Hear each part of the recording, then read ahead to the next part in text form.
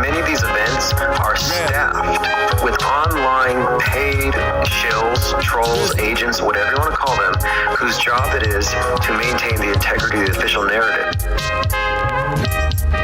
What I'm finding is that many of these events are staffed with online paid shills, trolls, agents, whatever you want to call them, whose job it is to maintain the integrity of the official narrative.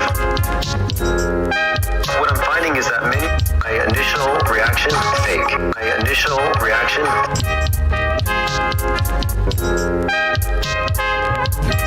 What I'm finding is my initial reaction. All right, everyone. My initial reaction, fake. Happy Hoaxiversary, 2/14/2022. This is Stray. Track is Crown This, and it had some excerpts from an interview that I did with Mick Media. I don't know if she survived that one. Gubby Dwarf Sausage says YouTube is down. No, there's actually 4 YouTube channels that are all turning on right now, so a lot of people who've missed out are going to show up tonight. Joined by Thirst for Truth, Patrick78, Frank Murr, Matt182, Penguin Doctor, and Rourke. If you got the text message notifications, they're popping up right now. Lots of things to talk about today. Mandatory helmets for the Goobloods. And look, Goobloods is not a popular meme, which is weird to me. I thought that everybody knew about Goobloods and Purebloods and that this was the game. But no one's really using it, so it's not technically hate speech yet, so use it. Mandatory helmets for the Goobloods. How many of these people have been falling and hitting their heads? And it turns out, all these comedians laughing on stage about how vaxxed they are, vaxxed and thou, I'm purer, Jesus loves me best, and then they fall and they hit their heads. That was Heather McDonald. She was literally there bragging about how vaxxed she was, and she fell and she hit her head audibly and fractured her skull. Well, here it turns out that Bob Saget's death was also caused by some kind of apparent trauma to his head. And I'm like, what does that mean? So this is an article from uprocks.com. Bob Saget's fatal head injury even worse than reported. Quote, this is something I find with someone with a baseball bat to the head or who has fallen 20 or 30 feet, one doctor said. So if he'd been helmeted, it would have been prevented. Phones are open, 833-311-1984 if you want to leave voicemails, and I'll go ahead and turn on the ringer here shortly. Okay, let's see who else has shown up here. Exploring again, Portal Complex, that SOB, Osher, Polecat78. Thanks for purchasing the superb owl. I did some charcoal artwork of owls yesterday while watching the Super Bowl, which will cover the Super Bowl as well. Alright, P-Trup, I got all the notifications. Yeah, like I said, I upgraded. So we are now on the premium version of the video encoder software, which means we're blasting out on multiple YouTube channels, and one of those channels was down for strikes. Well, it's back up, and it's just going to be used as a redundancy. So we're always going to have all these channels in the background. And the nice thing about it is all of these chat rooms intersect. So you're in the think tank, doesn't matter which room you're in, everybody will see your messages. Linda Cutter says head wounds are apparently the injury of the day. Yeah, I think it has something to do with Corona and the crown. I think there may be some symbolism there. Angst G says the stupid bowl. Oh, speaking of, well, I don't want to trivialize it, but, thinking about TikTok and, a lot of people think TikTok is just a bunch of gibberish for people with no attention spans, that it's trite. A lot of the same criticisms that were leveled at Twitter, being 144 characters, are sort of leveled at the TikTokers. But the more I look at TikTok, I think it might be an important place to reach a lot of people who see what's going on. There's actually a pretty big population of people on TikTok who are noticing how fake things are. So we now have a TikTok account. But in order to really interact with TikTok, which is basically short micro video blogging, I'm going to be recording a series of short videos, just sort of a routine. So not clips out of these live streams, but I'm talking about direct videos specific to a topic.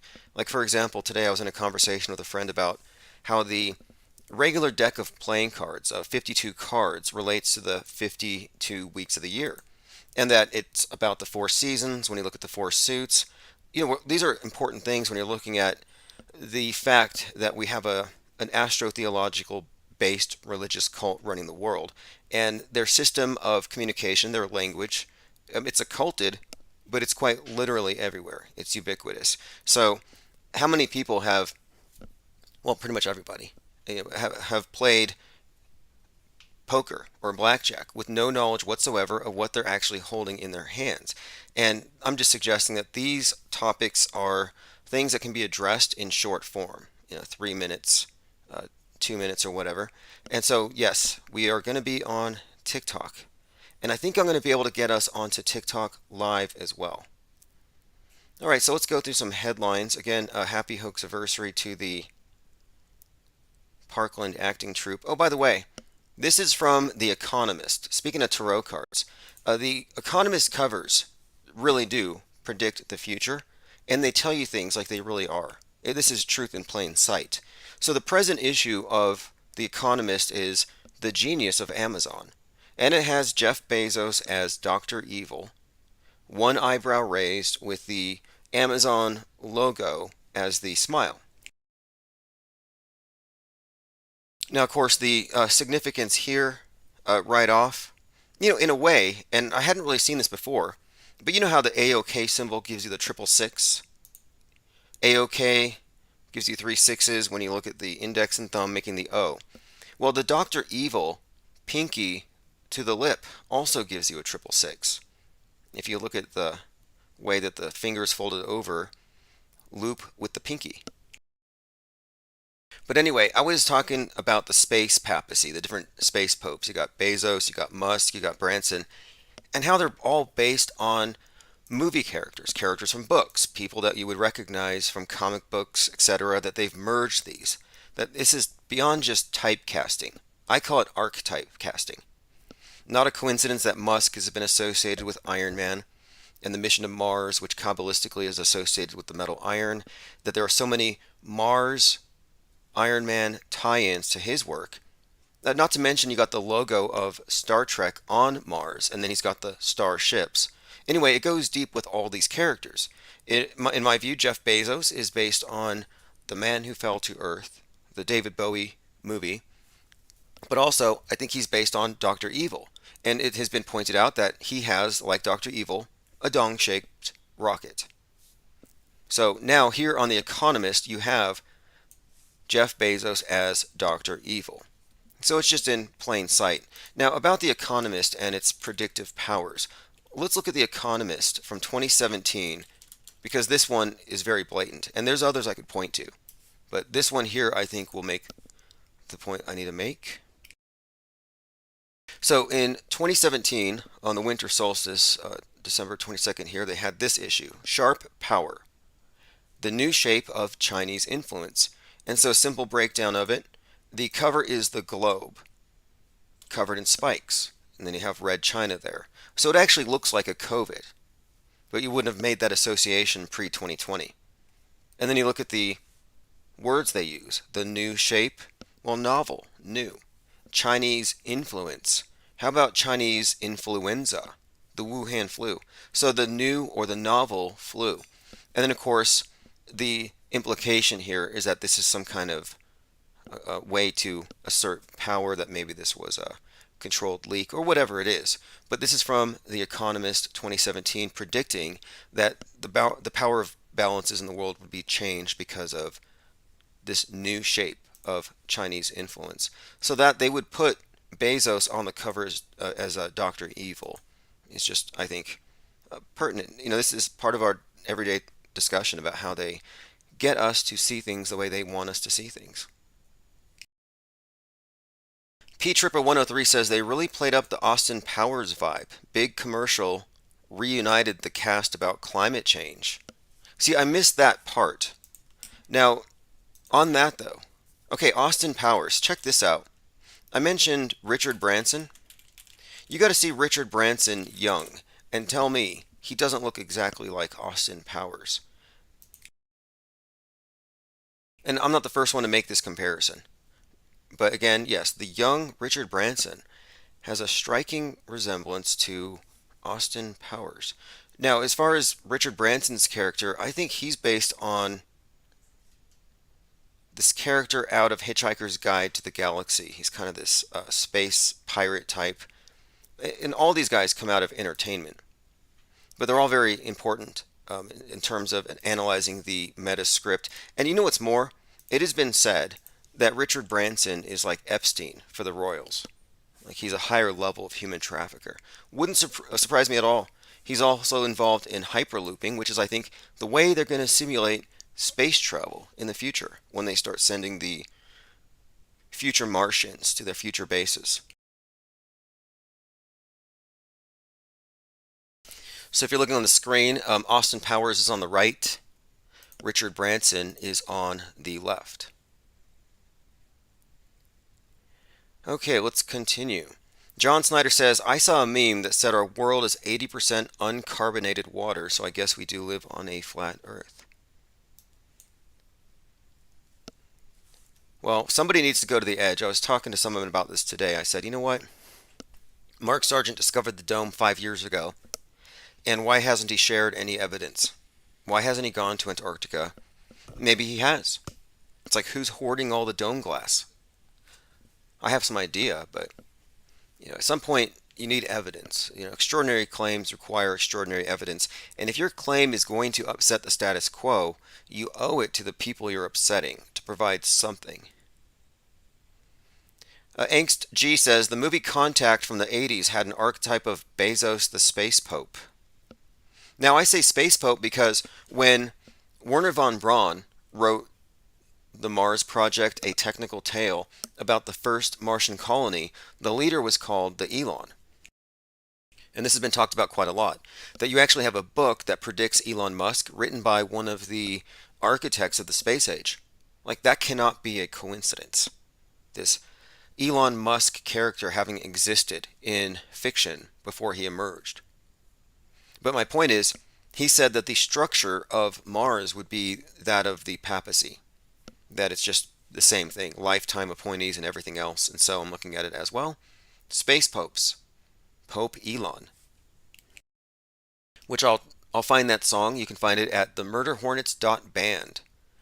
The Claptrap says, isn't the Amazon logo, yeah, it looks kind of like a possible phallic symbol. Wouldn't shock me. I mean, their main symbol has been roundly mocked and acknowledged to be exactly that. It's a phallic symbol. And when they say that the culture at Amazon is sexist, it's just a way of pointing out the fact that, yeah, it's a, what would you call it today? I mean, it's a fertility cult. You can find images of Jeff Bezos spraying a champagne bottle all over the place. It's all in your face. Well, hopefully not in your face. It's all symbolism. King TL says, made it live. Much respect, Tim. Keep it up. Yeah, I went ahead and I upgraded so that we're on all of the YouTube channels. So if you've been on a channel that was shut down, you're going to be hearing us again here. A lot of people thought we were down, and we never are. You can always go to infiniteplainsociety.com or join the Discord server. We have been relentlessly attacked. You know what's kind of funny is we've been moving into print because I've noticed that they are definitely trying to restrict the flow of information and ideas on the internet. And funnily enough, I'm now seeing hit pieces against print publications that get past all the traditional censors. So this is residents shining a light on a hateful newspaper spreading disinformation in their town. This is just a self-published newspaper that tells the truth. And then it has this idea here that it's dangerous. So I'm like, wow, they're getting ahead of us.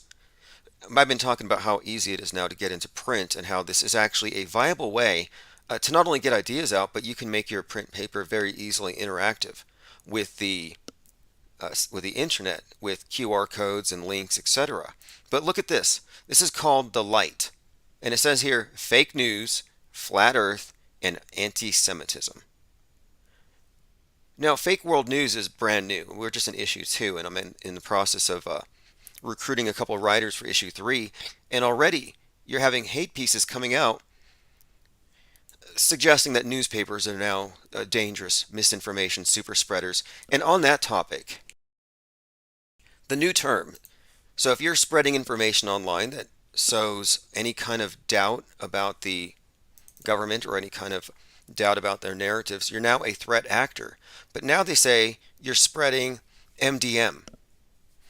You're a dangerous spreader of MDM, mal, dis, and misinformation. So let me go ahead and go into this email that was sent to me this morning. I've been talking for some time about how we're living in a new 9/11. The 9/11 event of this generation was 3/11, and they've replaced everything with the sort of a templating. So I've talked about the QAnon being the new radical domestic violent extremist threat to replace the radicals of the Quran, and that the incel is essentially the suicide bomber of the day. The basement dweller is a replacement for the cave dweller. And the QAnon fight against the great Satan and the Democrats and the liberals, it's all kind of the same fight. They've even replaced, Taliban, Magaban, but even more, Al-Qaeda means the base. The white nationalist movement is called the base. So I had an email from someone this morning. He said, Mr. Osman, I think you're onto something with your observations of the language used for the previous and current terror threats to America. Quran equals QAnon. Genius. Al-Qaeda equals the base. Good catch. I have a few more parallels to overlap with your ongoing analysis. Weapons of mass destruction, or WMD, equals mal, mis, disinformation, or MMD. Notice the reversed WM, but otherwise the same letters. Sincerely, Boring NPC. So thanks, Boring NPC, for the email. And I did see this parallel, but I didn't see that. MDM, which just came out of the DHS threat report against spreaders of misinformation. Yeah, you have MDM, mal, dis, and misinformation. It's just simply flip the W from weapons of mass destruction. And they have correlated the two. I mean, this channel is a weapon of mass destruction by their definition. But you can see here, it's a template. And it's the same letters, which is very, very witchy if you think about it. I mean, I do think we're dealing with a lot of high-level, sophisticated meme magic. Going through comments. Joined by The Missing by Jordan, Salty Siren, Pippi Langstruff. I'll be handing out wrenches soon. Rolling Thunder 42 says Sargent is a shill gatekeeper. I think the term technically is tranny shill gatekeeper. And who isn't? Innocent Princess says, I discovered that the highest man can go is 75 miles. And I was able to prove it till YouTube took down all the dog cam videos. Interesting. Okay, Angst G says, in the movie Contact, the Bezos character hoaxed space travel. See, it's not a coincidence that both Musk and Branson are involved in hyperlooping. And hyperlooping is just a very fast electromagnetic underground monorail train, but if it's connected to a deep underground military base that's dressed up to look like Mars, you're not going to know the difference. Now, as far as the travel, well, they've already established this new form of travel using space manifolds, what they call arches of chaos, where they say that they can send you across the galaxy in a very short amount of time by accessing these space manifolds. So they have what they call a celestial autobahn. It'll feel like a very fast train ride or a hyperloop. Not a coincidence if you ask me. P. Trippa says, I'm so dumb I could not see the level of fringe with the halftime show. I saw very little that was overt. We'll talk about the halftime show. I mean, there was a lot of cube stuff, as you would expect, all the usual symbols. In fact, I think I have a few things about the halftime show. The main story was the kneeling by Eminem as the only white performer. It was meant to be especially symbolic. And then, of course, it's a call out to Kaepernick. And then the NFL was supposedly against it, so that there you have your Eminem being controversial. Mr. Controversy, who writes raps about how you're whack if you don't wear your mask. Because if you cough on his basket, it could put him in a casket. Those are actual Eminem bars. I don't know how much the government pays him. I guess if the government paid me to write bad raps. Okay, let's see here. Battery 79 says, Mark Sargent is a shill that promotes the New World Order Freemason fake flat earth AE map that has been debunked and destroyed. Look, the channel name here, Infinite Plane Society, started off because we said we don't have a map. You can't just replace the globe with an equidistant azimuthal projection and say you've figured it out and just throw an ice wall around it. It's a false model. And I said we have question marks, not false explanations. And so the concept of infinite plane was that we're not asserting that we know that we live on an infinite or extended plane. All we're saying is it's infinite until we hit an ice wall. It's infinite till we hit a dome. It's infinite till we go around the other side of a ball. Until proven otherwise, it's to be assumed infinite. And people say, well, what's at the edge of flat Earth? If it was flat, cats would have pushed everything off the edge by now. Well, what's at the edge of your universe? And moreover, very few heliocentrists seem to know that their solar system is flat, that galaxies are flat, and even physics will tell you that the universe is considered to be flat. It's not a ball. So I'm just thinking that maybe we're at the bottom of it. I don't know. I have a question mark.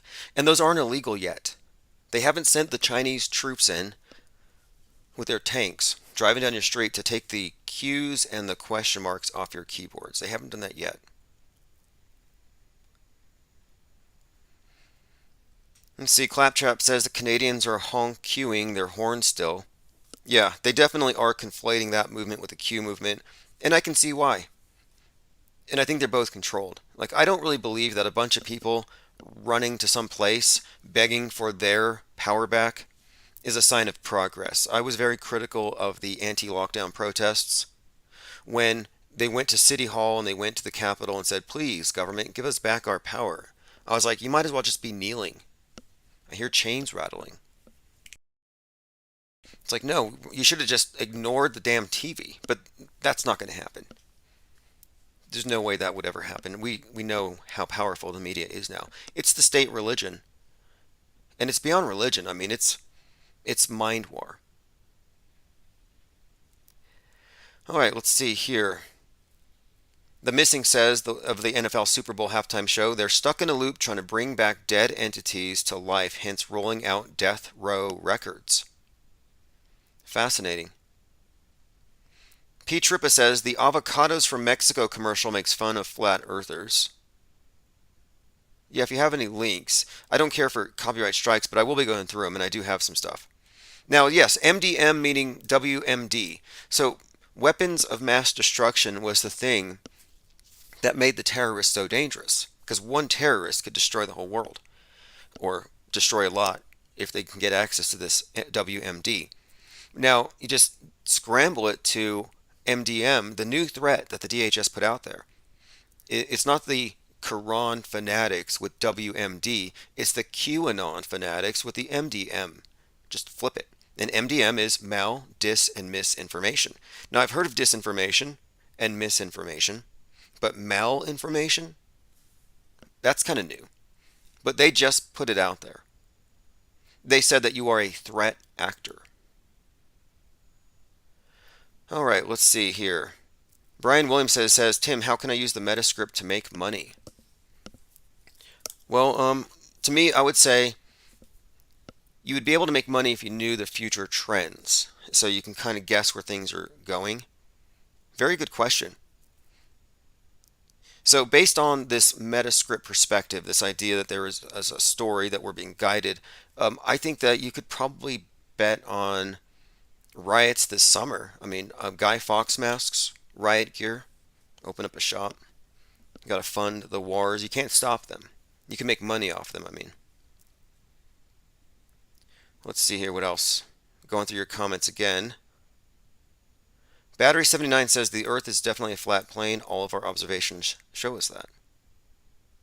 Yeah, but you're dealing with a population that has their observations, Then they have the screen that mediates their observations, and everybody is looking through the screen. That's why I'm very comfortable saying that the average person is already living in the metaverse. Brian says the Joe Rogan video of himself apologizing for saying the N-word looks like a deep fake. You should put it on. I've seen it and it's real, and I've heard him. And I've heard him in his own words. It's not fake. The thing is, it's a fake issue. There's a reason why he said it 24 times. There are some suggestions that the compilation was put together by the Kaepernick's attorney or something. There's a reason why they pulled 42 tracks. So this Metascript idea is just pointing out that, yeah, we're dealing with a script on the world stage. And so back last spring, it was obvious in the script that Joe Rogan was going to take a fall. And it was just the number 42 associated with the tracks being pulled would already tell you it's going to have to do with the racial psyops, the number 42. I even brought up Brother Benjamin Crump, the attorney for all these psyops, actually belongs to Masonic Lodge number 422. Very consistent with the numerology. But it's all telling you that he's playing a role, and his role is to help censor podcasts the way they've censored YouTube. They need to they need to censor all these decentralized misinformation outlets. Every person out there with a podcast is now a threat. Well, now Joe Rogan sets up this new precedent. Okay, we got to watch out for this new super spreading conduit. So I think this was all a hit piece or a hit job attacking podcasts. And sure enough, every time I upload a podcast, I have to check the box that says I've read Spotify's terms of service. I mean, that's all new. And I predicted it 9 months ago. My point being, so if you want to make money by knowing what the general trends are, you just got to kind of assume you can't change what's coming. So I would say Space Wars is coming. Helmets. Have you considered investing in helmets? Kevlar space helmets? Or Kevlar protective helmets for space junk, oxygen masks, PPE. I mean, good luck competing with Amazon. I mean, that's one of the things they've been doing is they're encouraging people to loot and riot and burn things down because they're going to replace everything with one single government front that supplies all your needs. Probably by drones and robots soon. Wait until they replace your Uber delivery guy with a robot. I've been watching this show on Amazon, speaking of Amazon, called Humans. And it's all about humans being phased out by robots. People losing their spouses to something, just a walking rubber doll. All right, let us continue. I'm going to go through the headlines first. Let's see. Eminem, the only white Super Bowl performer, took a knee. Why was he the only one? Again, it's all ritual and symbolism. I'm not impressed, but it's going to obviously have some implications. Spotify accused of pushing anti-vax conspiracy theory songs with its recommendations. Do you remember this is what happened exactly 4 years ago or so? Was it when YouTube started censoring, they said, oh yeah, they're recommending Apollo hoax videos. They're recommending flat earth videos. So they started mitigating that and messing up the filters. Well, that's starting to happen now. So Spotify is going to now have to protect itself against meme super spreaders who don't believe in COVID. Spotify is being accused of pushing anti-vax conspiracy theory songs on recommendation playlists. These are being promoted through automatically generated playlists. It means that we need regulation. That's what they're saying. Salty Siren says this dude on TikTok does a Dora skit backpack where he goes around stealing shit from stores. Right, and they probably won't prosecute him. This is the future. Amazon Go. I remember in 2020 when the Antifa savages burned down an Amazon store out there in Chazistan. I don't know if they had reached full-on cannibalism, but they already had a pig's head on a steak. Total Lord of the Flies. Lord of the Flies. That's what they got. They wanted Utopia and they got Lord of the Flies. But at one point, they had looted an Amazon Go store. And I'm like, that's funny. Because that's kind of how you do it. You just go in and take it. It just gets charged to your card. But in the future, if the chip's implanted, you can loot and all you're doing is you're just shopping and in fast motion because you're still getting charged. But I was looking at the whole process, though, of the looting. At first, I was kind of in shock, and then I was thinking, wait a minute here. I think we're looking at the ritualistic destruction of our free market system. They want to get rid of choices of competing businesses, business owners, marketing. They want to get rid of the process of you choosing as a consumer so they can make their choices for you. Choices create problems. You get people who reject things like anti-vaxxers. So you have this effort here, I think, to change our culture about how you consume things, and now you buy everything from Amazon and Taco Bell. It's like they've limited your options. Like, sure, you can buy a billion things from Amazon, but it's all coming from Amazon. It's just one supplier. Now, I think this is all intentional, and I look at the looting as sort of a ritualistic destruction of the old age, where they burn it down so they can build back better. And that's where the symbol of the phoenix and the burning man comes in. I think it's all about burning down the old system. Angst G says, is malinformation the worst equivalent to a nuke? Yeah, it is. In their view, it is. Which is obviously, it's hyperbolic, but no, they're trying to create this fear that the information, the meme, is as bad as the virus, or that you wouldn't have the virus if it wasn't for memes. It's sort of a holy war, and I'm thinking the next part of the agenda is to do with the internet what they've done, like they're going to do in the metaverse what they've done in the meatverse. They're going to have to regulate, control, and socially distance everybody on the internet. They're going to have to give you the internet or the digital equivalent of a mask and a vax. In the future, if they determine that memes and free-floating ideas that aren't regulated are an inherent danger to the public, they're just inherently bad. And they've already made the case. The people today are so pro-censorship. That's why I'm getting into print. And I wouldn't be surprised if they start organizing newspaper burnings at some point. Let's see. The Missing says, the only movie I read in high school was Lord of the Flies. Well, Lord of the Flies is also one of these movies I think that's put out there to kind of diminish your view of man. Like, oh, if it weren't for the civilizing influences of society, we would all just revert into cannibalism. Like, no, that's not exactly true. I mean, it's maybe the liberals, the left, the Antifa, the far left, but generally I think people cooperate and work together. But the idea here is to say without government, everything would fall apart. That's why every movie, every science fiction movie starts out in the future where something happened and the government wasn't there and everything fell apart. Okay, let's see. The Missing says, I think I figured out the symbolism in the Let's Go Brandon. Yeah, please, fill us in. Let's go through some more headlines. I feel like we're in a time machine here. You know, they said the QAnoners have said that Donald Trump is a time traveler. They said that his Uncle Joe had access to the notes of the kind of this guy's almost been turned into the myth, but Nikola Tesla. So Nikola Tesla's notes apparently fell into the hands of the Trumps via his uncle. And through this, they became time travelers. And I never believed that this stuff was true. I read the books, or I read through them, the books by Ingersoll Lockwood about Barron Trump and all these connections to the 2020 election. And there's quite a lot there if you want to look at Trump as a possible time traveler. But anyway, the QAnon thing is gone. JFK never came back. I think it's over. So now, here we are in 2022, and Trump is bringing back this idea of having Clinton arrested, lock her up, putting her to death, stuff about Russian interference. It's like they're recycling the news. And I'm like, is Trump a time traveler? Does he think it's 2016? Like, does anybody care about Hillary Clinton and the possibility of locking her up? Does anybody care about saving those children anymore?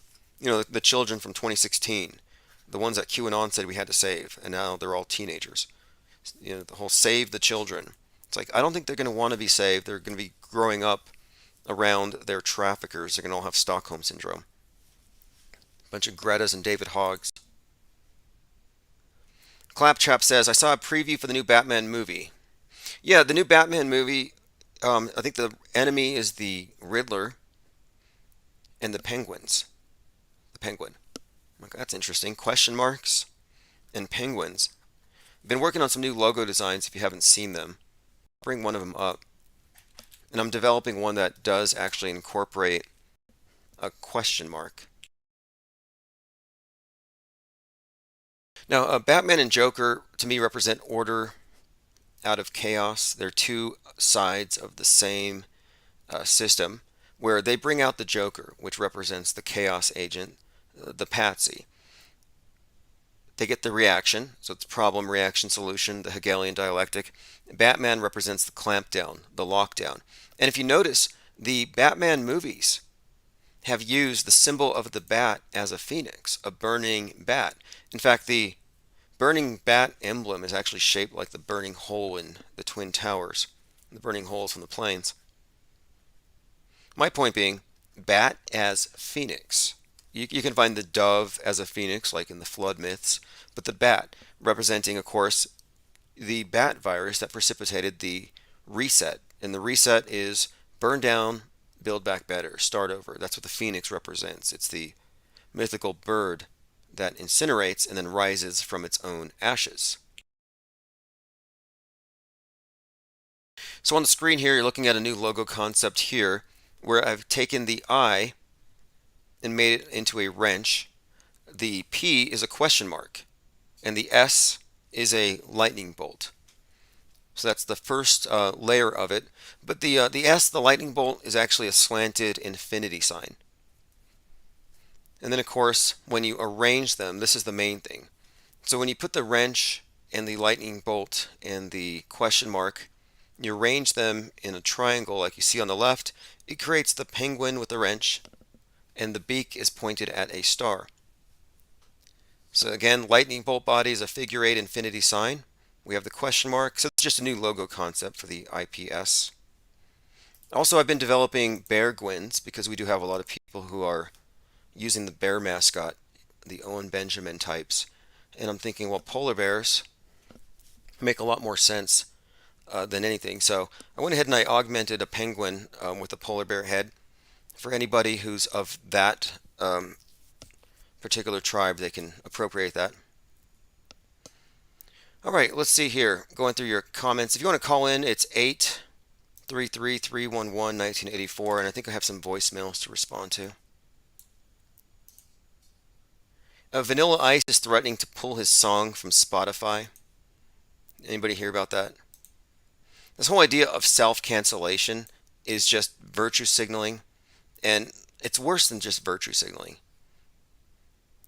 It's anti-free market. It's like, if you don't think as I think, your content needs to be destroyed, and I'm willing to leverage that the masses would choose me over you.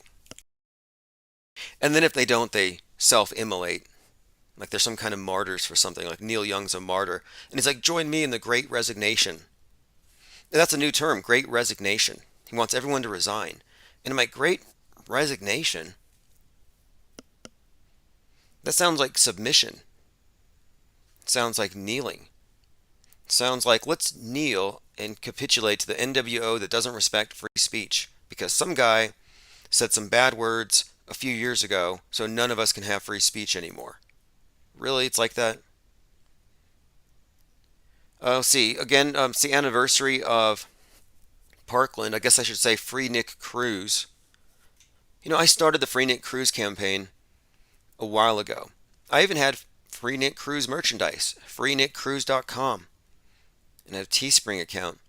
And I just couldn't get a whole lot of support for it. It's like, why aren't people interested in this? Don't we believe in the presumption of innocence? That you're innocent until proven guilty? But no, they convicted him of guilt on the news that day, so he's therefore guilty. He wore a MAGA hat and cleaned his gun in his backyard, and his neighbors recorded him, so he's guilty. That's kind of their approach. Now, I don't believe he's actually in jail. I think this is all a freak show. And I think this is meant to demonize people who believe in guns. I mean, look at those eyebrows. This is all just a horror show. And there's more, though. Because after the shooting in Parkland, which was 17 killed, after 17 years of school shootings from Littleton. And how many were shot at Littleton? But my point being, this was seen as the end of that they were going to put a stop to it. Okay, there were 15, including both perpetrators. It was 22 years ago. So again, my point being, this is a big show that they've put on to terrorize people about the Second Amendment for the most part. But also they associated him with other things. Like he went and he shot one classroom where it was Holocaust class, and they were making the association that this was like a Nazi, some kind of MAGA. But again, the bigger story is after the shooting, you had this March for Our Lives protests where the teenagers who survived the shooting started doing these die-ins in grocery stores, grotesquely feigning their own deaths in order to make you feel guilty. Then they went from high school to high school, signing up newly graduated students to vote away their gun rights. So they went to like 48 different states or something and had people signing up and getting on their cause. And the idea was this: if you're not 18, you're too young. I mean, you're in high school. You're too young to vote away guns, so you're a martyr. So they called it the Children's Crusade. Thus, Nick Cruz. Hey, what's up, caller? Can you hear me okay? Yeah, how are we doing? This is Tom. Yeah, yes, sir. Can you hear me good? Yeah, everything's going very well. So let's see, Tommy. Okay, good. Well, what? Hey, sorry to say it and sorry to jump in on you like this, but I just want to say I was actually raised on 213 Santa Cruz Drive and want to give, I'm outside right now in a blistery winter night, just trying to give my respect to Nick Cruz as I hear the train tracks going across or the train going over the train tracks. And Oh, I hope we all, you know what I mean? So that's how I just want to start this call out. And I'm just outside right now for a half a second. So let's go ahead and it's been a minute, my friend. How you doing? yeah, it has been, hasn't it? Well, let's see. In the time that we last spoken, 40 CubeSats have fallen from the sky. There's something about to Okay. hit the moon, and then we've had a number of, I would say, um, other developments. The No most doubt, no recent doubt, thing, I no guess, doubt. was the Amir. I don't know if you saw that one in the Twin Cities. There was the Amir lock psyop, which hasn't actually fully, I don't think, it hasn't fully reached the level of awareness it's going to. But did you check the I'm Super Bowl? wondering, okay, hold on. Yeah, Brother, I you're know out I there. said, let's talk about some insight. Yeah, I was gonna say, Yeah, that's what I was did you about to catch say. that? I'm Because right up here next to Minneapolis. And the Amir lock, with me, I guess it's because I haven't looked into it. It's actually quiet around where I'm at. We don't hear nothing about that. Uh, the Amir lock thing, we're gonna go ahead and take a wash. I'm outside. I'm looking at my light. I'm gonna go ahead and take a nice little yeah, drive yeah, to that one. I mean, that one hasn't that's the yet cruise. developed, but there's plenty of evidence. It's just another psyop brought to you by the same people that It brought you the must be. Floyd It thing. must be. But the Yeah, with the mirror, and I love where the mirror went. That's why I actually apologize for stepping in there. I do apologize for bringing up the 50 Cent being upside down yeah, with him what's being okay? the What's with only, that? and that What was is with? almost a mirror reference. Okay, I thought it was like That was I was the bat. I well one I'm you know what like I, hold on I got it now I'm in my room. The I'm assuming so. What it is, obviously, I've listened to a couple of the uh, Isaac Weishaupt and whatnot that does his insight on it. And I know tonight there's also a few other guys that are obviously heavy hitters in the game with Clyde Lewis and whatnot that he's going to talk about the looking at the symbolism of what happened. But what it felt like, are we at a spot where it's so obvious and with all due respect, when I even said this, I'm saying myself, like the plebs, the normies, and I'm saying this to myself, we all see that there's something there to where it's like, it's almost like a funny thing to almost hear us rant and rave about what they're going to do. What is it going to be? And then when they do nothing, are they like almost, you know, I know what you mean. laughing in the Look, they face let us when down. they, They let yeah, us down. Like we're expecting them right? to Yeah, just it felt like that top it, almost, and but this time it was like it's just subtle. I mean, we get 50 Cent hanging upside down, and then I think that I saw Dr. Dre throw up the devil horns once, but like they didn't really bring mhm. in the usual theatrics. I mean, last year you had The Yeah, Weeknd walking around with this grotesque head wound, and then he's like multiplied, and there's for sure. 50. It's just crazy, but this was tame. And you were dead on with that, the Justin Bieber. And you already know what I got to say about that Justin Bieber. You know that makes my family all crazy around here. If we talk like that, so Oh I yeah, can't don't shoot up like that. yeah, your But family doesn't like hearing about Justin Bieber deep faking it. yeah, but yeah, definitely.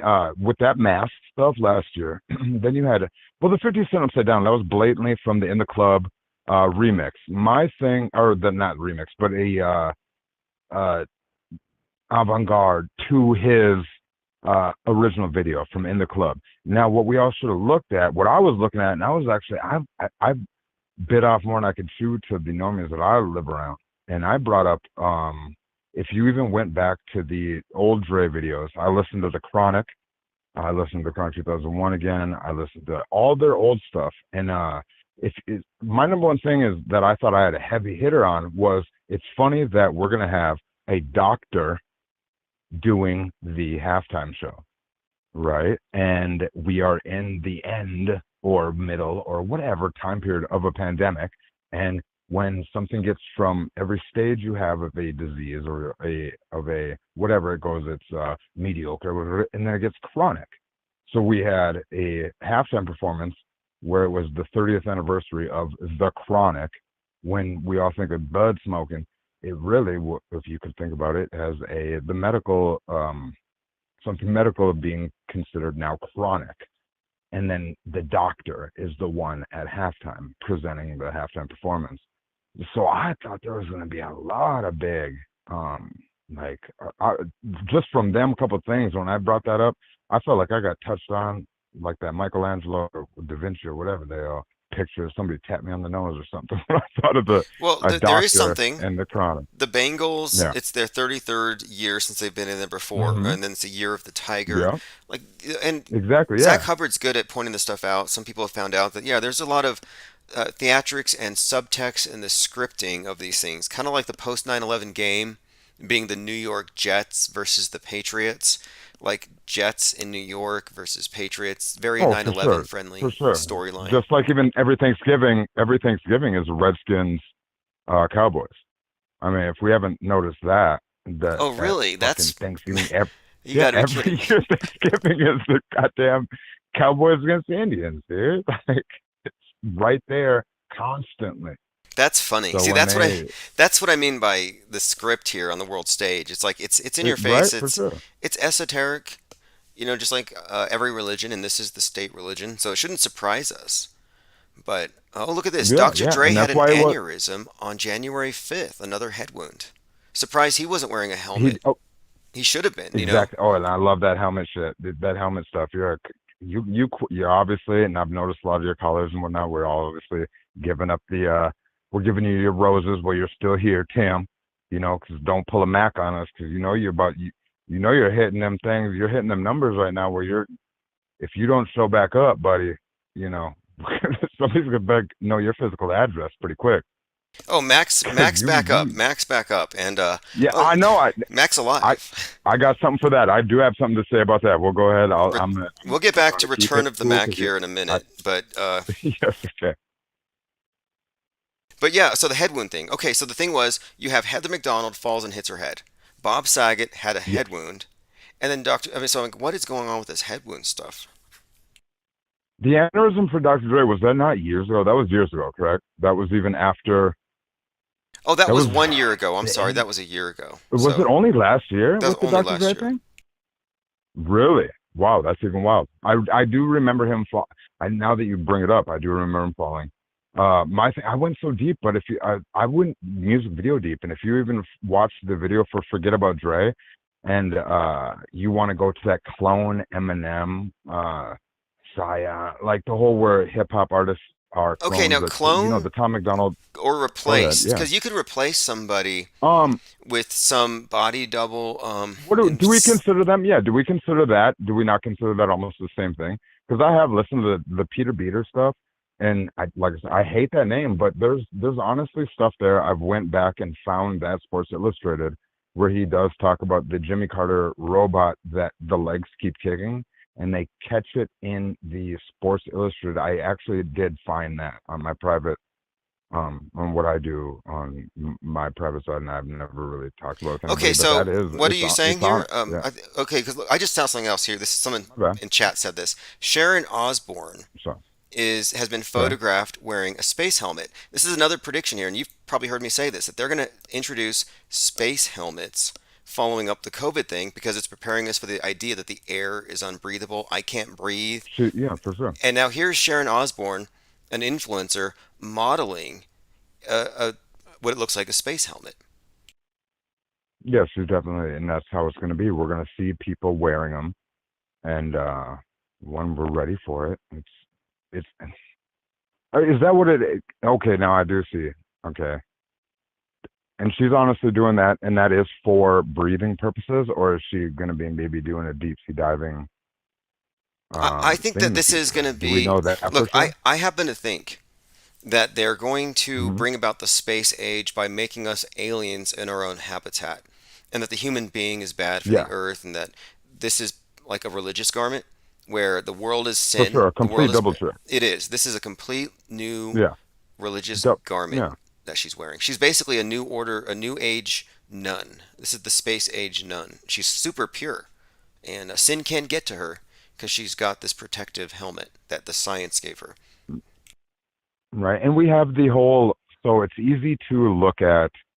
um what's it, so we have Project Bluebeam with the things that got everybody that's been looking at this for years. You have Project Bluebeam, so they call the aliens, and we're all looking out for the aliens that are going to look like, whoa, gosh, one, we're going to get into the Jordan Peele trailer, right? Are we not gonna? I don't know if you, but I'm a giant Jordan Peele fan, and uh with where I live and my lifestyle, Get Out.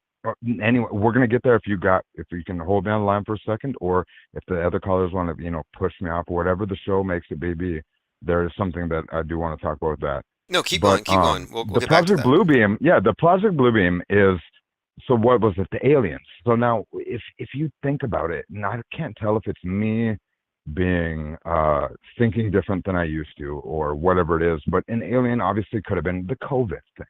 That COVID thing crippled us. We're still dealing with it. Even when I say us with that, everyone. We all fucking, it's got crazy. I That is agree. alien to I your agree. body. I agree Right. that So wouldn't that, so are they still not dead on with their Project Bluebeam? If right there, I can say that is what the projection or the agenda is still dead on. They are one person in 100%. my Discord server had correlated Project Bluebeam.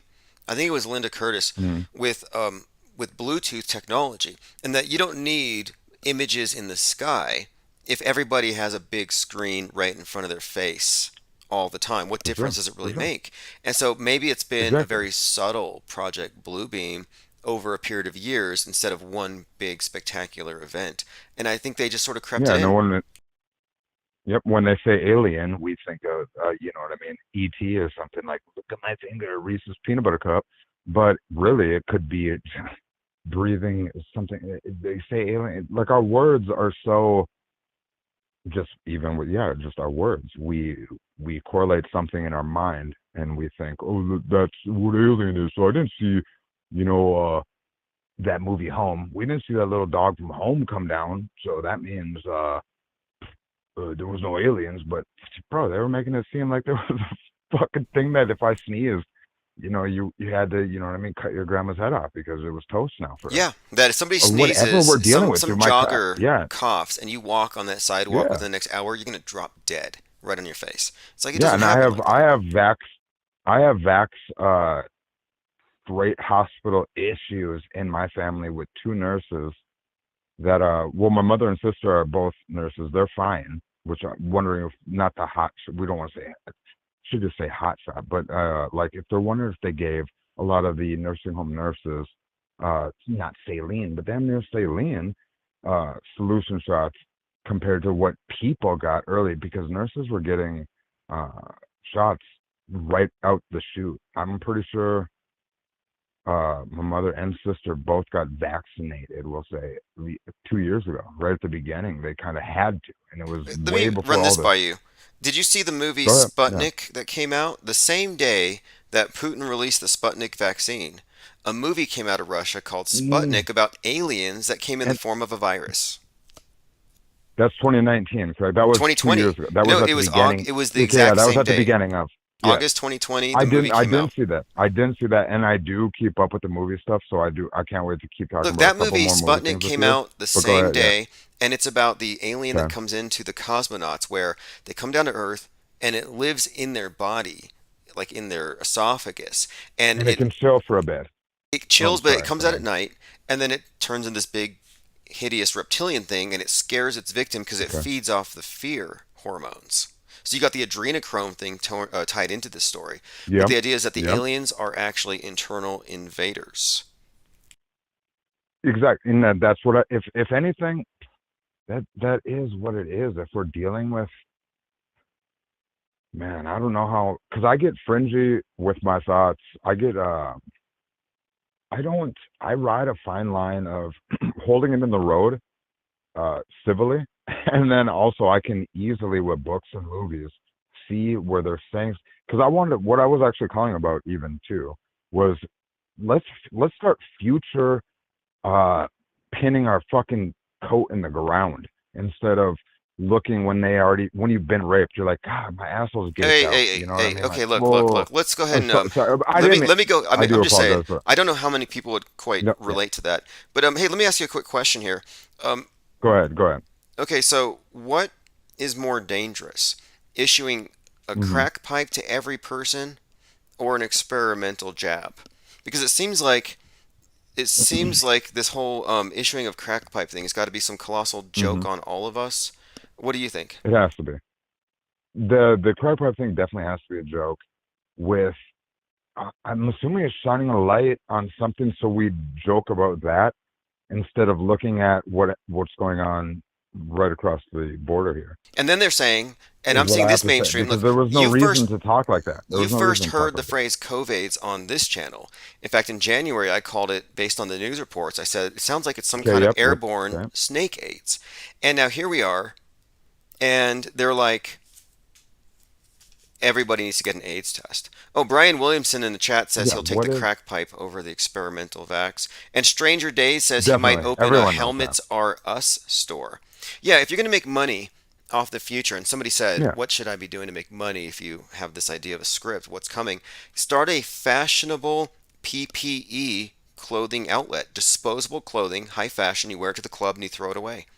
That's where I'm going. If I had a friend that was in fashion, Well, I would probably start something. we'd have to. If you remember, I'm old enough to know what it was like to go to the bar or the club or whatever and smell like cigarettes when I left. I hated it. Right? Like my clothes would stink when I wake up the next day. You wake up from, going out when you could smoke wherever you went and it smelled. So now if you're going to tell me that smell that I'm smelling would be a disease as if we have, COVID 27, hey, you got to get rid of the clothes. And are they disposable? Are they put a logo on it? You know what I mean? Are we going to put a penguin on it with a That's kind of what harpoon? I was thinking. That's kind of what I was thinking. You know what And I, I'm I think that's saying? the future, and it's You leading know? us towards spacesuits and uniformity. It's probably going to look like, I can imagine, like the Maoist garb, like the suit that Hillary Clinton wears with then a fishbowl over the head. Hey, let's get to the topic of Mac Parhar. We all, um, Okay. Yep. so Yep. so Yep. you did you mourn his passing?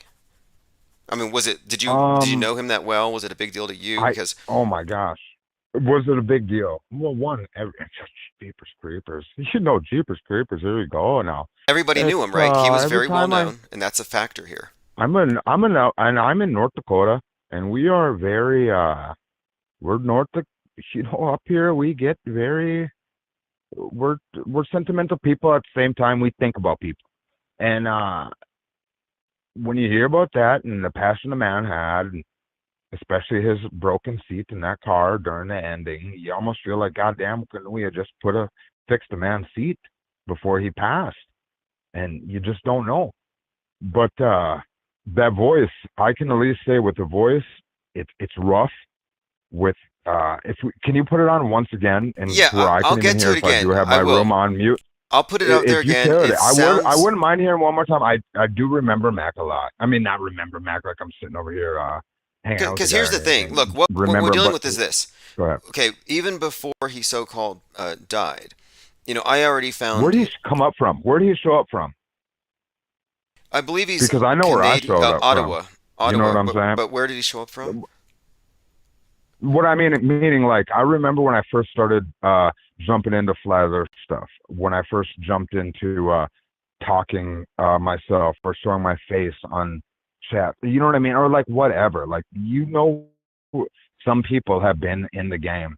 Or not the game, no disrespect, but just meaning the fucking, we've been putting work in or whatever, looking, and it kind of sucks like saying your full name or where the fuck you're at. You kind of feel dumb, or not dumb, but you get trippy or annoyed out. And it's like, where was he years ago even? Because it was almost like he was a flash pot on the scene, and which it's not a big deal. Like either way. But doesn't it stand out to you though that somebody who kind of came out of nowhere got an incredible amount of coverage, like it was a reality TV show. It was like a reality TV show focused on some guy's bad behavior, and it's like he's just one person and he's not the worst. Why is he getting all this attention? And it looked like he was playing to a narrative. Yeah, that's kind of what I'm saying. I think he was playing to the narrative that yogis are dangerous, flat Earth is dangerous, they're dangerous super spreaders, and at the end of the day, he listens to Dr. Joe Rogan, boofs the ivermectin, and then boom, he's dead.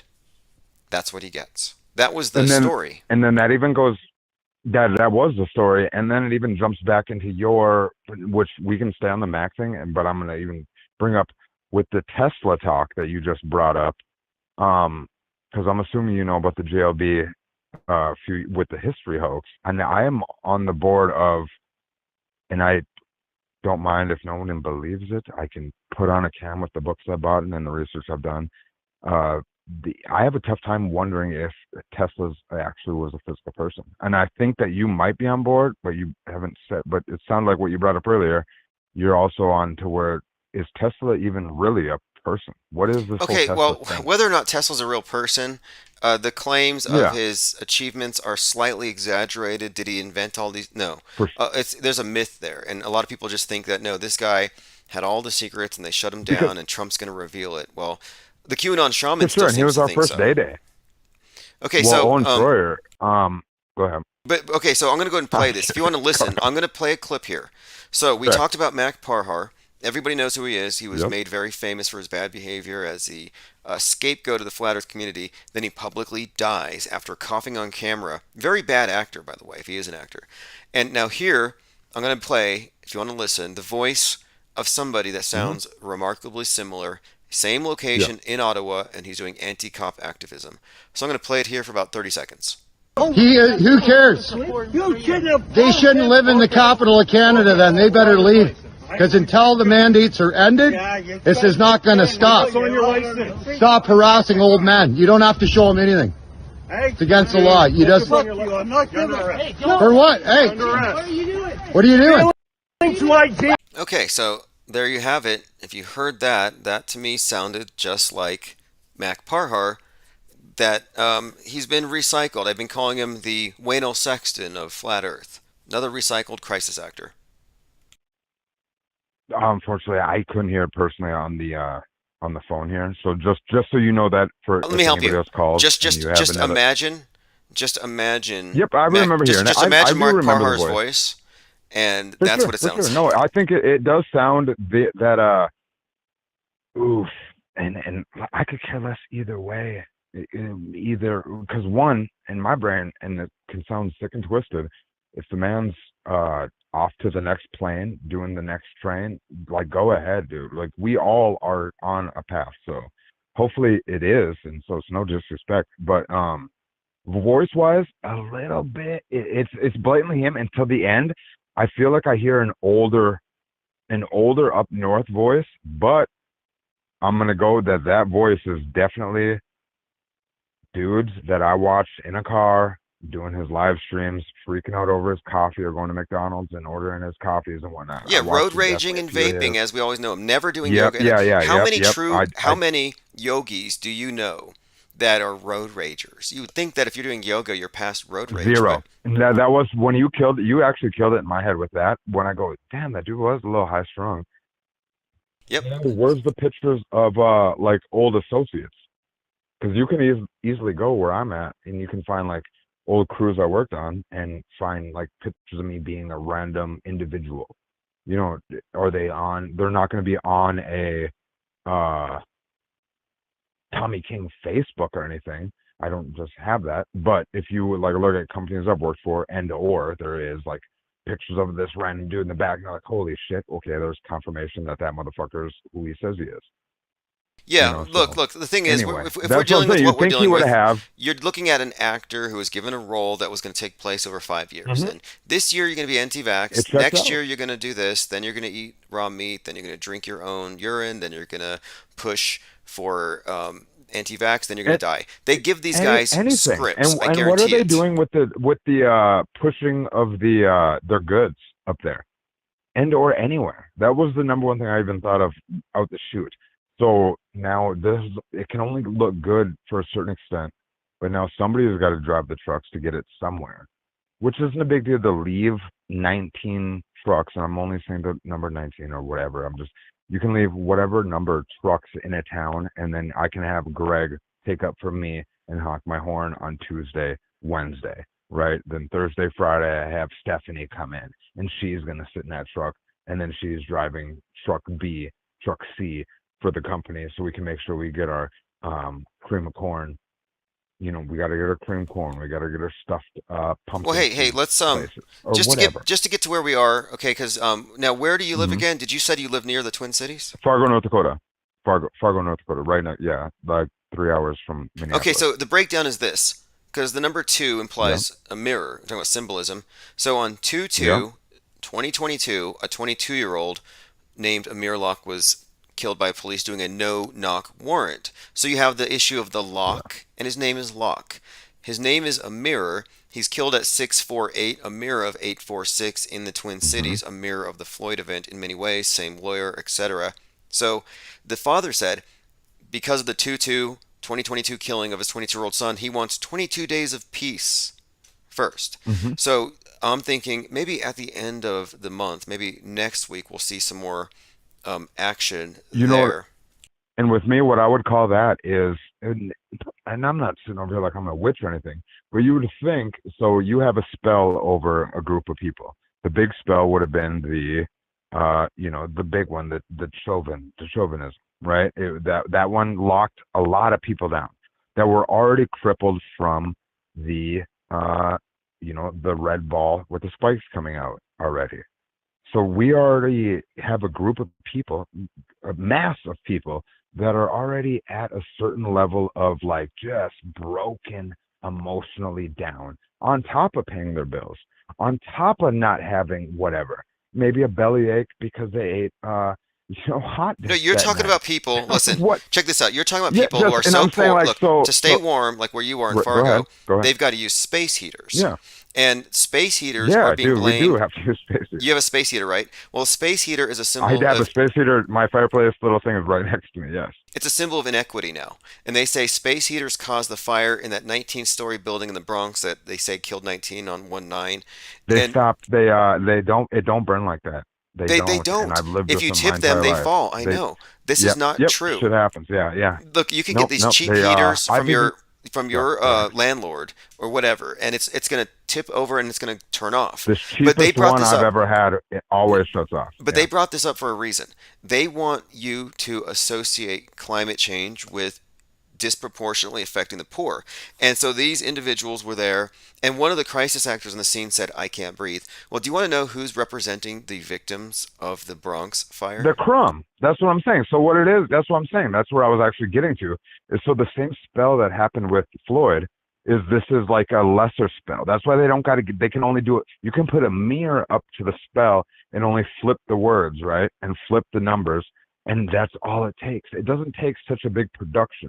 That's why I'm pretty sure I didn't hear about this one so big because there's so much other stuff, but yet it small, you know what I mean? It still snuck its way into the ear, like the earworm, right? And it didn't take such a big one like the Floyd, It just took a little, in the mirror, like you said. And I'm assuming that must be what's going on. And up north here, it's easy to pop people off. I thought they were going to simmer us down with the Super Bowl being up here and the football team getting good. And, you know what I mean, to settle down after the riots and whatnot in the Minneapolis area. So I was like, damn, the Vikings are going to have a good year this year. We did have a funner, it was way, there was funner. It was a more, sports brings a lot up here. We're hockey, football, working people. So like when you can drink a beer, smack a chick on the ass. Well, hey, listen, I've got to move on here. I have a few other topics I want to get into, but I was just thinking if anything pops off in your area, feel free to call us in if you're not too busy smacking the chicks and having the beers. Have a great night, though, Tommy. Stop it now. Quit that. I was just trying to say, I'm jumping off, Tim. All right, hey, good talking to you. Let me go. Good talking to you as always. It always is. Yes, have a great night, and follow us on TikTok. Stop it. You know I don't get no damn TikTok. All right, well, have a great night. All right. All right, everyone. Phones are open, 833-311-1984. I have a couple other people trying to get through. Want to stay on topic here. Patrick says, how about an early space junk app to alert you if you're in the drop zone? Yeah, that's not a bad idea. You get a text alert if there is space junk headed towards your area. You kind of already do if you're signed up to the Infinite Plane Radio text alerts. So if you're not subscribed, infiniteplane.radio, you can get on the text alerts, and this will basically be your space junk alert notification. Someone said that Neil Young was born on November the 22nd. No, I checked that, November the 12th. Okay, let us continue. Jake the A-hole says, is this live or a replay? This is just a really bizarre coincidence for you. I was watching this movie called 222. Speaking of 222s, and it's about 2:22 in the afternoon, about a death, a murder that happens on 42nd Street. And the individual who foresees it is basically reliving something from a past life. But the idea is there's a cycle and that he's picked up on it, and it's revealed in the synchronicities. So the movie, again, called 222, it's on HBO, I believe. Let me go ahead and bring up the premise of it. Now, again, the movie has to do with synchronicity, which is a very important concept, and it's very hard to relay in films, and they actually accomplished it here. Infinite Plane Radio. Hey, what's up, caller? Can you hear me okay? Yeah, what's up, Tim? It's Slave. Oh, yeah, what's up? Slave Rescue Hound. I saw you say that Tucker Carlson is played by a woman. Who would that be? Who's wearing that hideous hairpiece? Some European chick, man. All we do is we're basically just we celebrate European royals dressed up as actors and rappers. That's basically what we do. Royalty. Royalty. Okay. Yeah, like okay. European, like princesses, kings, queens, like Prince, the dude that played Michael Jackson and Prince and Tupac and Eminem, the Prince Carl Philip from Sweden. But yo, check this out, Tim. Real quick, right? Because I see a lot of people talking about 50 Cent today and stuff like that. So that dude, he does like biometrics. You know how you take a picture. There's like a picture on Facebook, and like Facebook could tell you like who's in that picture. Did it have the names by the pictures? The facial recognition, and it's unique, right, to the individual. They'll tell you this person is in the photo, and it tags them pretty much. It's pretty good these days. Yeah, it's pretty good, right? All right, so this dude, the dude that I ain't even gonna say his name because I said his name enough times. If somebody wants to check out his stuff, they could check his stuff out. But this is my thing, right? So he brought up that Mike Tyson plays 50 Cent, right? Like the biometrics match and everything like that. So I sat back and I just been thinking about it. And man, it makes 100% sense. I'm gonna just hit you because this. I'm gonna read to you the text that I sent my girl. Right. So look, it makes absolute sense that Tyson plays 50 Cent. If 50 was real, he wouldn't have been having sex with Vivica and Nia Long. Vivica Fox and Nia Long, they're actresses, right? But the thing is, when 50 got on, like, bro, when has a rap star dated? They don't date older chicks, man. They date. If you're 28, you're in the game. You got a 19-year-old girl, the new R&B chick or whatever.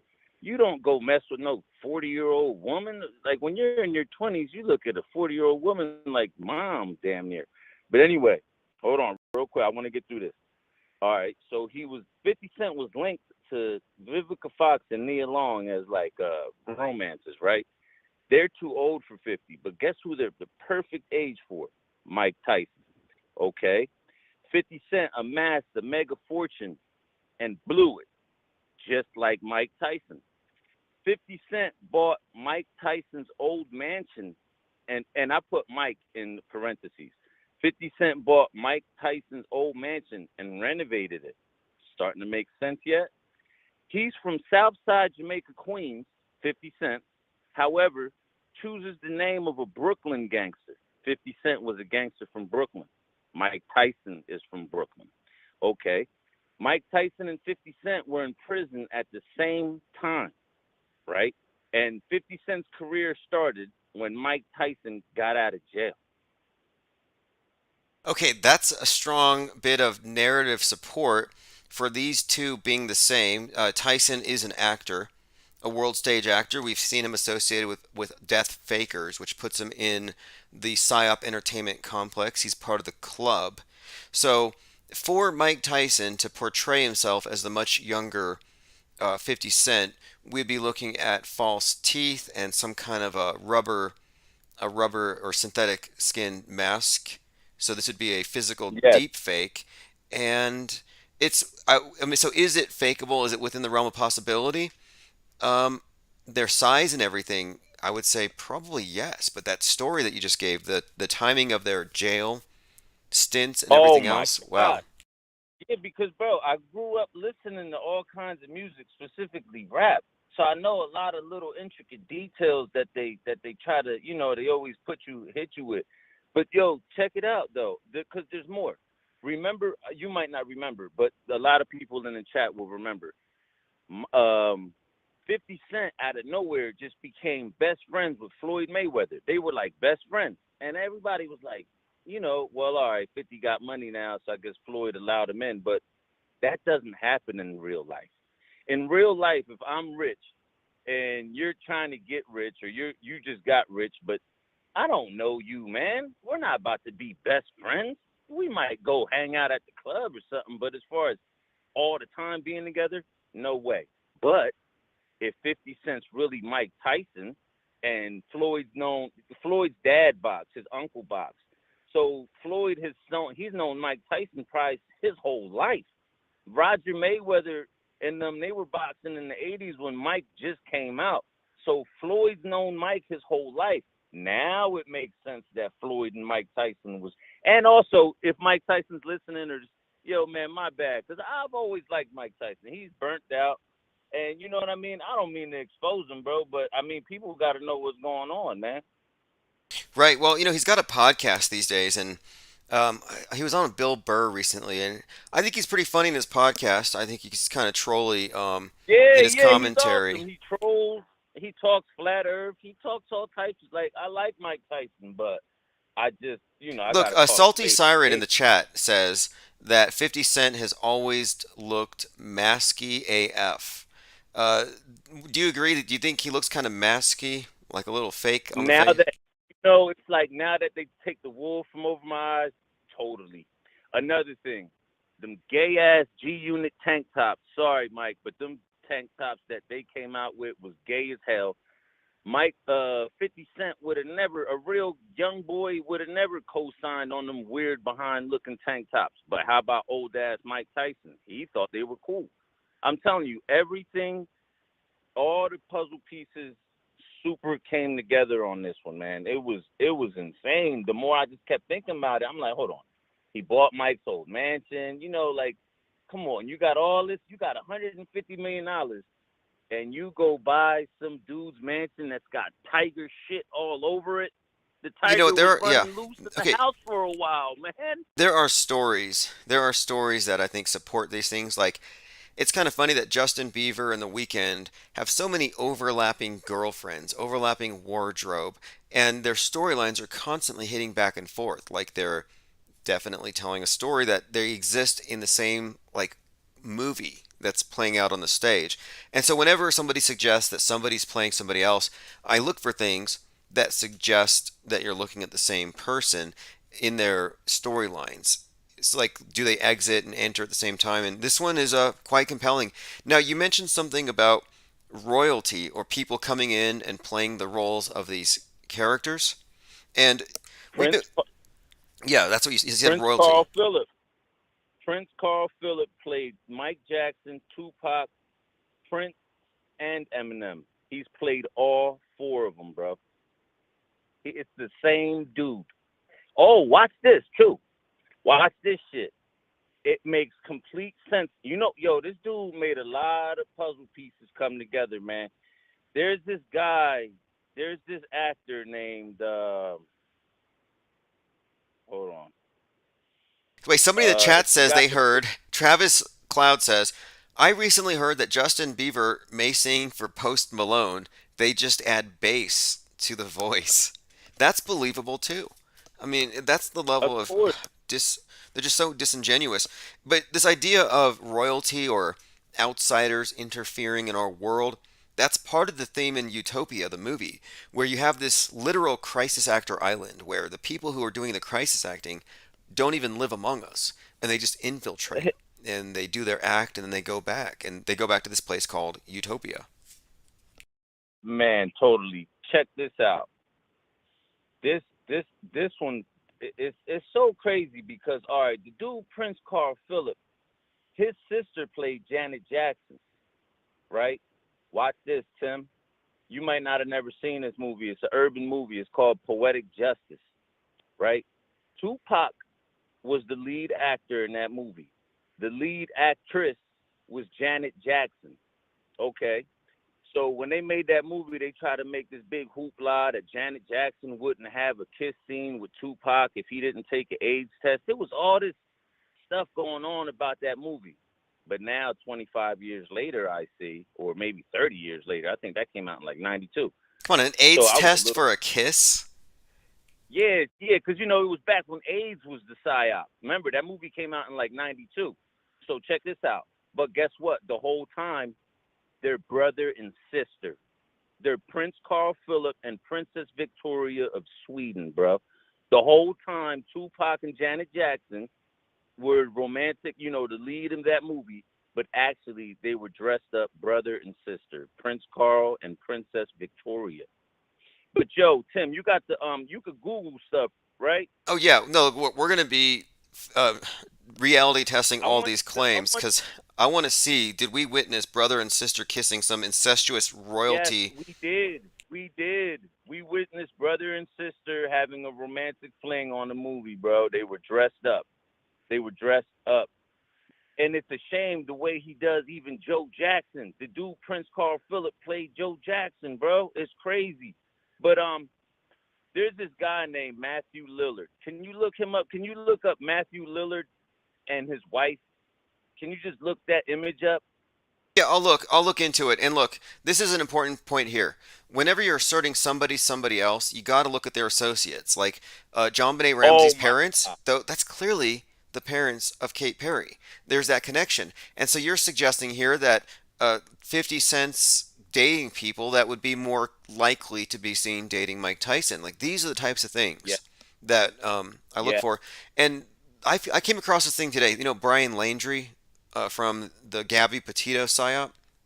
The FBI actually posted a letter he wrote where he explained in a notebook why he killed her and why he killed himself. Well, somebody found that in the background of this FBI photo, you can see a little small bit of a movie poster from a movie called The Notebook.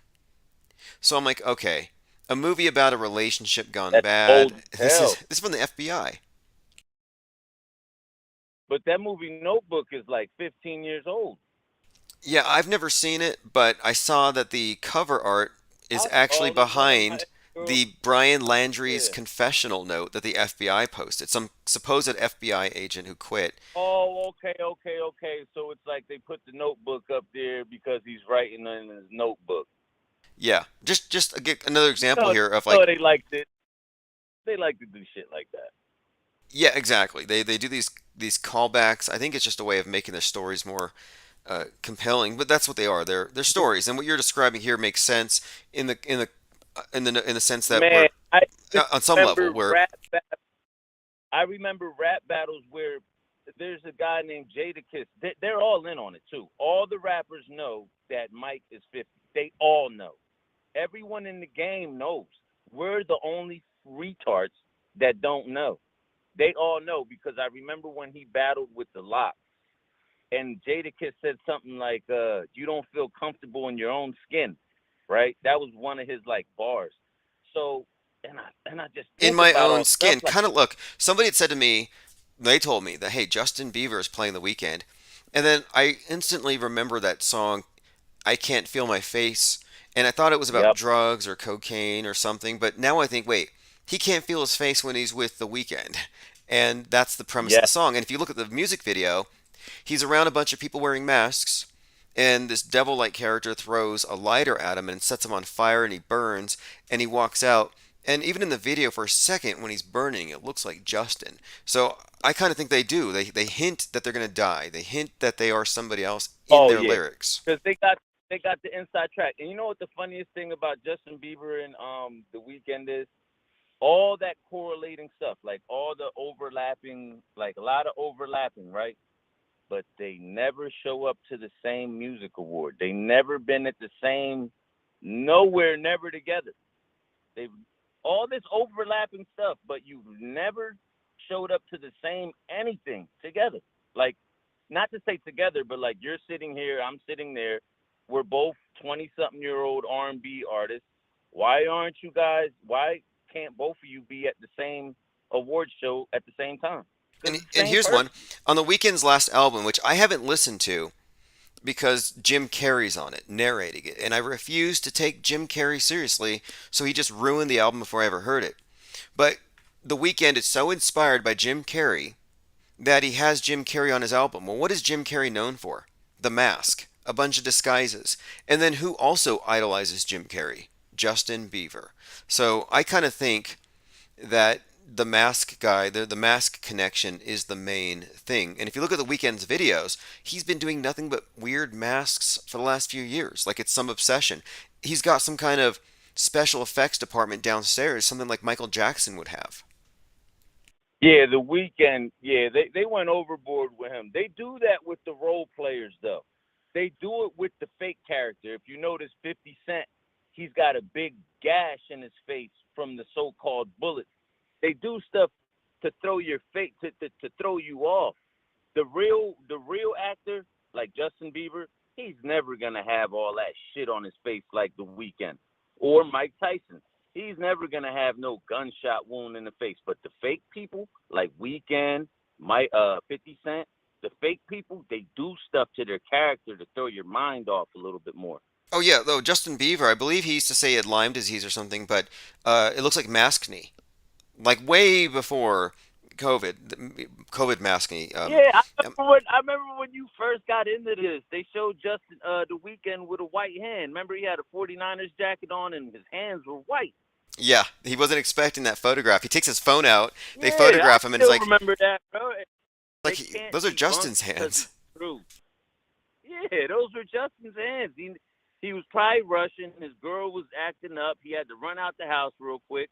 Forgot to throw on his skin Olay and on his hands, and he got caught out there because they forget that you got a lot of common slaves who like they revolved their whole life around them people. So they're just camped out outside of your compound waiting for you to leave out to take pictures of you. Yep. Yep, exactly. Well, hey, this has been very interesting. I'm going to run this by a few people. We're going to continue to dig into this idea Yeah, that check all that Mike stuff out, man. Tyson I is playing appreciate 50 it. Cent.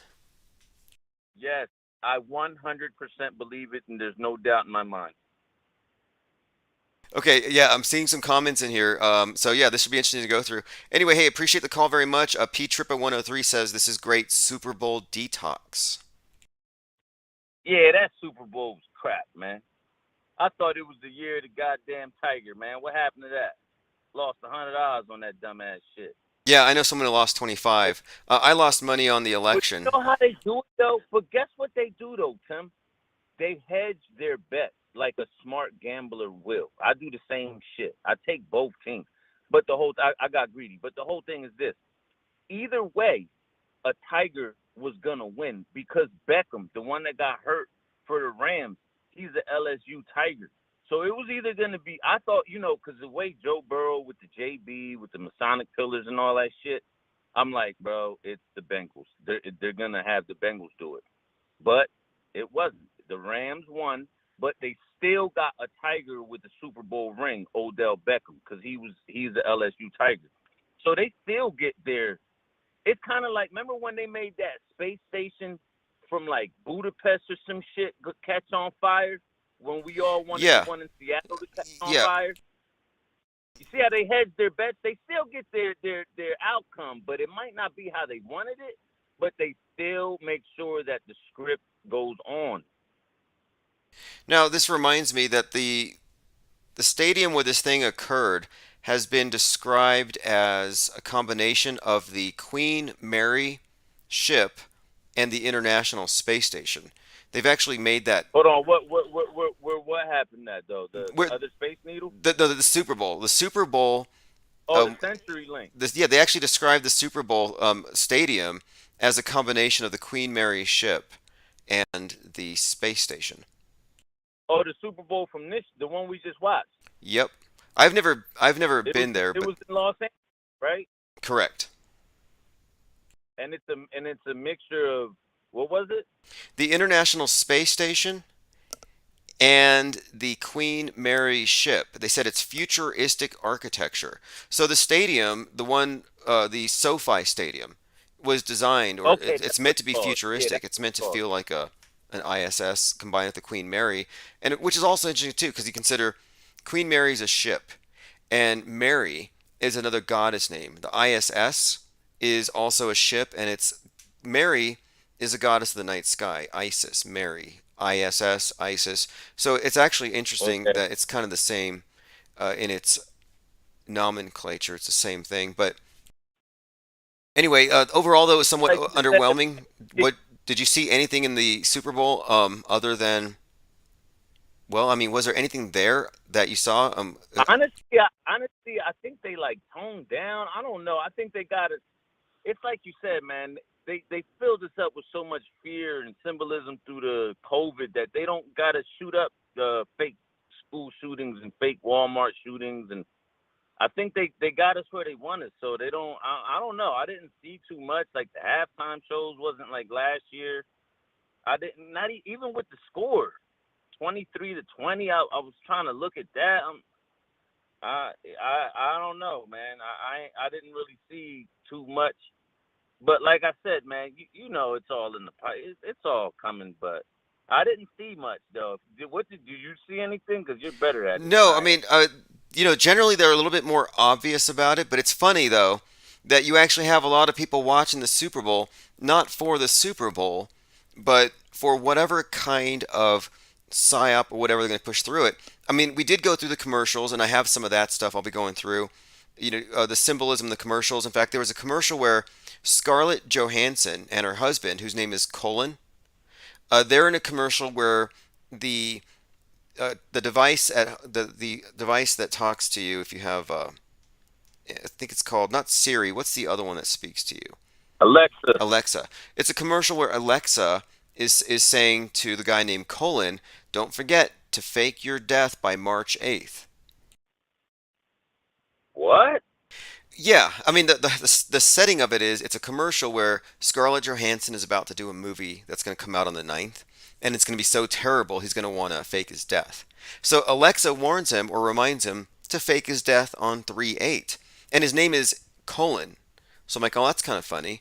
Are we expecting some kind of death faker named Colin in the near future? Wow. Yeah, because they know that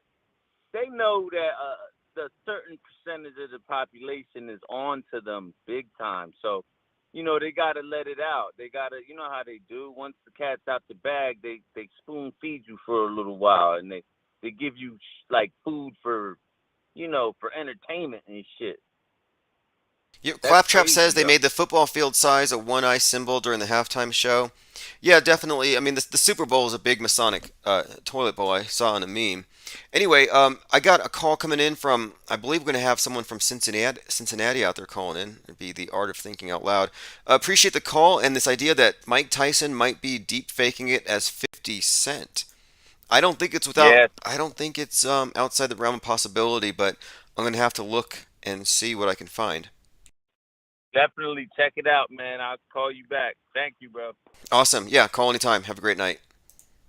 All right, everyone. And this is great. When somebody supplies an extraordinary claim and they bring it and they want you to examine it, they owe you at least the trouble of supplying the evidence to support it or whatever they found. Beyond just it looks sort of similar. A lot of people look like a lot of people, but there's usually a story that supports it. All right, let's see here. The HBIC says live, yay. Yeah, if you want to make sure you don't miss the live streams, go to infiniteplainsociety.com, join, become a member, get on the newsletter list, and get on the text alerts. We're trying to get 300 people on the live stream text alerts. So anytime they shoot down a channel, and I think they shot down 2 last week, we're able to regroup pretty fast because most people are on this list. Doctors and nurses say they should use this is what I suggested was coming after COVID anyway. Doctors and nurses should use their trusted positions to urge patients to fight climate change, researchers say. So now it's about climate change. And climate lockdowns are definitely coming next. Give me good news, Doc. Your carbon footprint will soon be 0. These are overlapping agendas. We've been talking a lot about digital transcendence as a false promise. This is something they can't really deliver. But they're promising this. Oh yeah, with technology, you're going to have immortality. You're going to be able to beam your head up into the metaverse, right? Again, digital transcendence, though, is only for the Goobloods. Now, the Goobloods, if you haven't been listening, the Goobloods have been getting increasingly violent. I have seen signs that say, gas the unvaccinated. I'm like, wait, gas the unvaccinated? With what? Something worse than COVID? Or something not as bad as COVID? Why don't you just give them COVID? How about give the unvaccinated COVID? Like, what do you mean when you say gas the unvaccinated? Anyway, this is James Carville. Now, this doesn't sound very intimidating to me. I don't imagine it would hurt very much, but just hear the vitriol in his voice. And What I wish they'd do is pass a law to make you immune from liability if you punch some unvaccinated person right in the faces, which I'd really like to do. If you ask me what's my first reaction to you if you're not vaccinated and you don't have any medical reason not to be, you're a piece of shit. Yep, he said that. Shit. Okay? I'll just punch you right in the goddamn face. So if you're a pureblood, this angry Gooblud, his black blood is boiling. I'll just punch you right in the goddamn face. That's the way I look at these people. Agreed.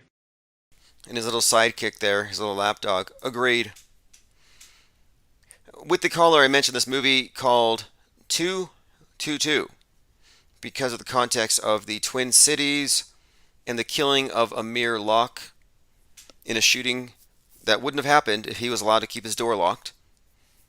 But they had the no-knock warrant. 22-year-old killed on 2 2, 2022. So this movie, 222, is about two planes almost colliding, and the guy loses his job as a result. His name is Dylan Branson, DB, which gives you a 42. I mean, there's a lot of numbers and letters coded in this movie because it's about somebody noticing patterns in his life that make it possible for him to predict things. And in a way, it's kind of a cross between, I would say, Vanilla Sky. If you haven't seen that one, I'd kind of recommend it. Kind of like a cross between Vanilla Sky and the number 23 with Jim Carrey. But it takes place, for the most part, in Grand Central Station. It takes place in a crowded afternoon in the train station on 42nd Street. And it's just a murder that he's able to predict by these synchronicities. Anyway, the story is about how there are patterns occurring that are based on the stars, that there's some kind of astrological templating for our lives, and he's picked up on it. Interesting movie, but again, just the fact that it's called 222 made it stand out to me, and I watched it. And it's one of the first movies I've seen that actually does address the synchronicity topic in a believable way. The way it's experienced. Infinite Plane Radio. Hey, what's up, caller? Hey, what's going on there, Tim? Hey, what's up? Is this Jake the Asshole? Yes, the one and only. Okay, hey, what's going on over there in Assholeville? It's been about a couple of weeks since we've spoken. So a lot of people, I guess, don't know how to bet on a football game, but the Bengals actually covered with the spread. They had you got 4.5 points if you took the points in the Bengals. You get 4.5 points before the game started. And so when I hear people say they lost money on the Bengals, that means they didn't take the points and they just bet on the money line. You see, there's a favorite, and then there's an underdog. And if you take the underdog, you have the option of taking the points, right? If you want to just bet straight across, you bet with the point spread. And so the Rams failed to cover the spread. So anyone who took the Rams to cover 4.5 lost their money. And so I noticed there's a lot of people out there who think that you just bet on one team to win or lose, and that's generally not what most people bet on. Now, you were a quarterback, right? Bet on the spread. You played quarterback? You played quarterback at some point? No, I played just a little bit of JV football. I was a running back and a defensive back, but basically, when you bet on a football game, most people bet with the spread, and before the game started, it was 4.5 points. The Rams had to cover 4.5, and so they only won by 3 points. And so if you were going to bet on the Rams to win straight up, you'd have to throw down almost double the money. So you'd have to throw down $170 to win $100. Well, the only thing I was betting that this was going to be some kind of tribute to the New World Order agenda, to Satan, or something along, or communism. And I think we got that. I think we got that out of it. What did you think of the halftime show? Were you overwhelmed or underwhelmed by their? I actually semi enjoyed it because I used to be a huge fan. Back when I was in 7th and 8th grade, all those guys were like big time. And so I used to love Tupac and Dr. Dre and Snoop and all those guys. So when I was in 6th and 7th grade, it was cool to like sag your pants and pretend to be a gangsta if you were a white kid in the suburbs. And so I was looking forward to seeing that, and I was actually shocked that they allowed those old farts to get up there and have the halftime stage. And so what I've noticed is that the guy playing Eminem isn't very convincing. I don't know how anyone thinks that that's actually the same Eminem. If you go back and watch old Eminem footage, it's clearly a different guy.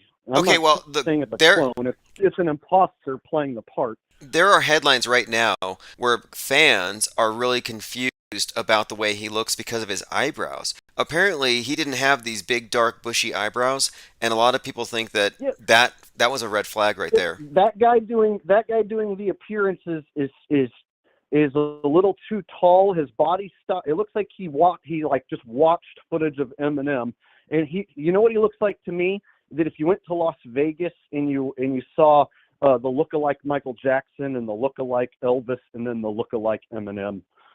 You know what I mean? It's like he's the Las Vegas lookalike imposter Eminem who you pay $10 to take a photograph with over on the old Las Vegas Strip. I swear, like, he has to wear a hood because you have to cover that face because he's too young. He's not quite old enough to be the right age. Yeah, okay. And that's another thing. They said he's and the aging way in people reverse. the way people naturally age, like if you looked at, let's say, like a comedian, like Rodney Dangerfield when he was young, and then Rodney Dangerfield when he was old. It's like that was the same fucking dude the whole way. You know what I'm saying? It's like, it was like people's face, like Robin Williams when he was young, and then Robin Williams went just before he supposedly died. You could tell it's the same dude. And so when it comes to Eminem, not only is his facial features not right, his aura, his actual aura and personality, which to me is your signature of who you are as a human being, it wasn't there. So it would be like if somebody just started streaming from your channel, didn't sound quite like you, started saying shit that you don't usually say, and then we were sitting there like, is this even the same Tim Osmond anymore? Wouldn't you hope that people, if you got replaced, would recognize that it's not the same person? Haven't they thrown out hints? Will the real Slim Shady stand up? Like, I think they've thrown out hints that this is some kind of an act, like a rotating cast of choreographed dancers, lip syncers. They just Milli Vanilli the whole thing. I think they could pull it off, and they don't have to worry about one guy running off and becoming some kind of problem. Easily. He barely ever goes. He doesn't go out on tour and do a bunch of live shows. So for a controlled show like the Super Bowl, you could easily have him in the middle of all that chaos and all those performers do his little part, and then lose yourself in the moment, own it, mom spaghetti. And then he's done, and then he does his white guy kneels down thing and covers his face. So he has to cover his own face and do the white guy kneel down routine. And furthermore, the guy who brought up Mike Tyson being 50 Cent, that just blew my mind. That's now a thing I have to start thinking about that I had never thought about until earlier tonight. So one of your callers just opened up please a whole dig new in, damn because can of worms. the first time I ever came across the concept of a hyper-realistic mask, before I learned of Jonah Mendez and the CIA doing this, was your channel when you suggested that the sidekick over there at Star Talk was actually Neil deGrasse Tyson in a mask. And I looked and I'm like, okay, that's believable. And then I found out the technology exists. And so when we do this, we can't be sure that we're going to be right. And sometimes when you fire from the hip, you might get it wrong. You know what I mean? But it's still, that this capability does exist. And so therefore, let's say you're right about maybe 50% of the ones you're calling out. That's still, it means that there's a conspiracy, where guys are deep faking us. So let's say we're wrong, and we say, oh, Jimi Hendrix is Morgan Freeman, and it turns out, okay, he's not. But what if, Alex Jones is Bill Hicks for sure, and we're right about that one. So basically, I look at it like, I'm not afraid to be wrong. If we shoot from the hip and somebody says, hey, Mike Tyson, 50 Cent, look into it, and then you start looking into it and you can't find them together, like outside of maybe on a TV screen or a photo in a rare occasion or something, then it's worth thinking about. You know what? Now that you bring this Especially up, if you have an open mind. if Alex Jones is Bill Hicks, well, I've seen mainstream podcasters pointing out that he looks awfully 60 for a 46-year-old. And I'm like, well, what's in his supplements? Because Alex Jones looks Bill Hicks's age, not Alex Jones's age. And so that stands out. But let's say that's true. It lends more to the notion that Owen Schroyer actually played the QAnon shaman. Have you compared those two?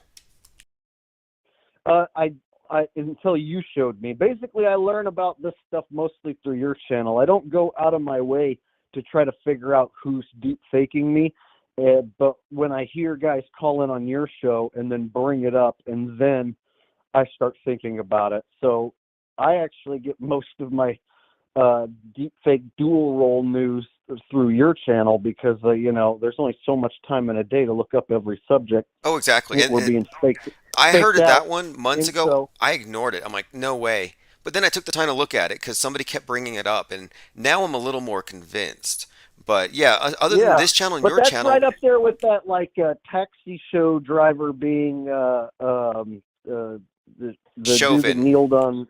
Yeah, yeah, yeah.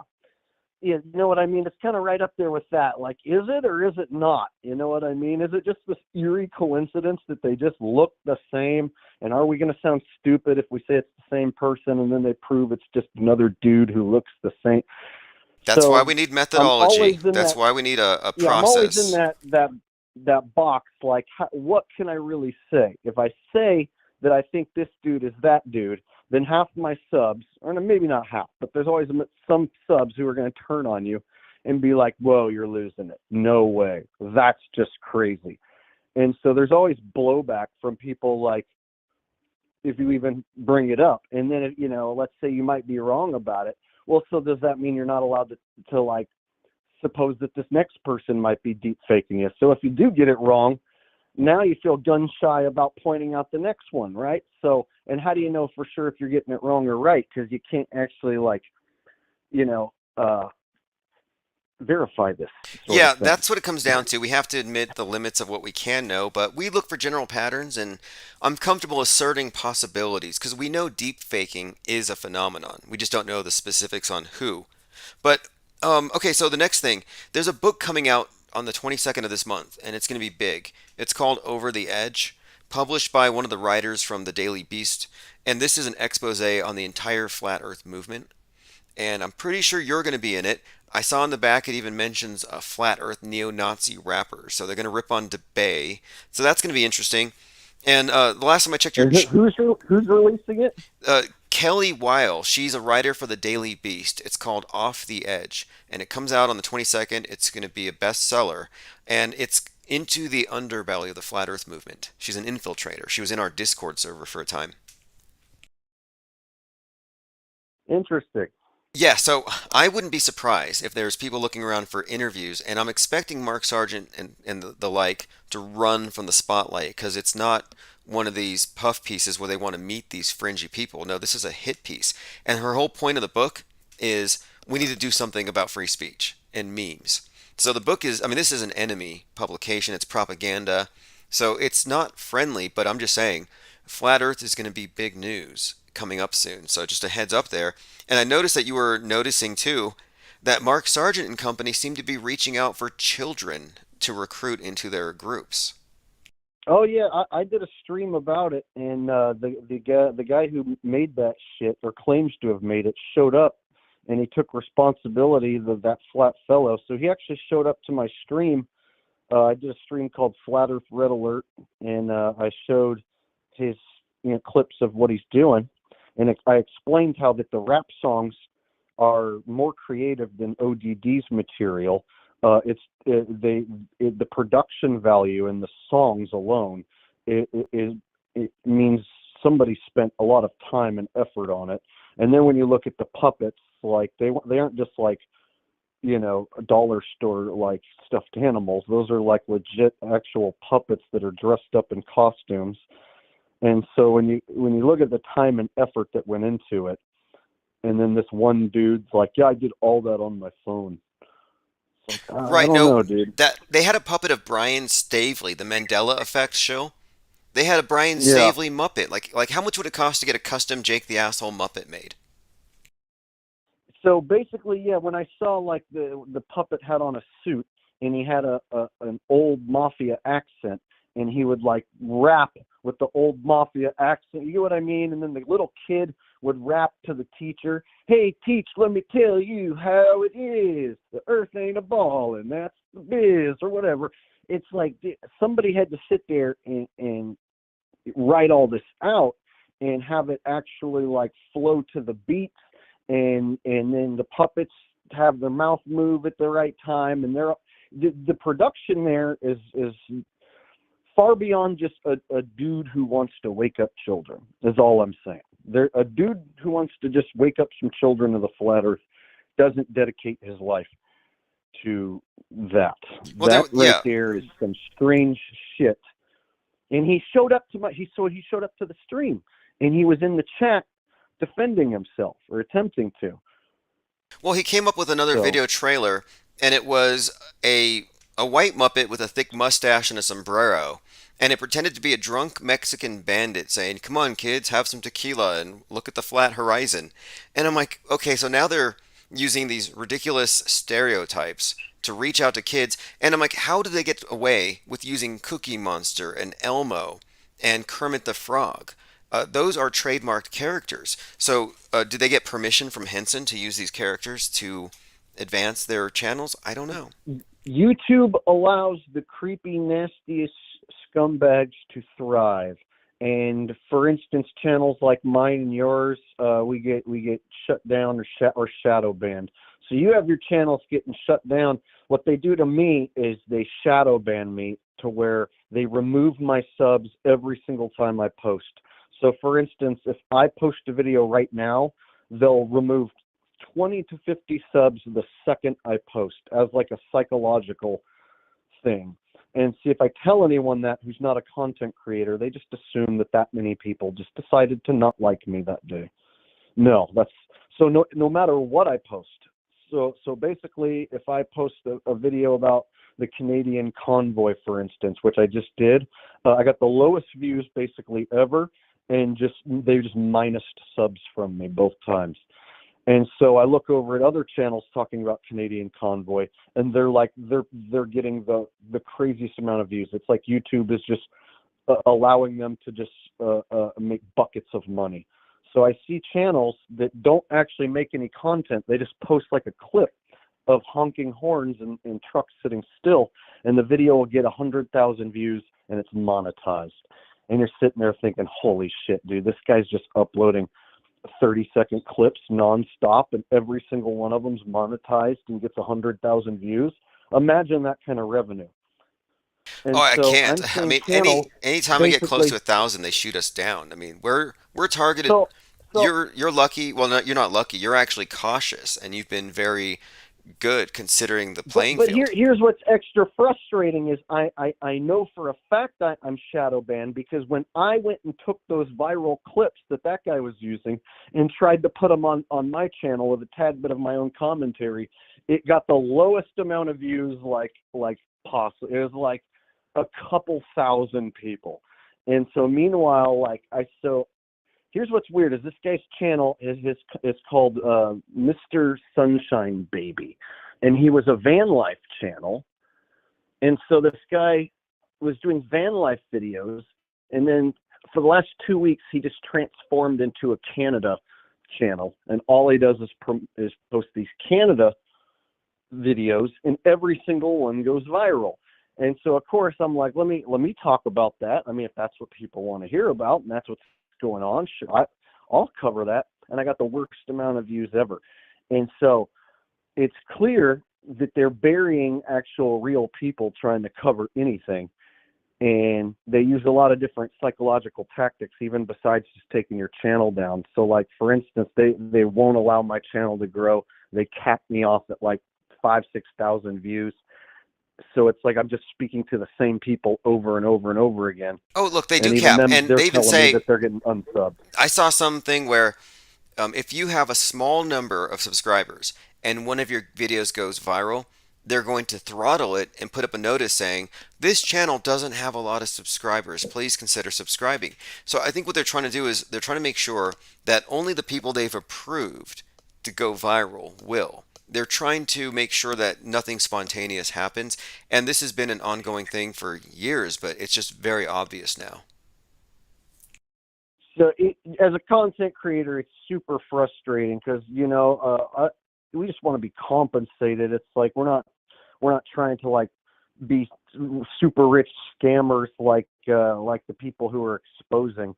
We're more just trying to stay afloat doing what we do. And I remember, there was a time where you were doing pretty good on YouTube, and then to have your channel shut down, you know how it is. it's frustrating to wake back up that next day and get right back to work as a truther. There's times where you just want to throw the damn computer against the wall and say screw it and walk away. So Well, I'm suing them now. I'm going to find out where that's going very soon here. But like, I have a friend, like Crater Earth USA got a strike for the first time. And it's like he's so close to 1,000 subs. And if you haven't had that happen, to me, it's like imagine being a waiter or a bartender or something where you're somewhat dependent on gratuity and tips, etc. And imagine just somebody decides to complain to your manager and you get fired for a week. And then it's like, well, you're not making money for a yeah. week. And you get fired 1, 2, 3, 4, 5 times. And if it's something that's not anything that you're doing wrong, but because of somebody doesn't like your opinions or the way you look, it's just inherently unfair. And of course, it's demoralizing, and it's meant to be. So my last video that actually got traction and YouTube was allowing to start go viral, and in the first day it got 20,000 views. I broke down a clip in the NFL where a fan ran out on the field and got tackled by a player. And so I broke down this event in slow-mo, and I was saying how it could possibly be a rigged, staged event where the fan runs out on the field so that they can, do some sort of thing through. I was making a point anyway, so this video within 24 hours gets 20,000 views, and I'm like, all right, finally, they're letting me have a viral video. And then some random person copyright strikes the video. Some random guy named Carl Fugate copyright strikes the video and claims that he's the guy in the stands who shot the video and that I didn't give him credit. And so I did my own commentary and my own breakdown in the video, so I had to explain this is fair use, file a copyright notification. It's fair use. Here's the definition of fair use. I did a commentary breakdown. I have a parody news channel and a comedy channel. I'm doing comedy parody news, so that's fair use, blah, blah, blah. YouTube says he has 14 days to take me to court. Otherwise, my video gets reinstated. So guess what happens? He doesn't take me to court. My video gets reinstated. I beat the strike. But the problem is that's 14 days where I didn't get any views or any revenue on a video that was going viral. So 14 days later, I get my video back with 20,000 views, and now nobody gives a fart about it. Okay, Nobody it used to be cares about that video. It used to be 90 See what I'm days. saying? It used to be 90 days originally. And this is a true story. I sued YouTube 2018 about people abusing copyright strikes to shut my channel down, and as a result, the 90 days was revised and they bumped it back to 2 weeks. So here's the problem. The first day that video was up, Tim, it got 20,000 views with the ad revenue running. That was $75 for the first day. So that means by day 2, day 3, that thing could have took off and maybe went to 100K, because in the first 24 hours it hit 20,000, and people were looking up that play because they wanted to see the football player who knocked out the fan on the field, who ran out on the field. And I was at the number 2 in the search result. I was coming up in the number 2 slot for that video. So I was looking to make bank on a video that was monetized, running ads, not claimed by anybody, going all to me. So, of course, I feel like YouTube might even be in cahoots with these little channels who can then copyright strike me, take the video out. Now they don't have to pay me for those 14 days. See what I'm saying? Yeah, the system is so, yes, agreed. Strike, that's typical. It's too, by then no one cares. And so I've won many copyright strike battles because I always say that it's fair use. I'm a comedian, it's parody, blah, blah, blah. But then by the time the video goes back up, it's frozen. And at that point, there's zero traction. Literally, it's done for. Once they take 14 days off your video and then it goes back up, it's dead in the water. And so what am I going to do? Go sue that guy and say, here's a bill for how much that video should have earned? They really bend us over in this YouTube game. And then meanwhile, you look at the competition and the guys who are doing it the wrong way, David Weiss or whoever, and they're just making bank scamming people, Yeah, absolutely. And hey, we've got a lot of people in the chat here. Let me see if there's anybody who has any questions for you. Somebody put a link to your channel. So let's see, what's coming up in the future for Jake the A-Hole's channel? What are you actually doing now that you can get away with? Because you can't talk about the jab. Someone pointed out here too, Eminem played the song One Shot. That could have been a jab reference. Oh, well, this current form of Eminem is a total puppet for the establishment. So he's going to rap about, he's mad that we don't wear masks. He's mad that we're unvaxxed. He's mad at Donald Trump. So, of course, controlled Eminem is going to rap about, like, libtard subjects. So we can expect that to be his MO for the rest of his career. Just like controlled Dave Chappelle is going to do a bunch of shill jokes. Oh, Eminem did a pro Vegas shooting event video where he did a rap video from the perspective that the shooting was real and we have too many guns. So yeah, these are all basically more or less just platforms for the propagandists, and it's for them to reach the youth. I think this is why a lot of these agents are really bad rappers, because I think if you've been drafted and you're now a federal informant, they tell you to reach the target demographic, you got to rap, wear a backwards hat, because it's such a common thing, and it just seems like it's just a way that they know they can reach these youth or whatever, and it's always obvious to me. You got to go back and find the earliest footage of Eminem doing the freestyle raps. So if you find the early footage of him before he did 8 Mile Movie and all that stuff, you go find the early footage when he first hit MTV and did the hi, my name is Sicky Slim Shady. That era right there, that was the last we saw of the real Eminem. And then it's either shortly after that movie or maybe even for the movie, that's when they switched dudes on us. And so okay, now nowadays, this one. So this is like, we're talking about deep fakes and stuff. Someone in the chat wants to know if you would know this, and I think you would. Mac Parhar, when he died, I think you were one of the ones who called him out as a death faker. Well, turns out there's this guy in Ottawa who was recording this old man being arrested for honking his horn, and the guy in Ottawa holding the camera, yelling at the cops, sounds 100% like Mac Parhar. Have you had a chance to hear that? I watched it earlier with on your channel here, but I haven't watched Mac in a while, and I don't have them like side by side, so I wasn't like, 100% like, yeah, that's him for sure or whatever. But I did watch it earlier, and it wouldn't shock me because we both know that, or we both are pretty sure that he's not actually dead, and so, they have to repurpose him somewhere, somehow. And he doesn't seem like he's that high up the chain that he's going to get a mansion on Illuminati Island next to Prince or somebody. Yeah, like exactly. Like they would just repurpose him for some other psyop. You know what I mean? So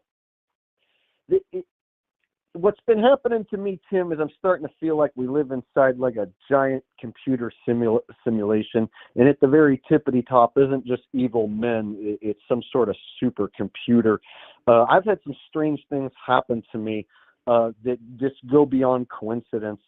Like just recently even, I took a vacation to Monterey, California, and I was doing a spot on the beach, and I said, oh, what a clear day. There's not one single chemtrail in the sky. And the second I said that, this plane flies out of nowhere, a low flying plane flies out of nowhere and flies like directly over my head. The second I turn around and say that, almost like it was barreling straight at me. And so if you watched my recent video on the Asshole channel, it's like this moment where there's no planes, no clouds, no trails, nothing. And I'm walking on the beach, and I'm like, wow, what a wonderful, crystal clear day. There's not one single trail, and it's like, meow. The second I said that. That's very Truman. That's like Truman Show stuff. But then the thing is, if it's not like somebody could have been listening to you, and then they sent out the plane. This is so real time that you would have to arrive at Sim. Also, I didn't notice, but there's this dude who's following me and looking into the camera that I didn't notice was following me and looking into the camera. So when I go back and watch my own damn video of me on vacation, now I'm freaked out because I'm like, okay, is that guy just looking at me, or is he actually following me? And so there's a shot where people are like, Jake, it looks like that dude behind you is following you. And then another person in the comment section was like, okay, that plane showing up the second you said chemtrail means we live in a simulation. And so it's not just like that one event. It's the fact that all these things that have happened to me in my life, you know what I mean? They become beyond coincidental that this is some sort of weird set up computer simulation of some sort.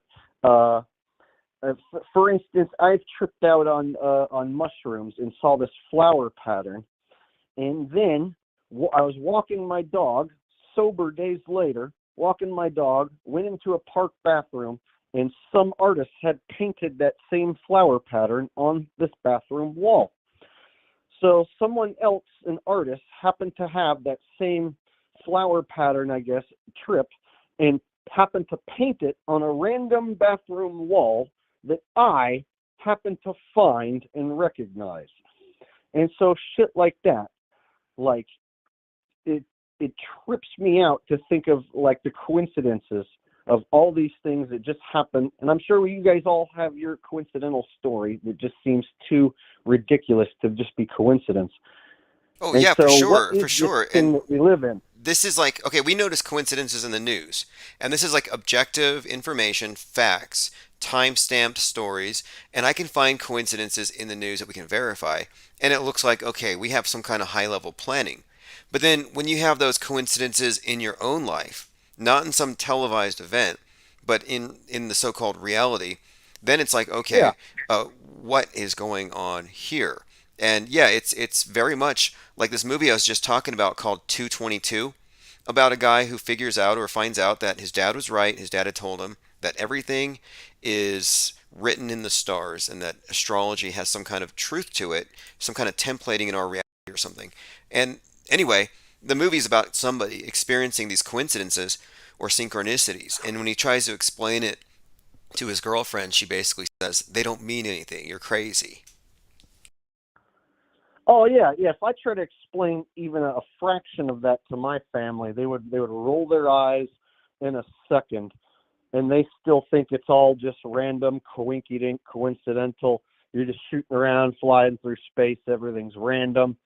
And so, to me, this world is created, and it's created by something of a higher power. In my life, like for instance, the all gas no brakes thing. The fact that you're talking to me, we've met. I happened to run into that guy. We had our interaction, you know what I mean? And then I'm the one guy in the world that said, come cough in my face. Come on, let's do, like, I'm the one guy in the world that did that. The one guy in the world that had that thought. It's like, and then I happened to run into the dude there at the protests who happens to put me on camera.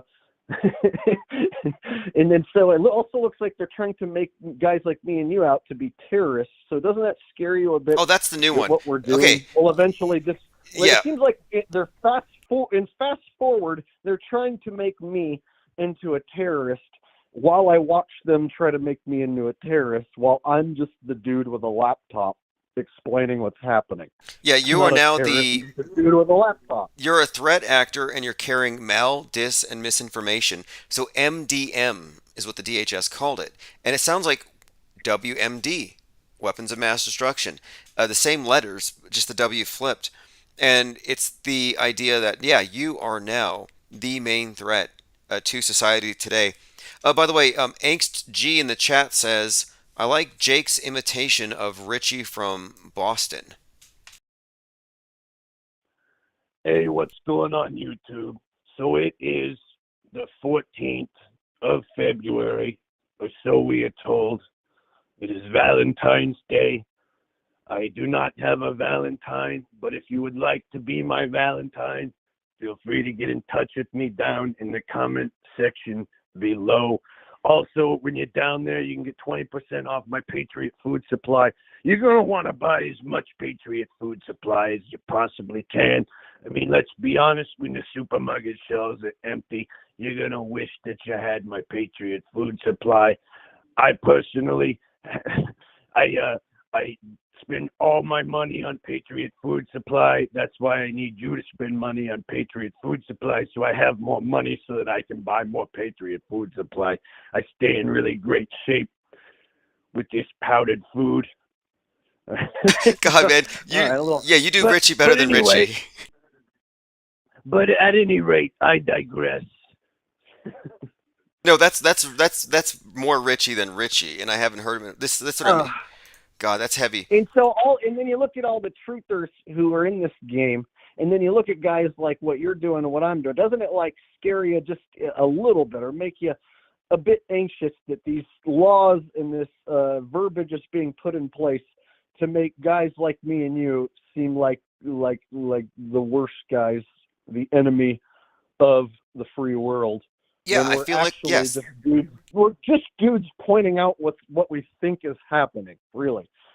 we're dudes who just point out what we think is happening, and there's propaganda in place to make it sound like we are basically the son of Hitler and Stalin combined.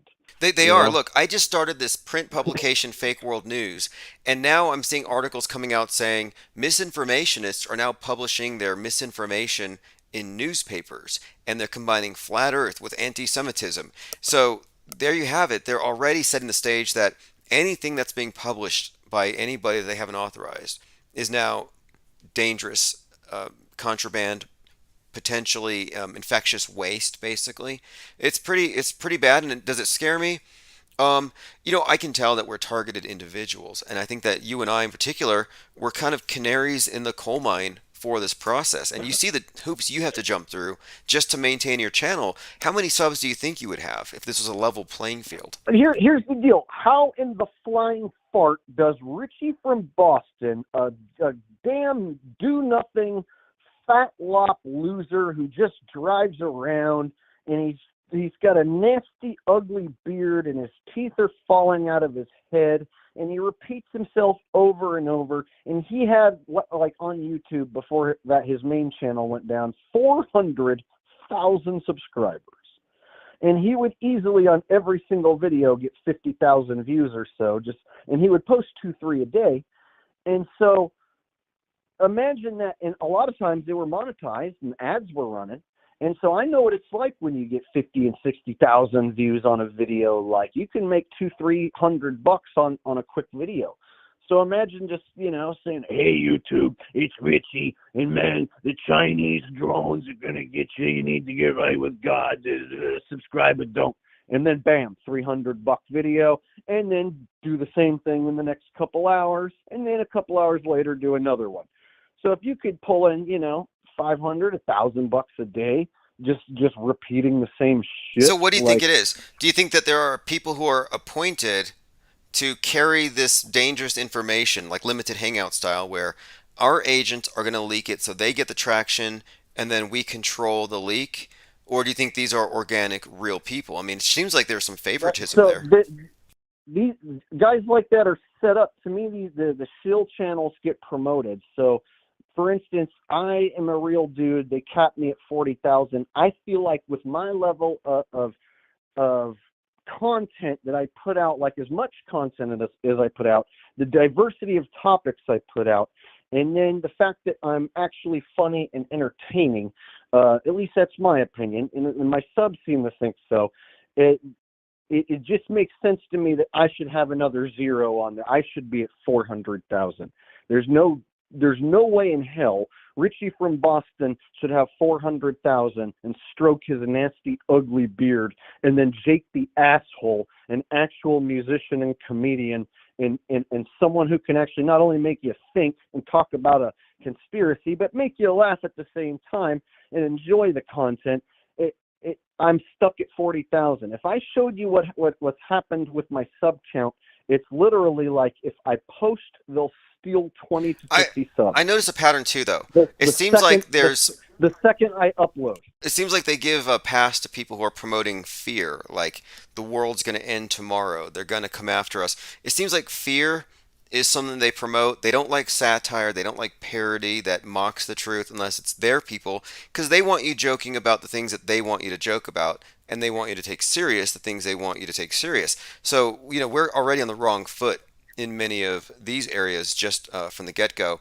By the way, in the chat, Thirst for Truth says, "We thought you were going to fake die too. Thanks for not." Well, yeah. See, I'm a real dude, and I'm 100%, of the mindset that there is no COVID, there never was, and so I have not changed my mind on any of that, and I'm not going to, and so that's part of the reason why I get buried, and so even if they don't shut down your channel completely, they can still play the mind game on you, where they just won't allow your channel to grow. And then, so I'm in a situation now, every time I post, they minus subs from me. And then if I cover a subject like Canadian Convoy, which I thought would be more popular, no, they give me the worst views ever. So it's like they play a psychological mind game on me, to where it's like, okay, well, I guess people don't like me anymore. I guess no one cares. No, people would rather go watch Brian, High Impact Flicks, and Richie rather than me, I guess. Okay, fine. Well, fine if that's what you want. So I can see how they can try to psychologically just take somebody like me out and frustrate me. But I see what they're doing with the manipulation, and I know it's manipulation, because over on BitChute, for instance, I don't lose any subs. I just constantly just go up a little bit each time I post. Yes, well, we know that this system is, ever since Vegas, really, they kicked it up since the Harvest Festival shooting, where they take a hand in picking winners and losers. They can't claim to be a platform. YouTube is obviously a publisher, and they're controlled by the fascist government. So, hey, this has been a great call, great catch up. I'm glad you're on to the shill channels and their agenda to, I don't know if they're actually trying to reach children or just trying to make it look like flat earthers are a bunch of creeps. But I'm glad you're covering that. And we should definitely get together and mind map out the entire cult, as we've discussed doing. Yeah, you know what? Because they're still back doing their shit, and it's good for people to know so they don't fall down that trap. And we, wouldn't be doing our jobs if we let scammers like that keep leading people down the wrong path. And, yeah, exactly. And you've been a watchdog from the very beginning on this almost idol worship with this false model. Basically coming to conclusions too soon with this AE map thing. And so, yes, you've been keeping this whole thing honest, and I do think you're going to be in that book Off the Edge, which I'm looking forward to. I think it's going to be fireworks, just because it's coming from a big publisher, and looking forward to what. And I haven't heard a word about that other than what you've said. So that's interesting. Yep, and then looking forward to what you have to say or what you find on the Mike Tyson and 50 Cent thing. So if you want to start the call over or listen to this again tomorrow, listen to what Slave Rescue Hound said about that. If you have, there's something there. Well, I'm gonna take a deeper dive into that. That's the first time I've even ran that notion across my mind, and just what little stuff he said about it. It's like, okay, that's easy enough to go look into. And what he really got me was when he said the Vivica Fox or whatever, like the fact that he was dating older movie star women. That actually, now that he mentioned it, would be more in line with Mike Tyson than it would be 50 Cent. Because if you're coming up, and you're a big star, and you have the choice of 18-year-old fresh girls, let's say, or some like ran through like 40-year-old aging, like I don't know anybody at the time who was into like aging 40-year-old chicks like that instead. I don't know. So it just didn't make sense from that perspective. And so when that guy brought it up, it actually makes sense that it could possibly be true. It's just another thing, another thing in this rigged, crazy world. But all right, I'll let you get back to your stream, and cool. You have a good night. Yeah, good talking to you, Jake the A-hole, and we'll put a link to your YouTube channel in the chat. So we'll keep fighting that attrition. So every time you upload a video, if I can get 30 people to go sub, I will, because we can't let them win because they're not playing fair. So appreciate the call very much. All right, have a good one. All right, that is Jake the A-hole, and he's on the case with 50 Cent being Mike Tyson in a mask. Infinite Plane Radio. Hey, greetings there, Tim. Hey, what's up? Is this 5 minutes of fame? That's me, brother. Yeah, I was enjoying the show tonight, and I figured you were on some type of delay. I was right, though. I must have called too early last time. But working around the house, listening to you, love the show. But I had a couple of stories that were on my mind, and I know you're not big for time because it's getting late. But we got time. I had a hip hop. Yeah, all right. So, like the hip hop thing about Mike Tyson, right? That's pretty deep. I want to really compliment that guy for even thinking that. But what I do know about 50 Cent is his baby's mother in Connecticut lived in a house that he was paying for, and he was court ordered to pay child support for his kids and things like that. And because he dropped his album, It's Your Birthday, that number one song, he made so much money, and she filed for the child support at that moment when he started getting his checks coming in. They said his child support for ridiculous amounts of money. So anyway, long story short, the wife's house in Connecticut had a fire started at the front door and the back door of the house. And the rumor was that he was seen in Bridgeport, Connecticut, or Westport, Connecticut. I don't know which town, but he was seen in that town that day. People spied him saying, "Oh, yo, that's Fitty."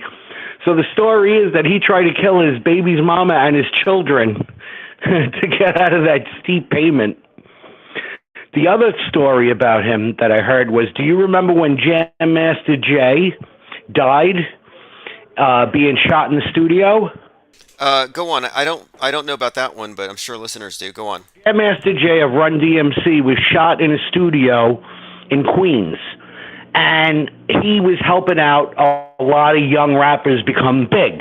He was mixing their tapes and doing the production and sampling and making the beats and everything. So the day he was killed, there was like 10 people in the studio, and the gunman walked in, shot Jam Master Jay, and walked out. And when the police talked to everybody there, nobody said anything. They didn't give any witness testimony. They didn't say they knew the guy. They didn't say this. They didn't say that. So the story with that was the man that shot Jam Master Jay was 50 Cent, because 50 Cent went to him and said, "When are you going to drop my album, man? I'm starving over here. I got no money, blah, blah, blah." He's like, "Listen, I just got to tweak it a little more." He's like, "I've been listening to that shit for days. It's perfect. Everybody who heard it loves it. It's perfect." He says, "No, we got just a couple more weeks." And he got so mad at him, he killed him. And the story was that he told everybody in there, "You heard the album. You know it's ready. This motherfucker's telling me I got to wait a couple more months." And long story short, if you don't say nothing to the cops, I'm going to all hit you up with mad loot. And that's the story that I heard about 50 Cent. Awesome. Well, look, okay, you said story, and I'm going to maybe think these could be stories. He was in a book, or he's actually co-wrote a book called The 50th Law. Have you heard of the 48 Laws of Power by Robert Greene? No, I have not. Okay, 48 Laws of Power by Robert Greene. It's kind of a distillation of, the art of war, and then a lot of this individual taking historical anecdotes. It's some homeboys' cliff notes on classical works. Exactly, and then applying applying these various things that he's learned, these lessons into his real life, or describing how you could. And he came up with these 48 laws to acquire power. Well, anyway, he collaborated with 50 Cent and did a book called The 50th Law. And this was basically 50 Cent describing how he achieved what he achieved. And one of the things they give away in this book is that there was a story about how one of his albums was leaked online. And he went over to the studio and he trashed the office, threw a chair through a window. He was very mad about the leak. And the news of him trashing the office and scaring the Reckitt executives caused the story to go viral. That is him whitewashing the story I just told you. Okay. What he didn't tell you is the date that he did that, and what he didn't tell you was that the first producer of his first album, Go Shorty, It's Your Birthday, was Jam Master Jay.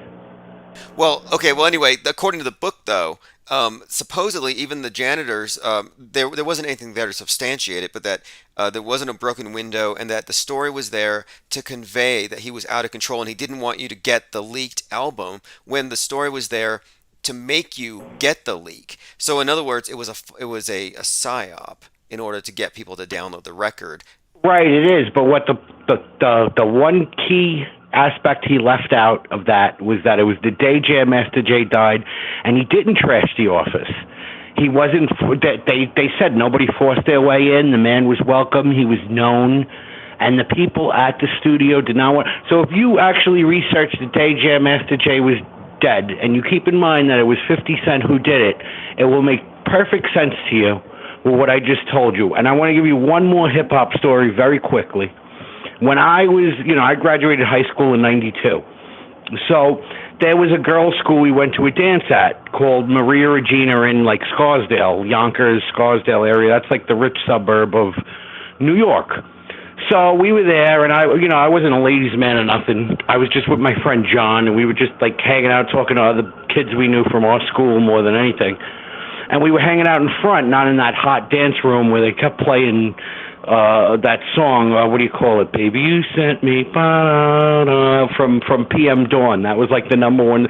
But they played it like 4 times at that dance. I couldn't stand it. So anyway, long story short, we're out there. This green Camry with gold emblems rolls up, like a 92 V6 Camry. That was like, the nicest one you could have got, lower than a Lexus. And all these guys come out, and one of my friends tells me, oh, yeah, those kids are from Mount. So I go, like, who do you know? He goes, well, I know that guy Sean right there, Sean Combs. And he runs around, right? He's a little guy, like 5 feet tall, maybe, I'd say 108 pounds at the time. And he whips out a box cutter, and he starts running to kids and hanging out in front of the school, and he starts cutting their faces. And everybody with him says, yo, Timmy, stop. Timmy, stop. So he jumps in the car and he takes off. But he goes, why were they calling him Timmy?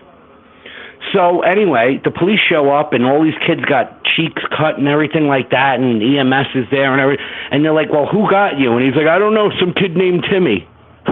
And that's the story. And not until later in the future did I realize Sean Puffy Combs was the Sean Combs that went to Mount St. Michael in the 90s. Oh, interesting. I wonder if there's a statute of limitations on that. I don't know. I have no idea. But what I do know is that it's probably like blood ritual, man.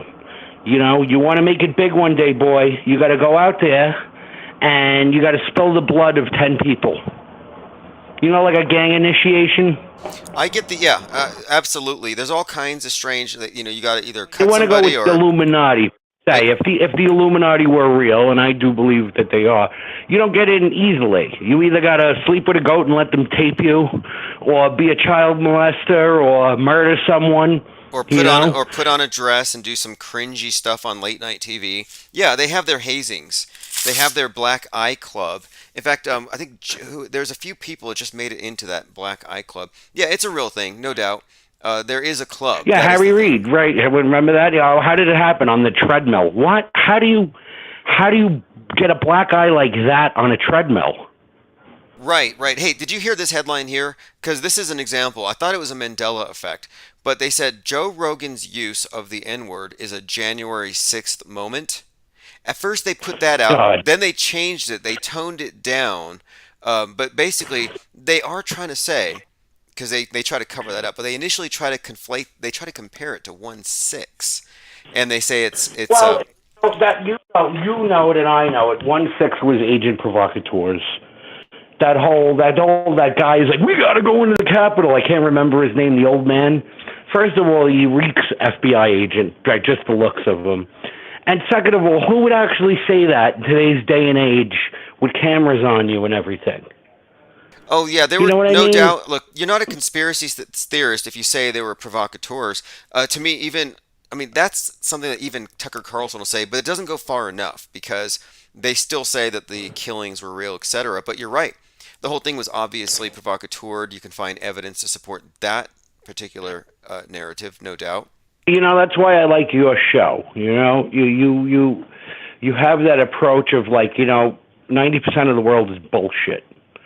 You know what I mean? But the problem is not what's bullshit. It's all the people that go in full balls, hook, line, and sinker for it. That's where the damage is done. Yeah, no doubt, no doubt. And look, we're looking at I think this is all, as you said, BS, and you see people who are apparently fighting for your side, but I think we're looking at a bunch of controlled opposition agents who are there to take the fall on your behalf. Oh, so we read this law today about if you go to a FEMA camp and you try to escape, they have the right to kill you. You know this. That was a law signed in by Obama, but nobody really thought about it until now you're talking about, Canada's coming down on their people. We're next. You know that. If they really want to keep being persistent about this COVID thing, and everybody's got to get a shot, and everybody's got to get a booster, and it's already proven itself that the vaccine is a dud. No, wait. No, the vaccine did very well for Heather McDonald. Didn't you see her performance? Yeah, please, man. That was actually for her probably a great boost for her comedy career because nobody ever heard of her until she had the obscure video of her bragging about vaccines and Kismet getting the faints on stage. Now, do you think it's like when they said Full House banged his head? Yeah, did he bang Bob his head because he fainted for the vaccine? That's what I'm saying. Is it time to mandate helmets for their own safety for all the thrice vaxxed? If you got 3 jabs, No, you need when to wear you a helmet. said it, funny for space junk, but it's actually now you have to wear the helmet for inner space junk. Ooh, yeah, absolutely. You inject it in your inner space, it makes you need a helmet because you'll fall down like a comet. Yes. Yeah. See, what do you make comet, of that? What do you make? Last of it, thing I wanted. Wait, was Heather? What? Okay, now, do you think Heather was that an act? And if was that an act, was that real, or was that because she said Jesus loves me best, and then she falls, and I'm like, did Jesus do that? What the hell happened? That was just too good. This is just listen. This is simple irony, or these are the little proofs that we have that there is more to life than what we know. You could either look at it as what a coinky dink, or oh my God, Jesus literally stepped in. And either way would be right, to be honest with you, because what difference does it make? What difference does it make? It's not going to change anybody's mind. You either believe in God, you don't believe in God. You either think she's an actress or, But I would tell you, if she did it as an act, she's a good actor to crack her own skull. So, that's putting the real effort into the role. Yeah, I would say a Golden Hoggy Award. But look, I wanted to tell you when we mentioned all this stuff. Did you see Don't Look Up? Oh yeah, I saw Don't Look Up a few times. That movie is worth evaluating. So I thought it was wonderful, and we're not really big on Hollywood on this channel because they're all schemers. But I thought it was a good humbling of government type video. That it showed you that all these people like your Bezos type or your he was like the Bash Mobile guy was kind of like an amalgamated 3 of our tech guys combined. You know what I mean? He was like a Bezos and a Jobs and a Bill Gates all wrapped in one. You know what I mean? Or maybe the Virgin guy, whatever his name is. You're exactly right. Virgin Atlantic, that guy. But he was like to Leonardo DiCaprio, you're going to die all alone and blah, blah, blah, because I have your metadata, And then he was wrong, because not only did he mess up with blowing up the asteroid, his pod was horrible, his idea was horrible to land with the dinosaurs were, you know what I mean, on a planet that literally is going to kill you. And Leonardo went back to his wife, and he died with his family. Now, okay, so I watched that movie and then I've been scouring through it and looking at clips because there's a lot in the movie. And Don't Look Up, I think, has a double meaning, like don't look up information. Leonardo Right. DiCaprio's character being associated with the Titanic as a metaphor for America, and the Titanic, of course, sinking because they ignored the obvious global warming. Iceberg equals comet, but they said that the comet was going to hit the Earth in exactly 6 months and 14 days, and 614 happens to be Trump's birthday. And so there's actually a Yeah, few isn't that weird, crazy? there's some coincidences that connect these things. Like, for example, Heather McDonald, the one who just fell, her birthday is Right. 614, Trump's birthday, and then the fracturing of the head. So there's this common theme that points to 614, Trump's birthday, and something coming. And again, it was Alec Baldwin who said that he wanted a meteor to hit the White House. And then he shoots a guy that has Trump's birthday. And of course, him being the guy who hates Trump more than anybody. Just again, more coincidences that suggest that this place is very It's so crazy. And why isn't the guy in jail? You know, you look at the Jan 6 protesters, an old lady who walked in and said, "Hello, do you know where the restroom is?" She's still in jail without a lawyer or charges. But Alec Baldwin was the one who held the gun, pulled the trigger, or, as he claims, let go of the firing pin. And he's still walking free, refused to hand over his cell phone for a couple of days. If me or you ever had that, our local police was like, you have to turn in your cell phone within the next 20 minutes. okay. We're coming to your house to pick up your cell phone. And you avoided them. They would have a warrant out for us. They would, you know what I mean? You'd go to jail. Your lawyer would be like, "No, I can't get you out on bail." There's some stories that connect to this thing. Like Hannah Reed that handed him the gun. She forecasted on her Facebook account that she was going to have a fall from grace. She hands him the gun. He pulls the trigger and kills somebody. Well, she was pictured with having this massive spider tattooed on her stomach. Well, as they're closing down the Rust movie set, some guy working on the set gets a spider bite on his arm and nearly loses his arm. Like that story is very intricate, and I think it's all fake. But yeah, Well, I'm saying it's either balls fake or it's divine humbling from the grand creator. You know what I mean? It's one or the other. it's That's one it. or It's the other. either they're either all bullshitting us, or the creator of the universe is taking time out of running all the planets and everything like that, or whatever it is, or this machine they call Earth, and keeping it oiled and everything. And he's like, "Wait, hold on a second. I got to go interfere divinely with Alec Baldwin." So it's one or the other. Yeah, look, I don't take like there is this. It's the divine fallacy. If we don't have an adequate explanation, it's easier to assume the divine. But in this case, it's hard to believe that man could pull off some of the things that we are seeing. No, like I say to people, some people that I went to high school with, I'm on Facebook, they call me a conspiracy theorist or whatever. And I'm going to say, do you just really think that the story of 9/11 that they gave us is 100% true to every detail, including the passport that was found on the sidewalk? You know what I mean? Yeah, it's a big A fishtail. perfectly found passport on the sidewalk that supposedly flew out of this plane, but toilet bowls and file cabinets and computer cases and jawbones and everything all turned to dust. But this pristine passport that looks like somebody just took it. It didn't even have dust on it from the building collapsing. Oh, look! This is the magic of the PSYOP entertainment complex and what they bring us. You've got magic passports. Then you have at the Parkland shooting, and this is the fourth hoaxiversary.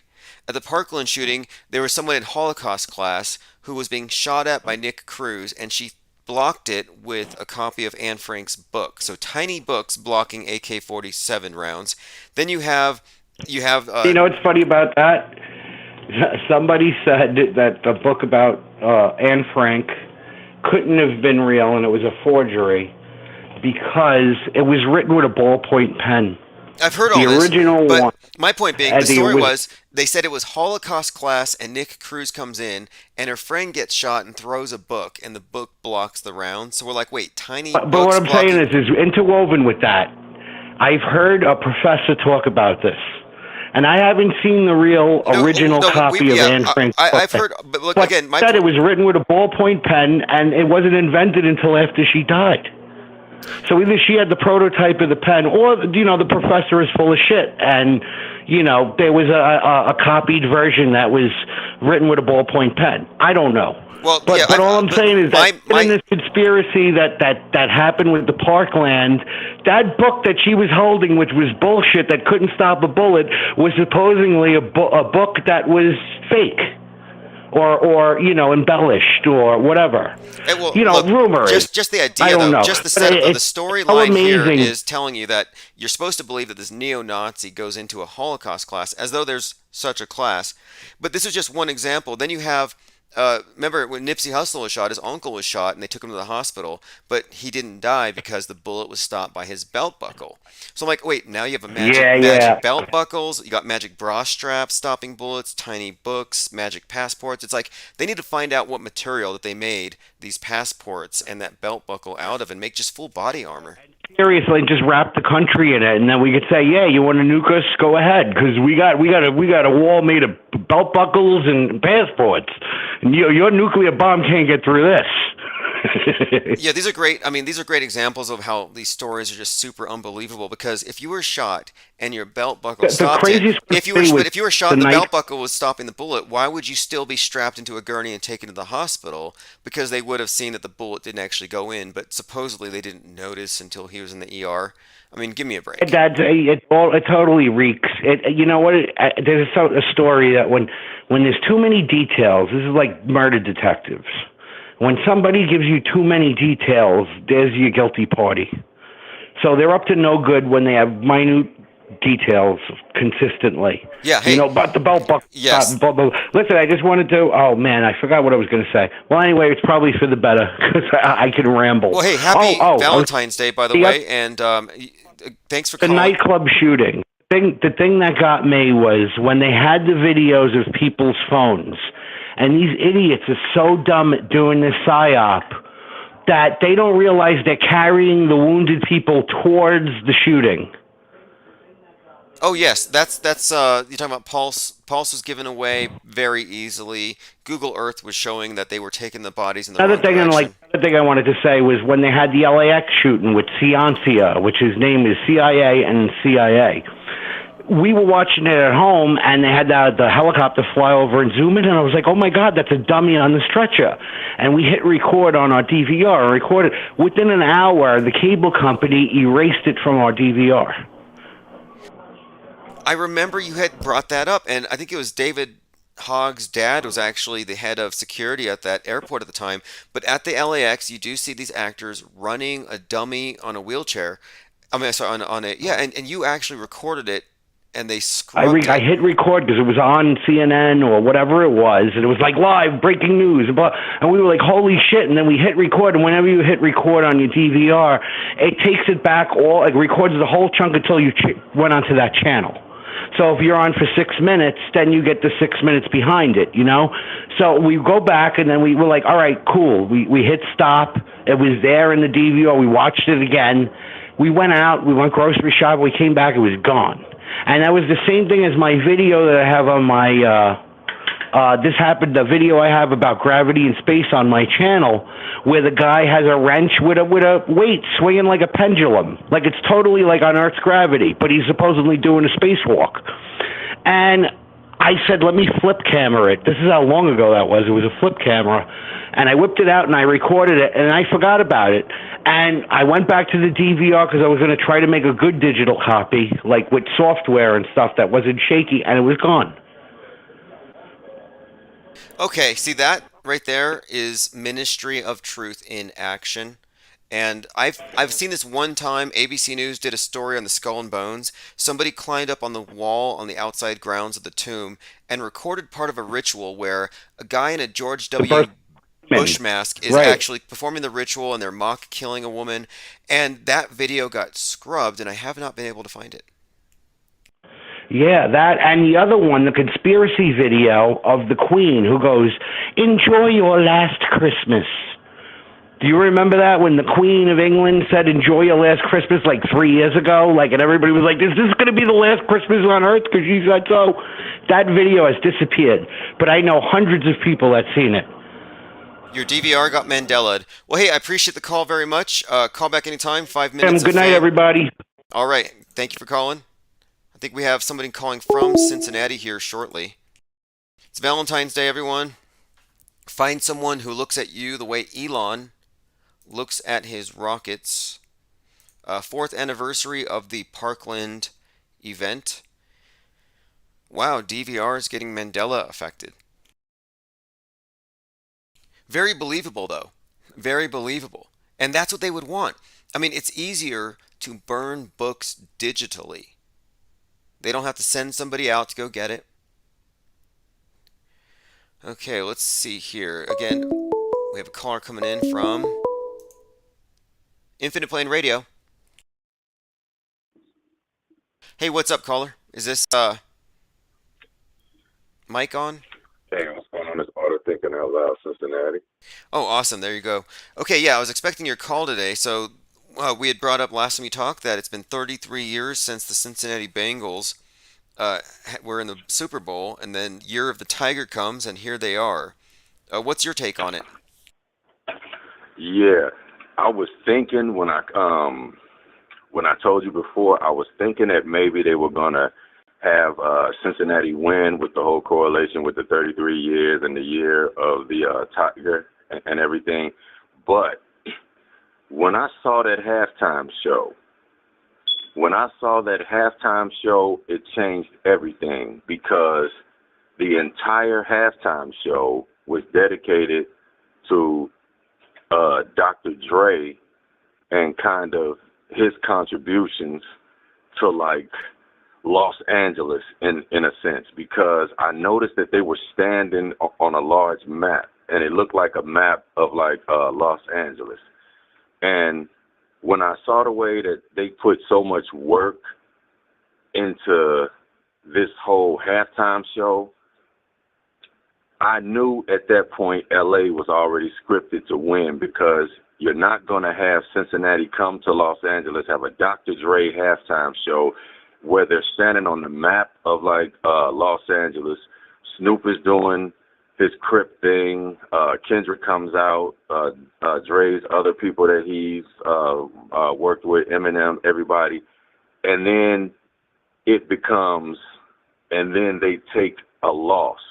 At that point, I knew they weren't going to lose. And then I started noticing things throughout the game. In the beginning of the game, Cincinnati was kind of on fire. Like, you know, they were keeping up with the Rams. But then I started noticing plays where it's like, have you ever watched somebody do something repeatedly and you know they can do it, but then it's like you see them do it another time and it looks like a deliberate mess up? Phoning it in. Yeah, absolutely. You can tell when somebody's not giving it their all. I saw that in the game. I saw a couple passes that were like, that were intentionally dropped. I saw people. It was like you could see it, and like I said, it took me back to when Dick Gregory said all the games are scripted, and if you want to know who's going to win, check in with Las Vegas. I thought about that, and I was looking at the game, and in the last part of the game, I was telling my girl, I said, you know what? I said, what they're going to do, they're going to run this clock down to a real short time, and then they're going to have Los Angeles score, and it's going to be to a point where Cincinnati can't actually catch up. So it's going to be a big emotional moment, everybody crying while they watch the clock tick down. That's exactly what happened. It got to a point, everybody crying, they showing everybody out there. I said, this shit looks like a made for like TV Lifetime movie drama. Okay, wait. 1 second here then. This is in L.A., and a couple months ago, Snoop Dogg was at that event called Out of Time in L.A., and that's the one where Drakeo the Ruler had his throat slashed. Out of Time in L.A. So when I saw Snoop Dogg was here, I thought there might be some connection to Out of Time in L.A. and the death of Drakeo the Ruler. Then you have the Drake song Knife Talk. There might be something, but something about Out of Time in L.A. and Snoop Dogg. So that was kind of interesting.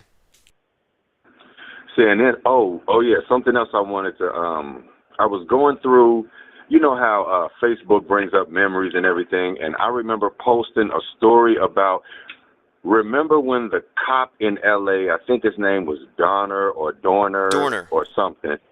Dorner. Okay. Now, remember when that whole situation happened? Oh, yeah. When For people who don't know, Chris Dorner was a black cop in L.A. who claims he was racially discriminated against, systemic racism, and he went on a shooting spree. And it ended with him being incinerated in a cabin by phosphorus. At the time, I thought it was real. And this came out just as the movie Django Unchained was out. And so you had Jamie Foxx, you had Django Unchained, Trayvon Martin was in the news. Don Lemon was cheering Dorner on, saying it's like Django Unchained as he's doing the shooting. Yeah, very interesting psyop. And I'm going to tell you something else. What I wanted to bring up about that was this. When that situation happened, everybody was talking about the uncanny resemblance this man has to LL Cool J. And when they started saying that, people started making memes. We talked about how the memes travel. People started making memes, and they started saying if they ever do a made-for-TV movie about this, LL Cool J is a he's a shoo-in for the role because he looks exactly like dude. What that made me think about was this. What does LL Cool J do now? He plays a cop. And I started thinking, maybe this whole Dorner dude was a character.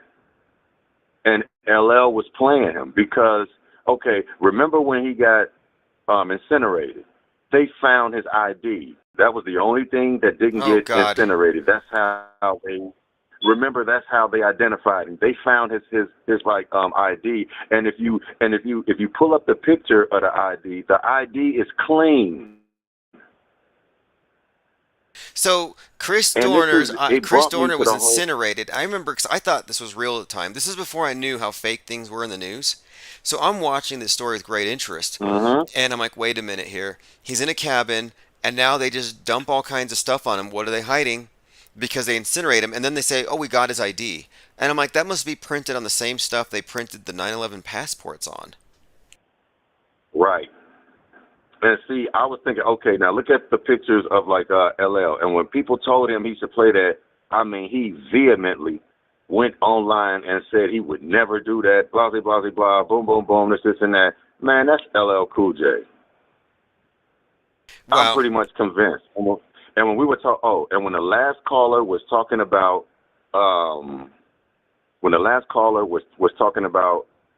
50 Cent possibly doing the Mike Tyson thing, on his show, Power, where they have various characters, various rappers and everything play different characters on the show.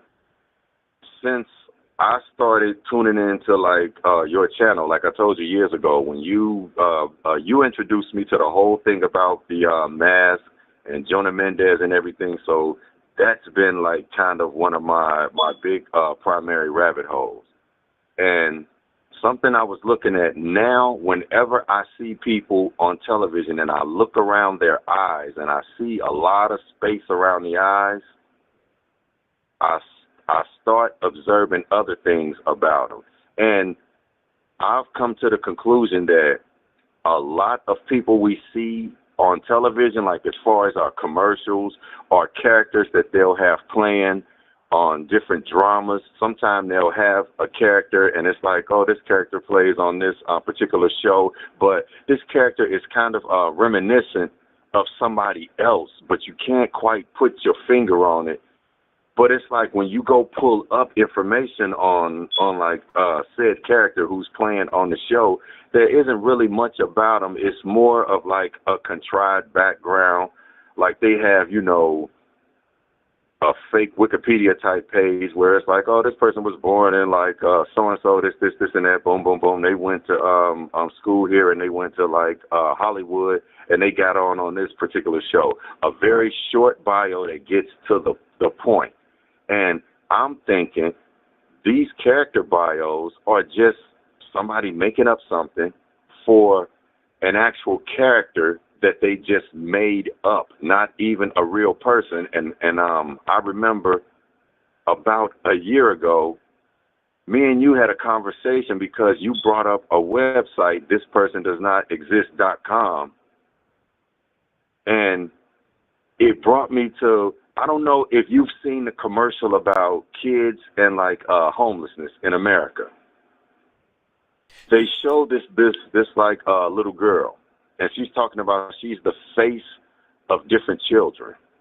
And throughout the commercial, they keep morphing her face with different features and different things. It's because the girl on the commercial isn't even a real little girl. She's a computer-generated little girl.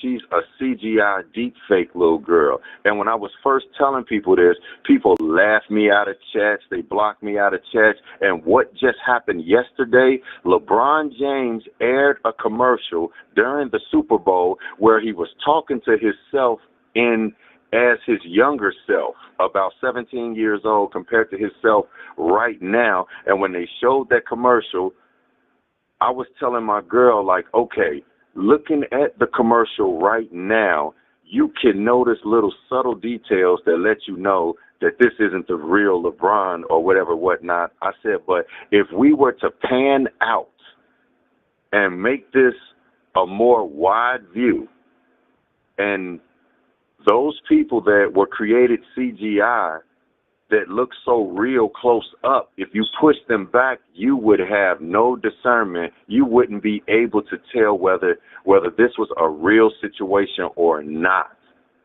And my point is, a lot of these situations we see on television, a lot of people we see on television who appear in January and they go viral for a while and then they kind of fall off and you don't see them anymore.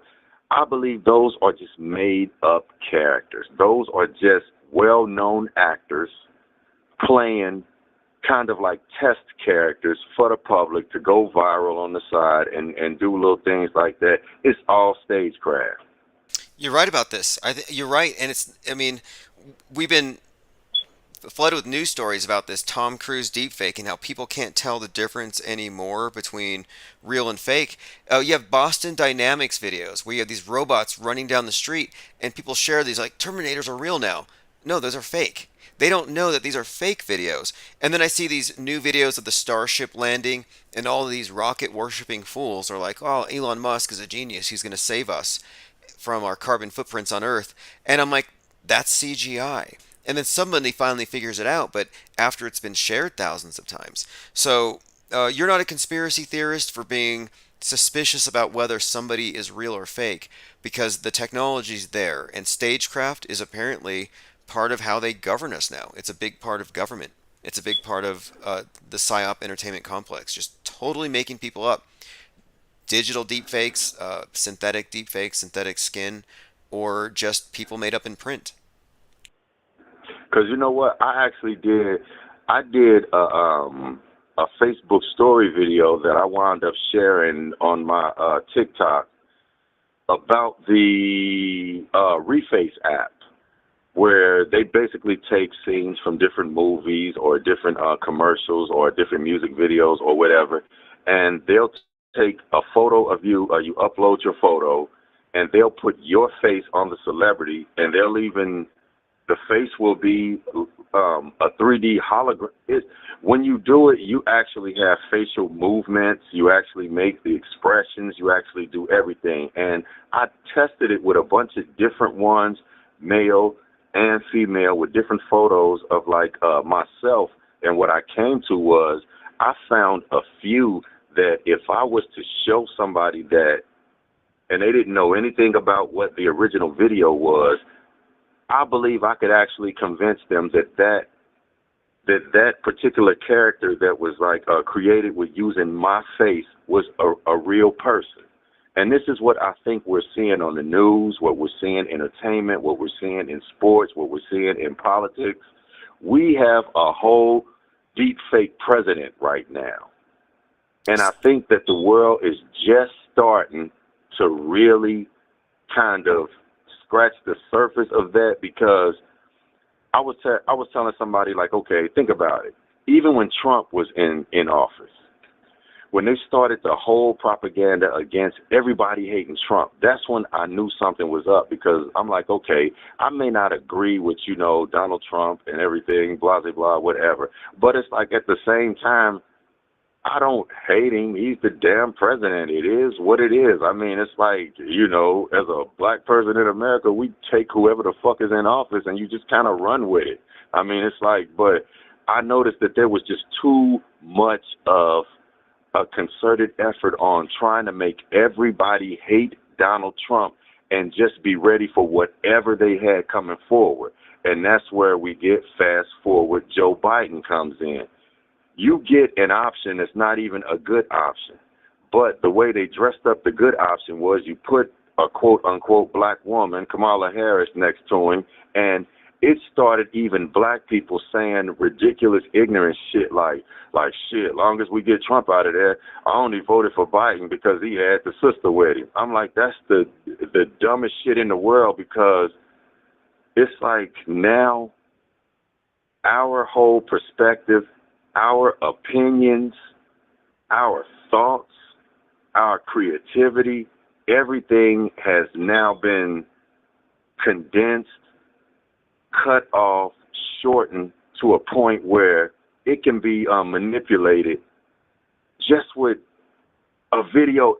As long as it has a mainstream media news tag at the bottom, MSNBC, CBS, whatever, at the bottom, and they say that's what it is, and they show you people, everybody will believe it, and then it becomes a thing as to where when you question what's on the news. I was trying to tell somebody this a couple of days ago. I said, man, have you noticed that regardless of what damn religion somebody is, when they watch the news, that's the only thing that everybody agrees on, is that y'all all believe that shit on the news? Good point. And I just saw something today where some Muslim woman is going to go to space wearing a hijab because they want to represent the Islamic faith in space. And I'm like, the one thing everyone agrees on, you may want to kill each other over your religions and your races or whatever, but you all agree on this fundamental truth. Whatever comes out of that screen, the monolith, the black cube, is the truth that we all kneel to. We all shut down our businesses and churches for and mosques for. It is the universal religion. And you can see it now. It's the state church. It's the de facto world church. It's the MSM. And I think that's what I think most people aren't looking at, where the sleight of hand is coming from. It's like this. Okay, if media gives you your information, it's almost like the police policing the police. Yeah, exactly. Exactly. You're looking for media. You're looking for media to give you the answers as to why to your questions on the media. No, they're gonna give you more shit that they already giving you. They're gonna tell you, relax, just go along with relax. You're only thinking like that because there's a group of people that are psychologically infected. Something's wrong with them. And, don't think like them. Don't question this shit, because it's like questioning this shit means that, you're sick in some type of way. Like I said, Fahrenheit 451 on information, thinking, perspective. If you say anything outside or you just question, like I said, when they talk about, I'm gonna tell you, and this is what, when we were talking on the last call, when I called like a couple of weeks ago, the people that they call the misinformation spreaders, the disinformation spreaders, it's not even misinformation and so much a disinformation spread. It is somebody asking why, how, when, where, who, what, It's asking questions. That's all it is. Those are the basic questions that reporters are tasked with asking. So they don't want you doing the job of the priesthood and its tentacles, its reporters. And you mentioned 451, the Fahrenheit 451. The previous caller was talking about how he was recording things. 5 Minutes of Fame had recorded some things on his DVR that were being removed before he had a chance to go back. That's And you know what? I can believe him. And I know a lot of people might say, oh, he just on so. No, man, I believe him because of what he said. He said he DVR'd it. Now, if he DVR'd it,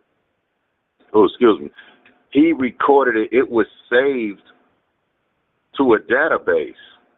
Like I said, we don't have control of these databases. They can do shit from their end.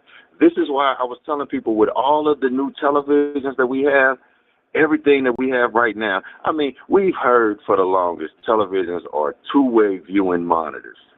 They can view this way as well as us viewing that way. If they've been saying that shit since the damn I started hearing that shit in the 90s. Like I said, I graduated in 91. When I started really getting into, questioning things and reading books about stuff in the 90s. I was hearing that shit in the 90s. So it's like, if I was hearing about TVs possibly being two-way monitors in the 90s and they're always way ahead of us, then what do you think is going on now when you have liquid plasma, crystal display, holographic displays, everything like that? Hell yeah, they looking at your ass, and they aren't just looking at your ass. I believe they can see inside of your entire room when you have a damn television in your room. Hey, what do you think about that caller I had, the first caller? We were talking about how Project Bluebeam could have just been the slow creeping of Bluetooth and replacing our perceptions, with the screen, but that Project Bluebeam might have just been Bluetooth. It might have just been us gradually getting into this media matrix, that it's not going to involve some kind of sky thing. Yeah, a precursor. And I'm gonna tell you something. I could run with that. I could actually add on to that. If Project Bluebeam I'll say this: Project Bluebeam could have been a precursor to a lot of the technology that we have right now. Like you said, with Bluetooth, what is a Bluetooth mechanism? A Bluetooth mechanism basically takes hands-free connects you to another device. Now, we aren't thinking about, let's dig in our conspiracy bag. Now, okay, if we say Bluetooth connects you to another device, then they talk about how, you've seen the channels with the people talking about how the vax may be possibly an operating system and shit like that. Hell, they could Bluetooth your ass from the operating system if you've been jabbed a couple times and you've had the booster. What the fuck is a booster? Okay, let me tell you something. When I first heard them talking about the Internet of Things being applied to people. The Internet of Things. And I'm going to tell you something. Peep this. When they started talking about boosters, right, I was thinking, okay, you can download apps from the Google Play Store called boosters, and what they do is they amplify the signal to your phone so you get better reception. The booster shot may be just amplification signals. Like I said, we can run all day with this. The booster, yeah, of course. We're looking at a very clever takeover of the mass mind by merging us with their media matrix to where we're metaversed, and they make us think that the metaverse is what you go into when you put the thing on your face. But I'm talking about an immersion into an all-encompassing illusion. And the only way you can really get out of it is to take our perspective, the post-world stage, recognizing that there is a stage and that there is a story, and it's separate from the real thing. The map is not the territory. But again, this is and what do you think of this thing now? It's malinformation, and you're a threat actor spreading malinformation. It's like, when was malinformation a thing? It sounds like a curse or something. And just when you said malinformation, it sounds like malware. Malware for the mind, exactly. And you got to get Bill Gates can cure you of that too. This idea of like malware. Now you can have an operating system. You see what they've done. It's like Internet of Things. Now humans are going to be things with this transhuman thing. I think that's the big picture. I think it's like, I mean, in other words, what we're looking at here is this transhuman merging with the system, and if you don't, you're kind of not in the church. And so there's a correlation here Right. between being saved and then also being purified of all the from all of the infectious memes and what they call malinformation. It's like if I- you're a Oh no, I know. heretic by today's, it's heresy to question the church. And now DHS has made you the number one threat if you merely question their narratives. And I'm like, questioning a Right. narrative makes you a threat. How flimsy is their hold on this whole thing? Right. And remember when we were talking last time, and I was saying that it's like I believe at this point we're kind of ghostwriting the metascript in a sense because mainstream media now, since they know with the memes and with social media that they can't quite put a cap on the information. They can't stop us from having conversations with each other, and they can't stop other people from kind of side hustling, listening in on these conversations and joining in because it's a universal thing. Like I said, I don't think we're that small group in the corner. I think we are the general consensus who have questions. And what the war is on is stopping the people. We're the sick. We're the infectious. Me and you and the chat and the callers, all of us are sick. We're infected because we keep asking questions. I'm We looking keep forward pointing to out. the new Batman movie, because the new Batman movie, the And enemies you know are the what? Me Penguin too. and I the was going to Riddler. ask you about that. Yeah, we're like Yeah, I was Riddlers going to and ask you about Penguins. that. And you know something else I wanted to bring up to you? I posted in the chat, I think about a week ago, about, okay, there was a show on, a short special called Queens, and it starred rapper Eve, who was a close friend and label mate of the late DMX. It starred her, Brandy, a couple other girls and everything. And what the show was about, it was about a group of women who had all aged and matured, but they used to be a top rap group in the early '90s and everything, and they were trying to get back together, right? Well, they had this big promotion, tours, everything set up, and all of that.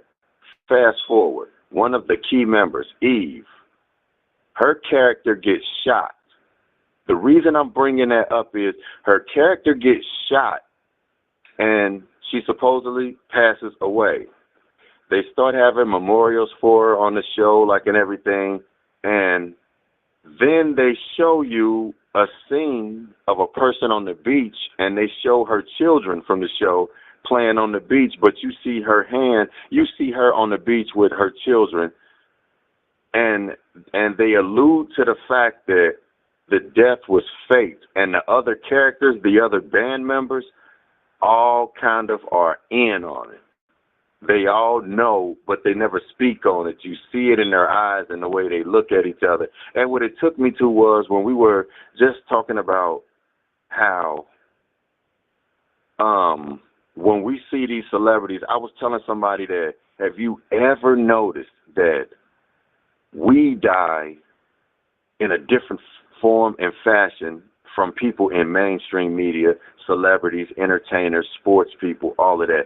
They always die some mysterious type of way. We die regular deaths.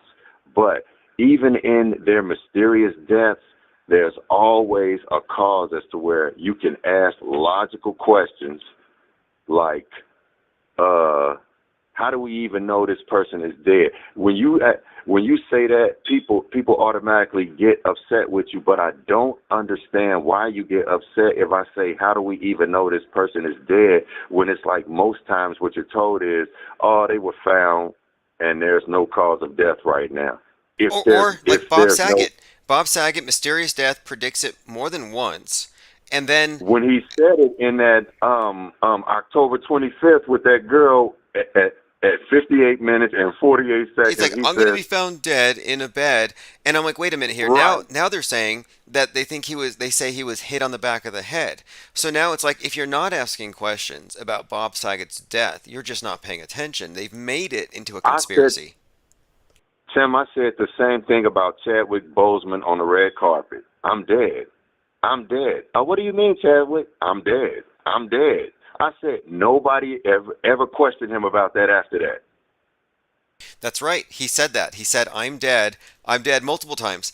And again, that's a whole other interesting character there, Chadwick Boseman. We went into that character in 2020, and so he was in The Five Bloods, directed by Spike Lee, and that movie predicted 2020 in many ways. And now I see Spike Lee hanging out with Colin Kaepernick out at the Knicks game, getting heckled by fans. But Spike Lee directed a movie called Summer of Sam about the 1977 blackouts that happened on 42nd Street, and then they were repeated 42 years later to the day. Anyway, interesting connections, because just recently, Chesley Christ, who was a co-star on Colin in Black and White, jumped from the 29th floor of the Orion building and died on 42nd Street. And not only that, so she dies on 42nd Street at 7:13 a.m. Well, the date of the historic blackouts on that street, spaced 42 years apart on 42nd Street, was 7/13. 7/13, right. I mean, that's heavy. And you know what? When they ran that story on the news, it's on my TikTok. I was like, y'all, it's more to this story. And I was just saying that as I'm taping it. I'll tag you in my TikTok video where I kept saying, in weeks to come, we're going to do a deep dive into this, and we're going to find out that there's going to be some weird correlations in this. And I started getting comments under the video with people saying, I feel you, because where is all these damn 42s coming from? I said, man, I told you with Drake for the last year, everything Drake. And hell, it's not even just Drake. Tim, I was doing a little bit more research, like I said, with me being in the music, like, I'm saying, a specific, rap. It's like, I noticed Drake isn't the only artist mentioned in 42. Lil Baby, a popular artist right now, has a partner named 42 Doug. 42 Doug had a video that went viral of him kissing his son kind of like inappropriately, a baby. And it, like, people were like, you look like a pedophile or something. And they kind of like, they downplayed it and everything. But it's like, this artist is, I don't want to say he's trash, but I don't listen to him. I think he's garbage. And it's like, he can't rap. And it's like, but they keep him in these major circles, and his name is 42 Doug. Okay. It's like, okay. See, that's heavy. Like, and look, this is not like, these aren't like superficial things. These are deep connections. And the number 42 ties in intricately to all of the various psyops. Recently found out Benjamin Crump is part of Masonic Lodge 422, which is also 422. And then when Chrisley Christ, initial CK, when she jumped off that building, it was the Orion building, and I looked it up, and it turns out that Orion is synonymous with Osiris, with regard to the Egyptians, that same constellation. Mm-hmm. So there's another connection. And then I'm looking at, she's a beauty queen. So you have royalty. Her name is Christ. Beauty queen, Christ, falling from a building. And I'm reminded of Beyonce's movie Black is King, where it has someone falling from the sky, and that Black is King is based on Lion King.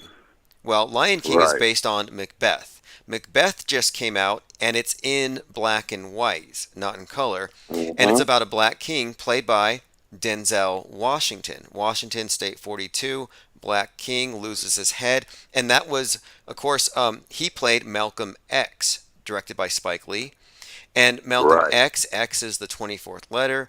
I mean, we have to do a separate show on her death, because it ties in Spike Lee, it ties in Kaepernick, Macbeth, Beyonce. It ties in these 42-year blackouts on 42nd Street, and it connects to the blackout Super Bowl. I mean, it's all very fascinating how connected it is. And I'm learning more every time because I didn't know Orion and Osiris had any kind of correlation until just this event. Yeah, and the thing is, I'm gonna tell you, when I look at a lot of this stuff, it's like I think that when you start putting together these different correlations, I mean, it's to the point where I was watching a discussion with somebody where they were talking about, their basic interpretation of certain information. It was about flat Earth, but they were talking about their basic interpretation of things. And the guy he was talking to kept saying, well, who are your reference points? Who are your this? Who are your that? Who are your that? Where are your reference, your source points, your this, your source points, your that? And I was saying to myself, I got in the chat and I said, see, this is the problem. We've turned off that switch, like you have the different switches in your phone that says, allow your camera to record all the time, sometime, only when using this app. I said, we've turned off where it says your common sense while using this app all the time, or just turn it off. I'm like, we've turned off our common sense, most of us, to the point where it's like you don't even just basically question things. It's gotten to a point where, okay, when we were talking about the Travis Scott situation a while ago and about different things, and we brought up the Who concert, right? Well, Yes. just within the last week, they were talking about the anniversary of the Who concert. And I was going to call in sooner and bring it up, but it's just I wanted to see how it was going to all roll out and everything, what all they were going to bring up about it and all that. And it just, one report that they had, one of the last reports they did about it, they were just talking about the Who concert, like I said, and you know how it was a key factor in when they changed policies of how they seat people in our Coliseum and stadium situation. But the person talking, this is where we go and get into the crisis actors. The person talking made sure that they brought up the Travis Scott situation. Yeah, these are analogous. It was like, that was in Cincinnati too, right? The Stampede and the Who concert. yeah, right here. Yep, right here in like Cincinnati. That was where the whole Who concert big situation went down. And like I said, they had somebody talking about it. But in this last interview that I heard, when they had somebody talking about it, this person made sure, it was like after everything she said, she made sure she made the Travis Scott connection, and it was another concert connection. She brought up two concerts that we discussed on this channel previously. It was like she made sure she plugged them in. And when we were talking previously, when I said I think certain people are given speaking points where it's like, okay, I'm talking to Tim Osmond tonight, so I'm going to make sure I bring up Flat Earth. I'm going to make sure I bring up auto hoax, and I'm going to make sure, know what I'm saying? Yeah, what they do. This is what they do. Like, for example, they bring up like the King Super Shooter. He was inspired, or he was retaliating for the shooter in Christchurch. So if you didn't hear about this shooting, now you do. If you didn't know this shooter existed, now you do because of this one. So they all exist in a fictional universe. And a fictional universe is a concept, you see it in literature, where a bunch of different authors may write for the same world, same basic set of characters, same rules. And so what we're looking at with the MSM is a fictional universe where they reference each other because they all kind of share the same trait. They're all fake. And the Travis Scott thing is really given away when you compare it to the Rock Slide Festival. Same number of victims, same number of attendees, and then Travis Scott is spotted wearing a t-shirt from that very concert. Then on top of it, Right. you got Brother Crump is the attorney for the people at Astroworld. And then, like I said, I think a lot of times that when they want a distraction, as people always talk about these distractions, I tell them I don't think I think that people don't really understand what the real distractions are, and what I'm about to give you a basic distraction that's now viral in the news right now. Rapper Kodak Black gets shot at Justin Bieber's party in West Hollywood. I saw that. Now, Kodak Black, who by the way is 24, just pointing that right. out. But go on. Kodak Black 24, and Kodak Black was also related to a situation. There's a rapper named, well, there was a rapper named Wiz the Wizard. He was from Miami, you know, down in that area. He was dismembered. He was a friend of like Kodak's at one time, and they fell out, and he was found dismembered, and they brought his body parts back and set him in front of his house. So if you go back and check a couple months back, you'll find that story. That was kind of big, but they kind of kept it low. It was mainly on the different, you know, different music media channels. But yeah, people have been coming up dismembered around this person, all type of stuff coming up shot. And then I'm thinking Kodak was also linked to this whole thing where every time we saw him go to jail, this is why I do these deep dives into like Jonah Mendez and everything, and this whole prosthetic masking thing. When we were talking about the cloning situation, and we came to a point where it's like, okay, this cloning thing is a front, and it's a front, I think, for the masking situation. It's a good cartoonish front to put up. It's the real misinformation and disinformation, like stuff like that. You create a story about them cloning people and cloning celebrities to where when you see celebrities look different, you start saying they're clones and stuff like that. Nah, these are just actors wearing masks. That celebrity's not there. That's an actor with a mask on. That's just like when they caught Kamala Harris that time when she had on the COVID mask or whatever, but people could tell that the woman under the mask wasn't her.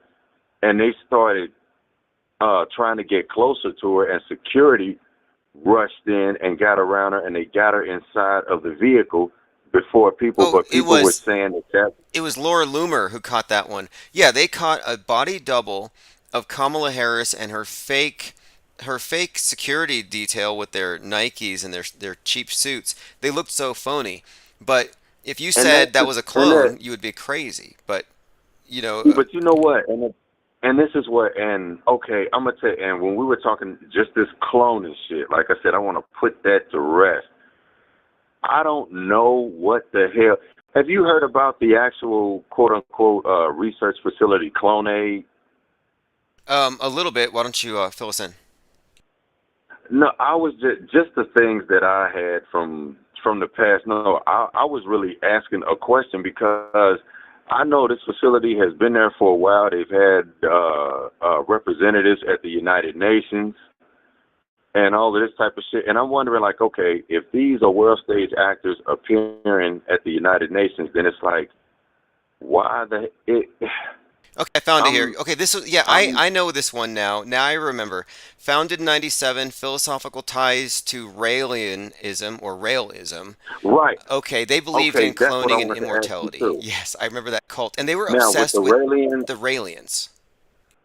And you know what? I know something about the Raelians because because in the 90s, I was introduced to Dr. York, Dr. Malachi York, that's incarcerated doing 150 years for like molesting kids and shit like that. But the Nuwabians and everything, I have a bunch of their information.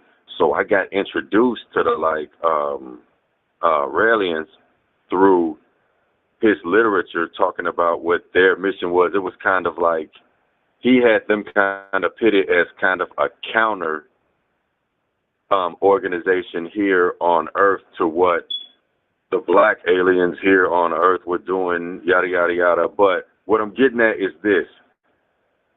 It's always the same story. This is something I wanted to ask you about. Have you noticed that they always come with this story about a wealthy race car driver has this vision, or this wealthy person goes out in the woods somewhere and they have this vision. This person comes to them, and then they become. This is what the story of the whole Raelian thing. It's like you know, this being came to him, and then he decided he was supposed to create this embassy on Earth and everything.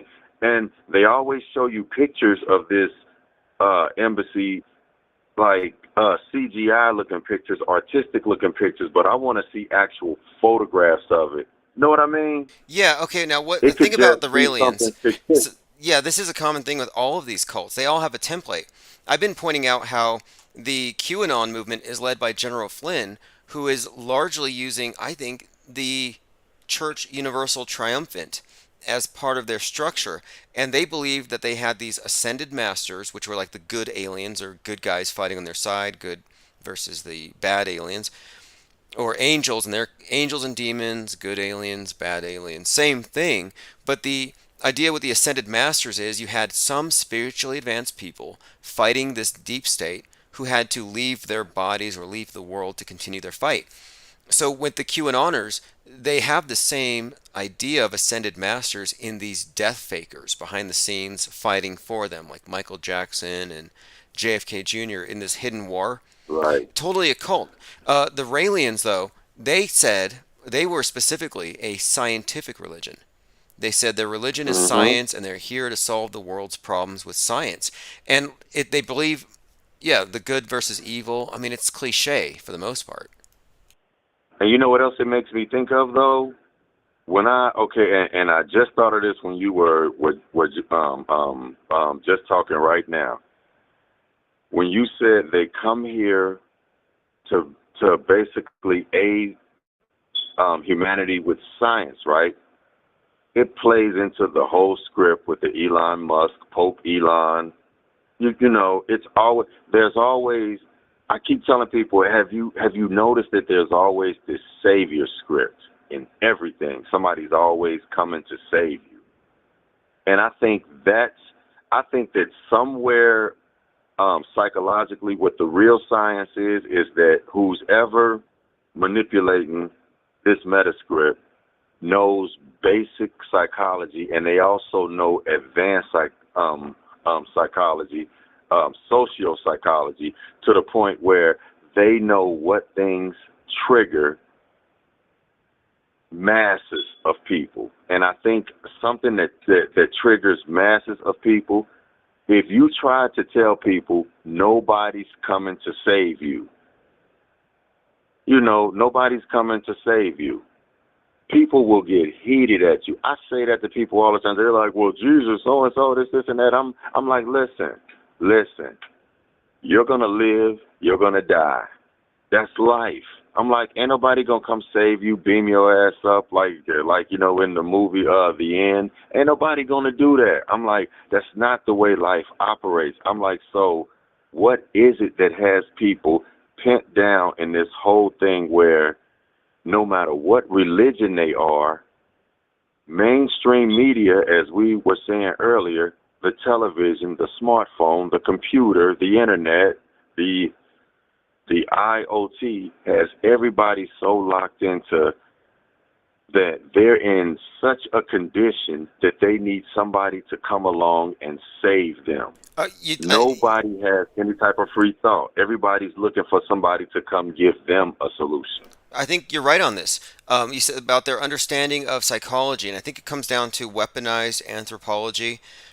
The powers that be, they, whatever, understand the basic primal things that affect us. And so I think I noticed this too with, fear of the sky, fear of the weather. Like my dog shivers if it's too cloudy, like storm clouds. Like they know that they can scare you with space wars, asteroids, global warming, primal fears. And then I also think you have like the missiles. The big obelisks are very powerful symbols. I think you would call them phallo-aggressive symbols, where North Korea is wagging a big old rocket at us, like we're going to shoot our rocket into your country, go through your boundaries, and then the warhead is like their bloodline contaminating yours, alien invaders. I think it's all very primal about their tribe invading our tribe. I think that they tap into very deep, very primal storylines and narratives. So like angry storm god.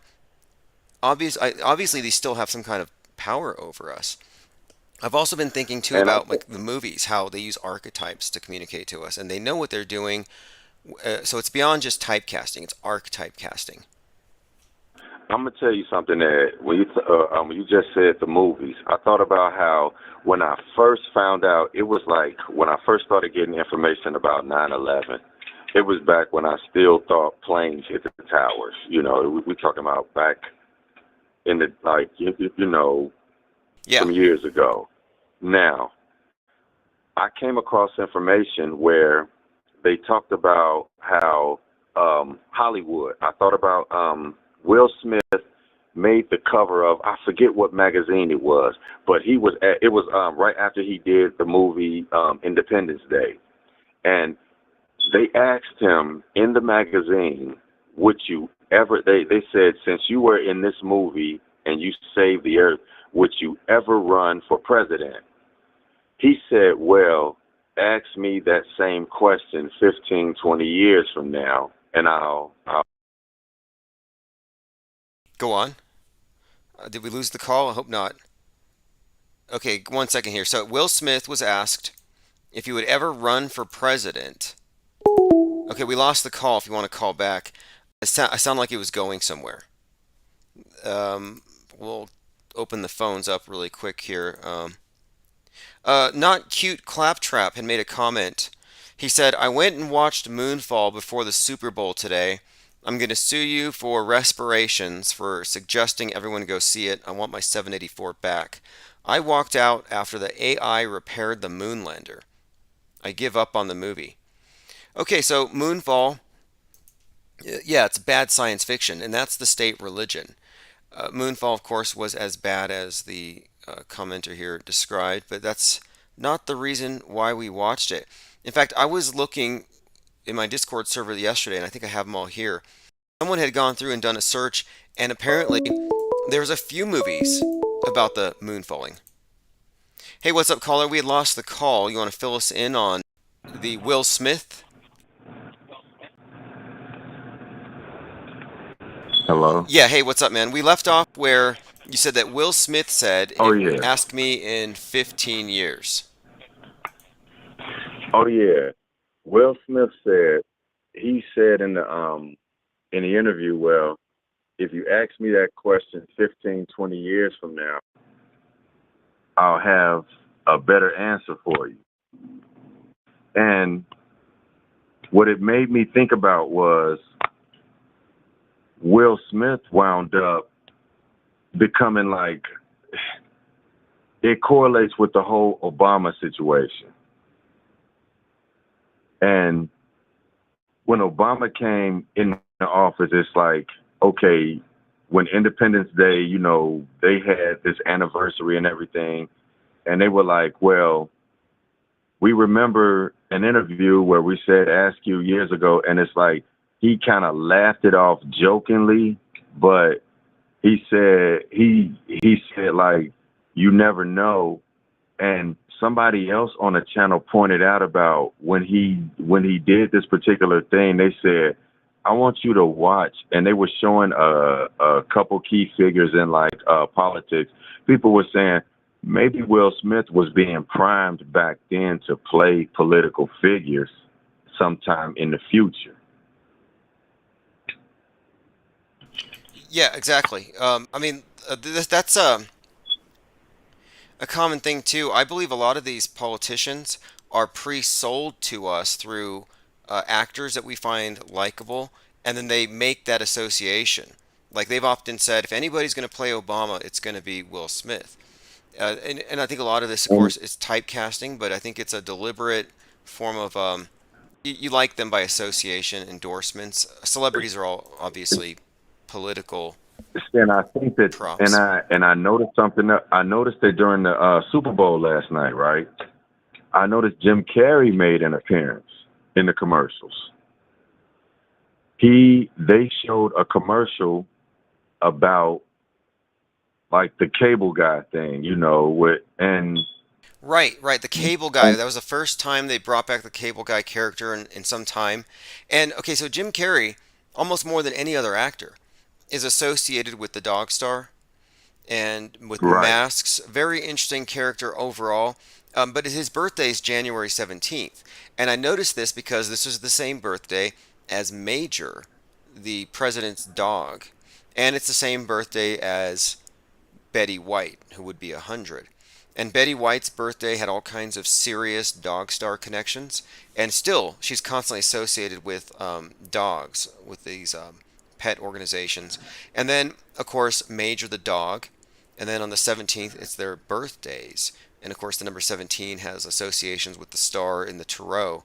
But yeah, Jim Carrey is a very significant figure in all these respects. And he seems to be, like in The Truman Show, it's probably one of the most blatant Right. examples of an esoteric movie. Hell, The Truman Show, 24. Like I said, I think that, and just when you brought up Betty White, I don't know, for some reason made me think about like Anton LaVey and other folks who they die close to their birthdays, and it's hidden from the public, and it's kind of their birth date. Well, their death date is moved later on record. So even though some of us may hear a date when the person actually supposedly passed away, their later date, like with the rapper MF Doom. Right, It's like MF we Doom were he had two deaths, right? Halloween and New Year's. right. And I'm gonna tell you something about him. And it's like he used to be with a group called KMD. KMD was a group that was related to Dr. York. They came from like Dr. York's teachings and everything, yada yada yada. Well, when the group thing dissolved because his brother died, he got hit by a car and died. He went solo and created the character MF Doom, where he wore the Dr. Doom mask. Yeah, Doctor Doom, and of course, so he dies on October 31st, but then his death isn't reported until New Year's. So he had this sort of like the strange dual death. I don't know what the significance of it But was, the but thing, and I'm gonna tell you something else he did while he was alive. He would overbook shows. He would double book shows sometimes, and some people caught him because there was an imposter playing him at a show, and people peeped that it wasn't him. And when they started to rush the stage, the character ran off the back of the stage and out the back into like a vehicle and everything, all of that. And this is something that happened not once. You could look it up and see where this happened several times. And my point in bringing that up is, do we really know who we're looking at half the time when we're seeing these quote unquote celebrities, especially when you get to have a gimmick like wearing a mask over your face, a real mask over your face? no. In fact, okay, you mentioned DMX a while ago, and his death timing timed with Easter, very coincidental timing with, it was like he is risen or coming back from the dead was the theme on Twitter. Everyone was like, we want him to come back. He's in a coma. We don't know if he's going to come back. Meanwhile, it's Good Friday, and then Jesus, dies Good Friday, and then it's Easter Sunday. So during the time where Jesus would be in hell, the harrowing of hell, where he descends, during that time, we're kind of in limbo with DMX. Is he going to live or die? And of course, DMX, you hear a lot of his background story talking about his own dealings with the devil. And then you have Nas X at the time twerking for the devil with his Satan shoes, with the 666 shoes with the blood in the soles. So you have a lot of Right. like Satan Christian imagery and drama happening in this meta script around Easter at that time. And so then DMX And you know supposedly what? dies, right? And just since you mentioned DMX, I have one of my top TikTok videos. I think this one has about like 12,000 views. It has where I talked about I basically screenshot my Facebook post when DMX passed away. And to basically break it down, all I said was DMX on his album, Flesh of My Flesh, Blood of My Blood, he was troubled at the fact that they wanted him to bathe in real goat's blood. And he had a real problem with that. But they wound up talking him into it. So when you pull up, if you pull up the cover of that album, DMX, Flesh is My Flesh, Blood of My Blood, he has real goat's blood on him. He said the reason his face looks like he's in agony is because he's disgusted. He's going through a ritual right there on that album cover.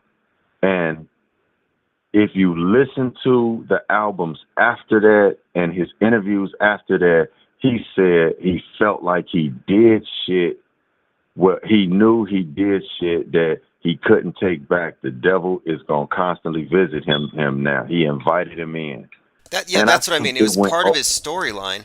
And so his death on his Easter time death really made sense in the sense of, like, if you look at the Apocrypha, that's when Jesus goes to hell, and then he's like, it's called the harrowing, and it's like the harrowing because then he was in the coma, and the trending hashtags was like he is risen or something, and it just seemed like it was conflating with the Holy Good Friday and the whole Holy Week thing. But somebody had messaged me, and they said, I got to figure out who this was. I don't think it was Cam B, but someone had said that they believe that DMX is a death faker and that he actually played a dual role as a rapper called East Side Crackhead. And the East Side Crackhead just had an album called Dead Ass, which is all up in purple. And if you know Easter, it's always associated with the color purple. They put the purple drapes over the cross. And so East Side Crackhead could be DMX, according to one caller. Might be worth looking into. But you know what? I could believe that. That's just like, because when you think about like Lisa Left Eye Lopez, it's a rapper, Pink Bitch. Yes. Oh, yes. I mean, I've seen that one. That's pretty obvious. Yeah, that one. And then, it's something I always wanted to ask you about. If you go back, when we were talking about when this whole pandemic thing started and everything, 2 years before it started, like I said, 2018, rapper Future put out a video called Mask Off. In the video, he actually snatches his face down and pulls what looks like a prosthetic mask. They do like CGI to make it look like he pulls a prosthetic mask down off his face. But throughout the video, they're showing you the rioting. They show you the check cashing place. We talked about, and that's what made me think about it, was the fact that when we talked about certain key points when this whole Black Lives Matter rioting thing started in the streets and all of that, certain things were already pre-scripted to where you saw them. In this Future video, Mask Off, you see the people standing on top of the buildings. You see them waving the sticks. You see them wearing the masks that became popular during the time everybody was first out. This was a whole 2 years before. Yeah, that video, Mask Off, and I just checked it now. That's been viewed more than 500 million times. You know what? I'm gonna tell you something. Do you know if you could go back, if we could go back, if we could screenshot those analytics, that video, don't get me wrong, that song was popular as hell back then. But when this whole situation hit, and when we started asking questions and people started making videos saying things, I believe those views shot up more because of people asking questions, people actually going back to look and listen to different videos and everything. And it's, like I said, I believe we're writing this meta script. You know, we're kind of ghostwriting things to where they become incorporated into our reality upon when it's like mainstream media uses it as kind of like, okay, before this gets out of control, let's get in front of the story figuratively. So let's kind of write it in. Yeah, trend jacking. They co-opt everything. And the video that you mentioned, if anyone looks it up, Future's Mask Off, it's been viewed more than 500,000 times, and it looks like summer of 2020, and it came out 3 years prior. Right. And you know what? And with DMX, I saw somebody put Damien in the tracks. DMX had a lot of songs when you were talking about the devil and everything like that. He had songs with like Marilyn Manson. And I thought about Marilyn Manson, Kanye, and everything. I saw a video and a photograph of the rapper A$AP Rocky along with his crew standing around a pentagram doing a ceremony. And this same rapper now is now engaged to Rihanna, who's a billionaire, Billionaire, that's pop star. the triple comma club. The triple comma club is what they call the Right, the billionaires. triple comma club. And what I'm getting at is this. We have actual photographs. We have actual video of these people doing satanic rituals. Rihanna has songs about satanic rituals. Her song, Disturbia and everything. And she has other songs. It's like we're watching this big cabal. We're watching this big stagecraft venture play out in front of us. And even though we have questions, when people like us ask questions about it, everybody else is so numb to just watch and eat the popcorn that you look crazy when you say, wait a minute. So you mean to tell me that it's like these people have questionable visuals with all this different satanic stuff and everything else. They thank God when they win awards.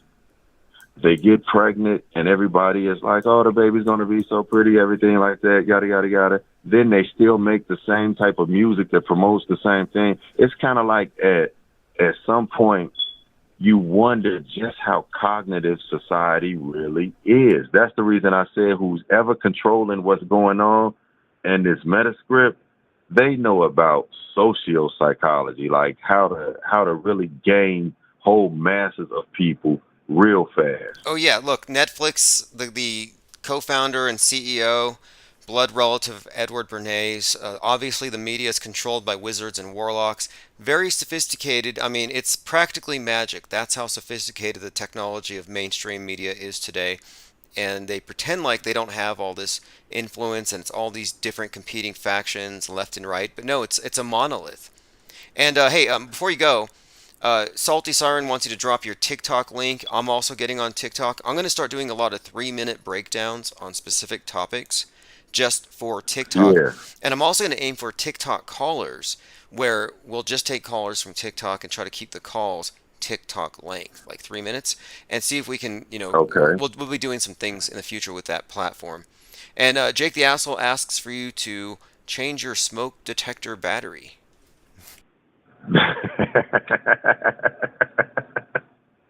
Maybe he can send you one. No, that's cool. But yeah,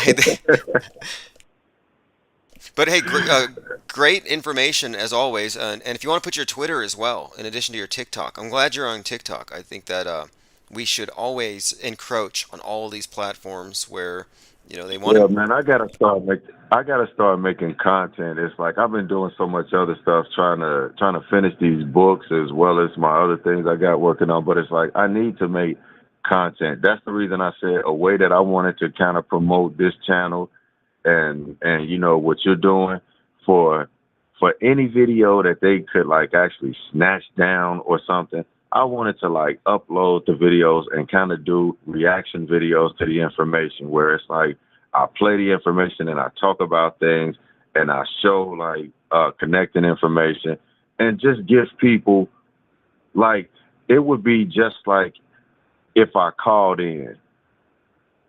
It would be just like if I called in, but instead I'm showing parts of the videos as well as showing information that I have and just showing people that you need to question a little more, that we need to keep this type of information going. Don't allow this mass Fahrenheit 451 type of internet scrubbing to keep you away from just common sense questioning in channels like this. Because like I said, even when I get your notifications every day now, I wanted to let you know that I get your notifications all the time now. And even when a channel goes down, like I said, I know you've lost over like 100+ channels. I want people to know that it's like you have to constantly keep looking for this channel, keep pulling it up, keep doing Google searches, because what they do, I noticed that when I try to pull you up, when I try to tag your name in things, I have to actually spell out your name all the way before it'll come up on Twitter. Yeah, Anybody look, if you search Infinite Plane Society or you type infiniteplanesociety.com on Facebook, it's blocked. Yeah, so it's rigged against us. So my thinking now is, because we covered a lot. I mean, here we are almost 4 hours into this live stream, and we've covered a whole lot of topics. So what I want to start doing is going back, and if I find some interesting topic, I will do a 3-minute breakdown on that one topic and just put it on TikTok and use that to try to get more people to call into these longer sessions, because yeah, there's so much we cover, and it's just there's a lot of nuance here to go through.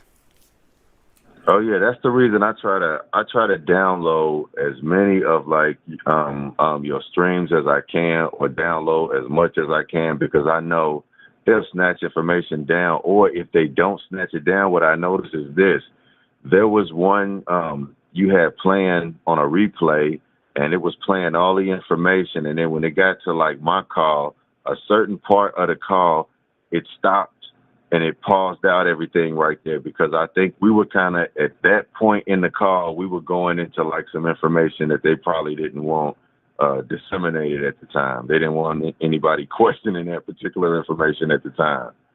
You know, so it was like blocked out from the rest of the call all the way up to the end when the music started playing. Yep, well, we are the infodemic they're trying to cure. So, hey, thank you very much for the call. We'll talk again soon, I'm sure. And definitely spam the chat with your links to TikTok and to your Twitter, and we'll stay in touch. And I think that, this thing, we're still evolving as a philosophical movement. And this is legitimately, if you think about it, the people who have reverse engineered the mind control and understand what media is, even if we don't have all the answers, we have to consider this a philosophical movement. It's not a political movement. It's not a hate group. It's really about epistemology and how we know what we know, and loving the process of figuring this stuff out. Like, we're not doing this out of anything other than a love for knowledge or philosophy, if you ask me. Yeah, man. But I thank you, man. And, you know, everybody in the chat, keep the information coming, you know, and I'll post my links in the chat if I don't forget. I got to change my battery in my smoke detector. Yeah. All right, man. Have a great night. Appreciate it. Thanks. All right, everyone. That's Art of Thinking Out Loud. 5 Minutes of Fame says spike proteins be hitting the ground, making cheap sounds. Yep. And he also said, smoking so many blunts, my smoke detector be coughing. Yeah, excellent callers tonight. We had Jake the A-hole. We had Slave Rescue Hound, Art of Thinking Out Loud, and others. This is always very productive. There's only so much information that you can figure out on your own each day, and so we have researchers everywhere. So a couple other things before we go. I know, look, I want to know, is this dangerous misinformation?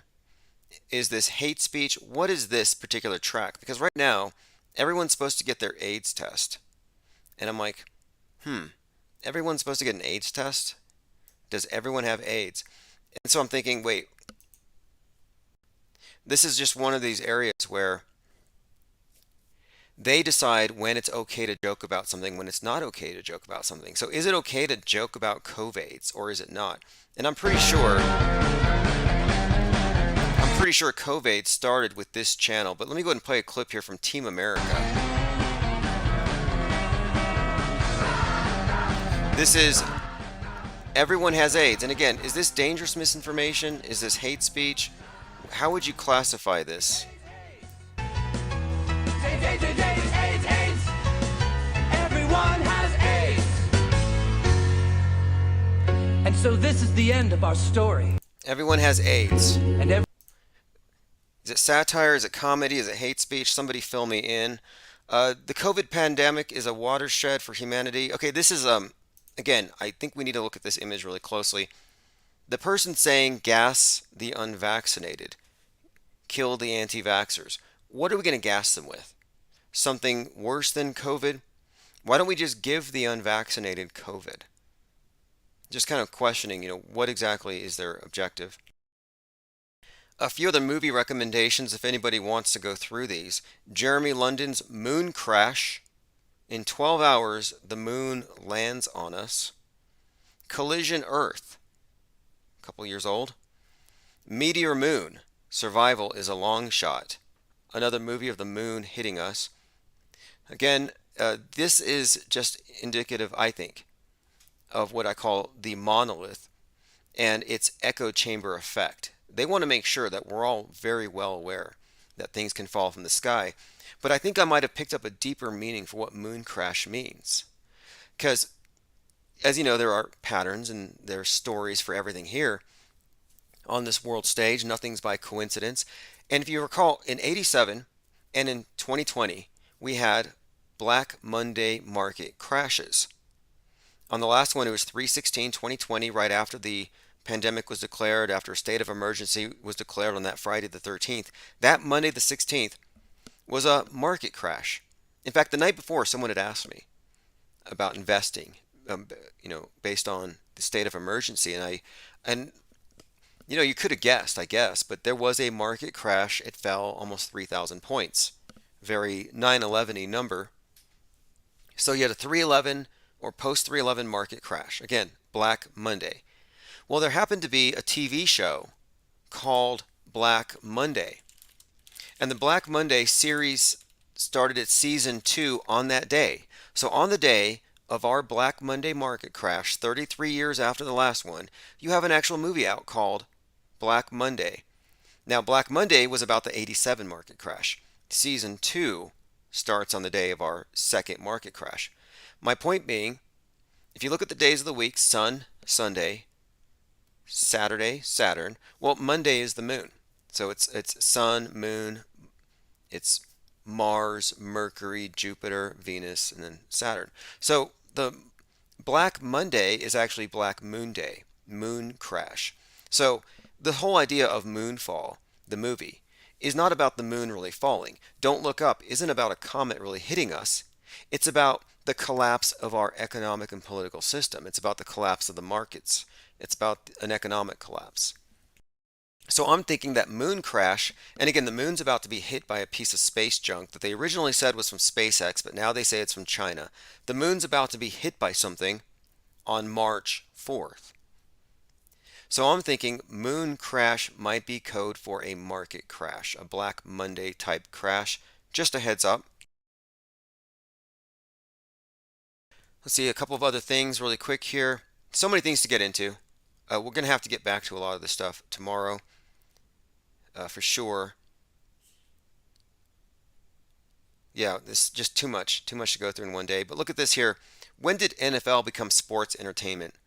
I know a lot of people don't want to hear this, but the NFL went to court and legally said that they are not a sport. They are, in fact, an entertainment business. The NFL is a private business, so it's legal for it to predetermine the outcome of its games, just like WWE. So it doesn't need to be different from a scripted TV show or a movie. Just something to keep in mind there. A couple of other minor things here, and then we'll close out. The Rock came out dressed in purple, and he talked about rising from the ashes. Again, Bengals, 33 years, rising from the ashes, purple, Phoenix, Phoenician. A lot of that type of symbolism. And then we have Heather McDonald, the one who has Trump's birthday, who fell and hit her head. Again, mandate helmets for the triple vaxxed. But listen to this. Someone actually caught up with her to ask her about her fall. And it's kind of surprising what she says. Again, Heather McDonald was giving a so-called comedy routine. I mean, I say comedy in quotes, where she was bragging about how many times she's been vaccinated. and she explained that she's been, I think she said 4. No, she said 3 vaxes. But anyway, someone caught up with her to interview her about this, and they asked her if she's going to get her 4th vax. Go ahead and play this here in a second. Let me go through the comments really quick here before we go as well. Calamento says crypto reference for 2 years has been to the moon. Moon crash equals cryptocurrency crash. Okay, I'm glad you brought that up, because it was last year on the Wolf Moon that Musk said Dogecoin to the moon. Then you had the billionaires talking about going to the moon, kind of like the moon race in 1969. So you have to the moon, now moon crash, moon fall. So yes, I happen to think it's actually not a reference to the moon actually coming down to hit us, but more likely some type of a market crash. All right, let's see here. Again, that's not going to play Heather McDonald. We'll get to that tomorrow. Just too many other things to get into. Again, Not Cute wanted his money back for watching Moonfall. The reason we watch these things is opposition research and to understand where things are going. If you don't enjoy bad science fiction, then you don't know what's good about it. It's good because it's so bad. The worse the sci-fi, the better it is. It's just sort of an unintentional, ironic sort of humor, I guess, to take out of it when you realize that it looks more real than what NASA provides us. Okay, here's the Mandela affected headline with Joe Rogan. Originally, CNN wrote, Joe Rogan uses the N-word, and it's another January 6th moment. They changed it to, why shrugging off Joe's use of the word is dangerous. So they dropped the 1-6 reference. They jumped the shark on that one. They had to kind of walk it back a little bit. Okay, it's also the 4th anniversary of that one hoax. I think we've already covered that enough. Okay, so I sent an email or a tweet to Brian Stavely, and I said, I guess you were right. And I sent him a picture of Dolly the sheep with braces, and he didn't think it was funny, my Mandela effect joke, Dolly has braces.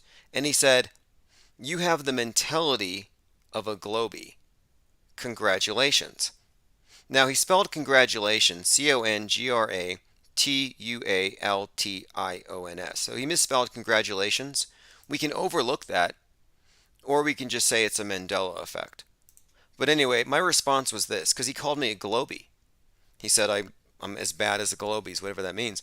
Well, look, this is coming from the Mandela effect guru that says non-believers are sheep, zombies, and NPCs. And the us versus them dynamic is typical of the globe cult. And also, the Mandela effect is based on globe reinforcing quantum physics. Shifting timelines. This is my final point. Shifting timelines do not exist on a flat stationary plane. They just don't. Okay, before we go, I want to play this or read this. I got a letter from Lynn, who's a frequent caller. Lynn says, I agree with you.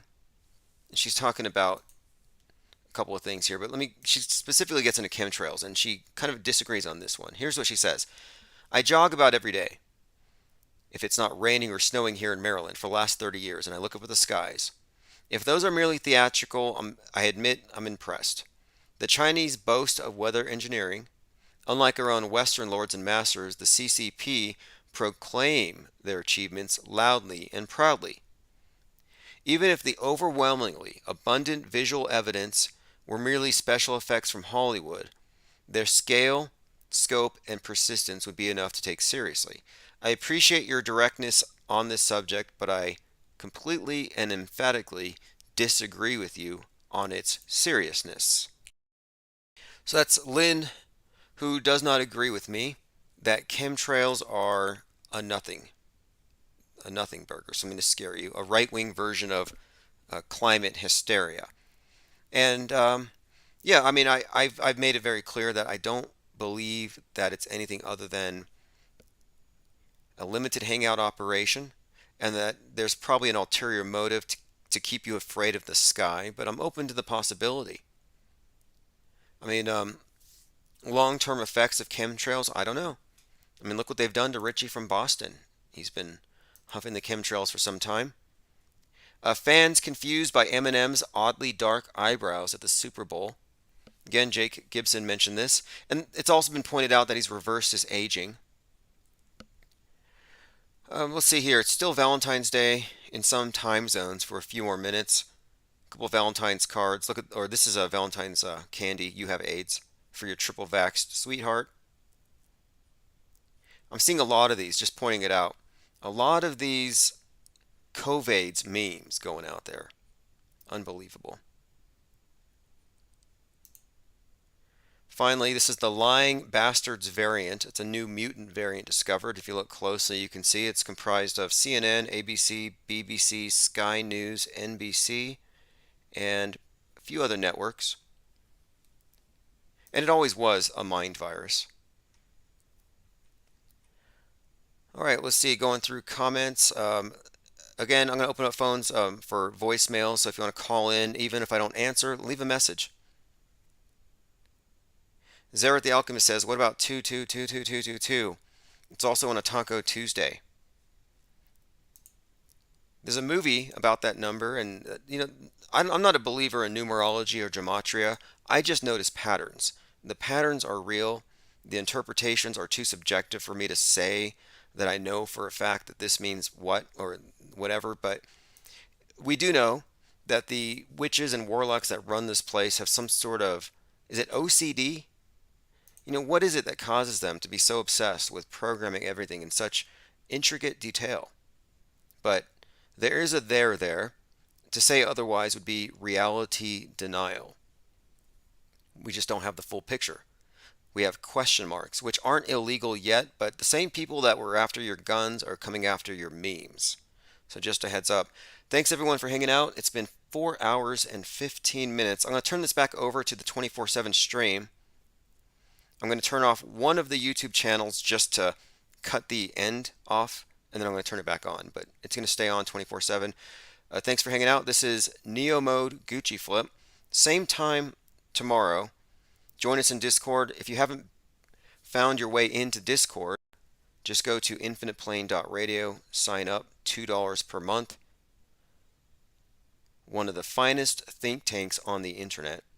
I can name a few others, but we almost have 500 people in there. That's 1,000 eyes, 1,000 sets of 1,000 eyeballs watching the world stage at all times. All right, this is Neo Mode Gucci Flip. Globe is not my home. I'll put a link in the chat. Again, thanks to everyone, and post your Twitter feeds. I'm going to follow everybody on Twitter. If you're not following me, it's Real Tim Osman. And also at the top of my Twitter, on my profile, I have a link to the sign up for the text message alerts. My home, telling me the globe is my home. The globe is in my home. The globe is in my home. I'm too infinite. I'm too infinite. I'm too infinite. And I'm killing it. I'm killing it. I'm drilling it. And I said it's fake as shit. Yeah. I was in the basement. Now I'm in the spaceship. Cause it's fake shit. Got on my camera. And I'm guiding the challenger. I'm smashing the actress. Cause that's all that NASA is. Space isn't real. The stars are a spirit. And I'm trying to do the real. I'm counting it. I'm trying to show. Spaces.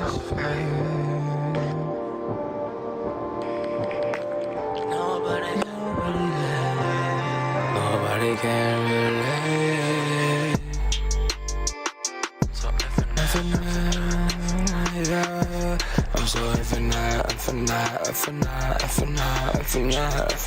Oh, I'm so infinite. Different, infinite, yeah.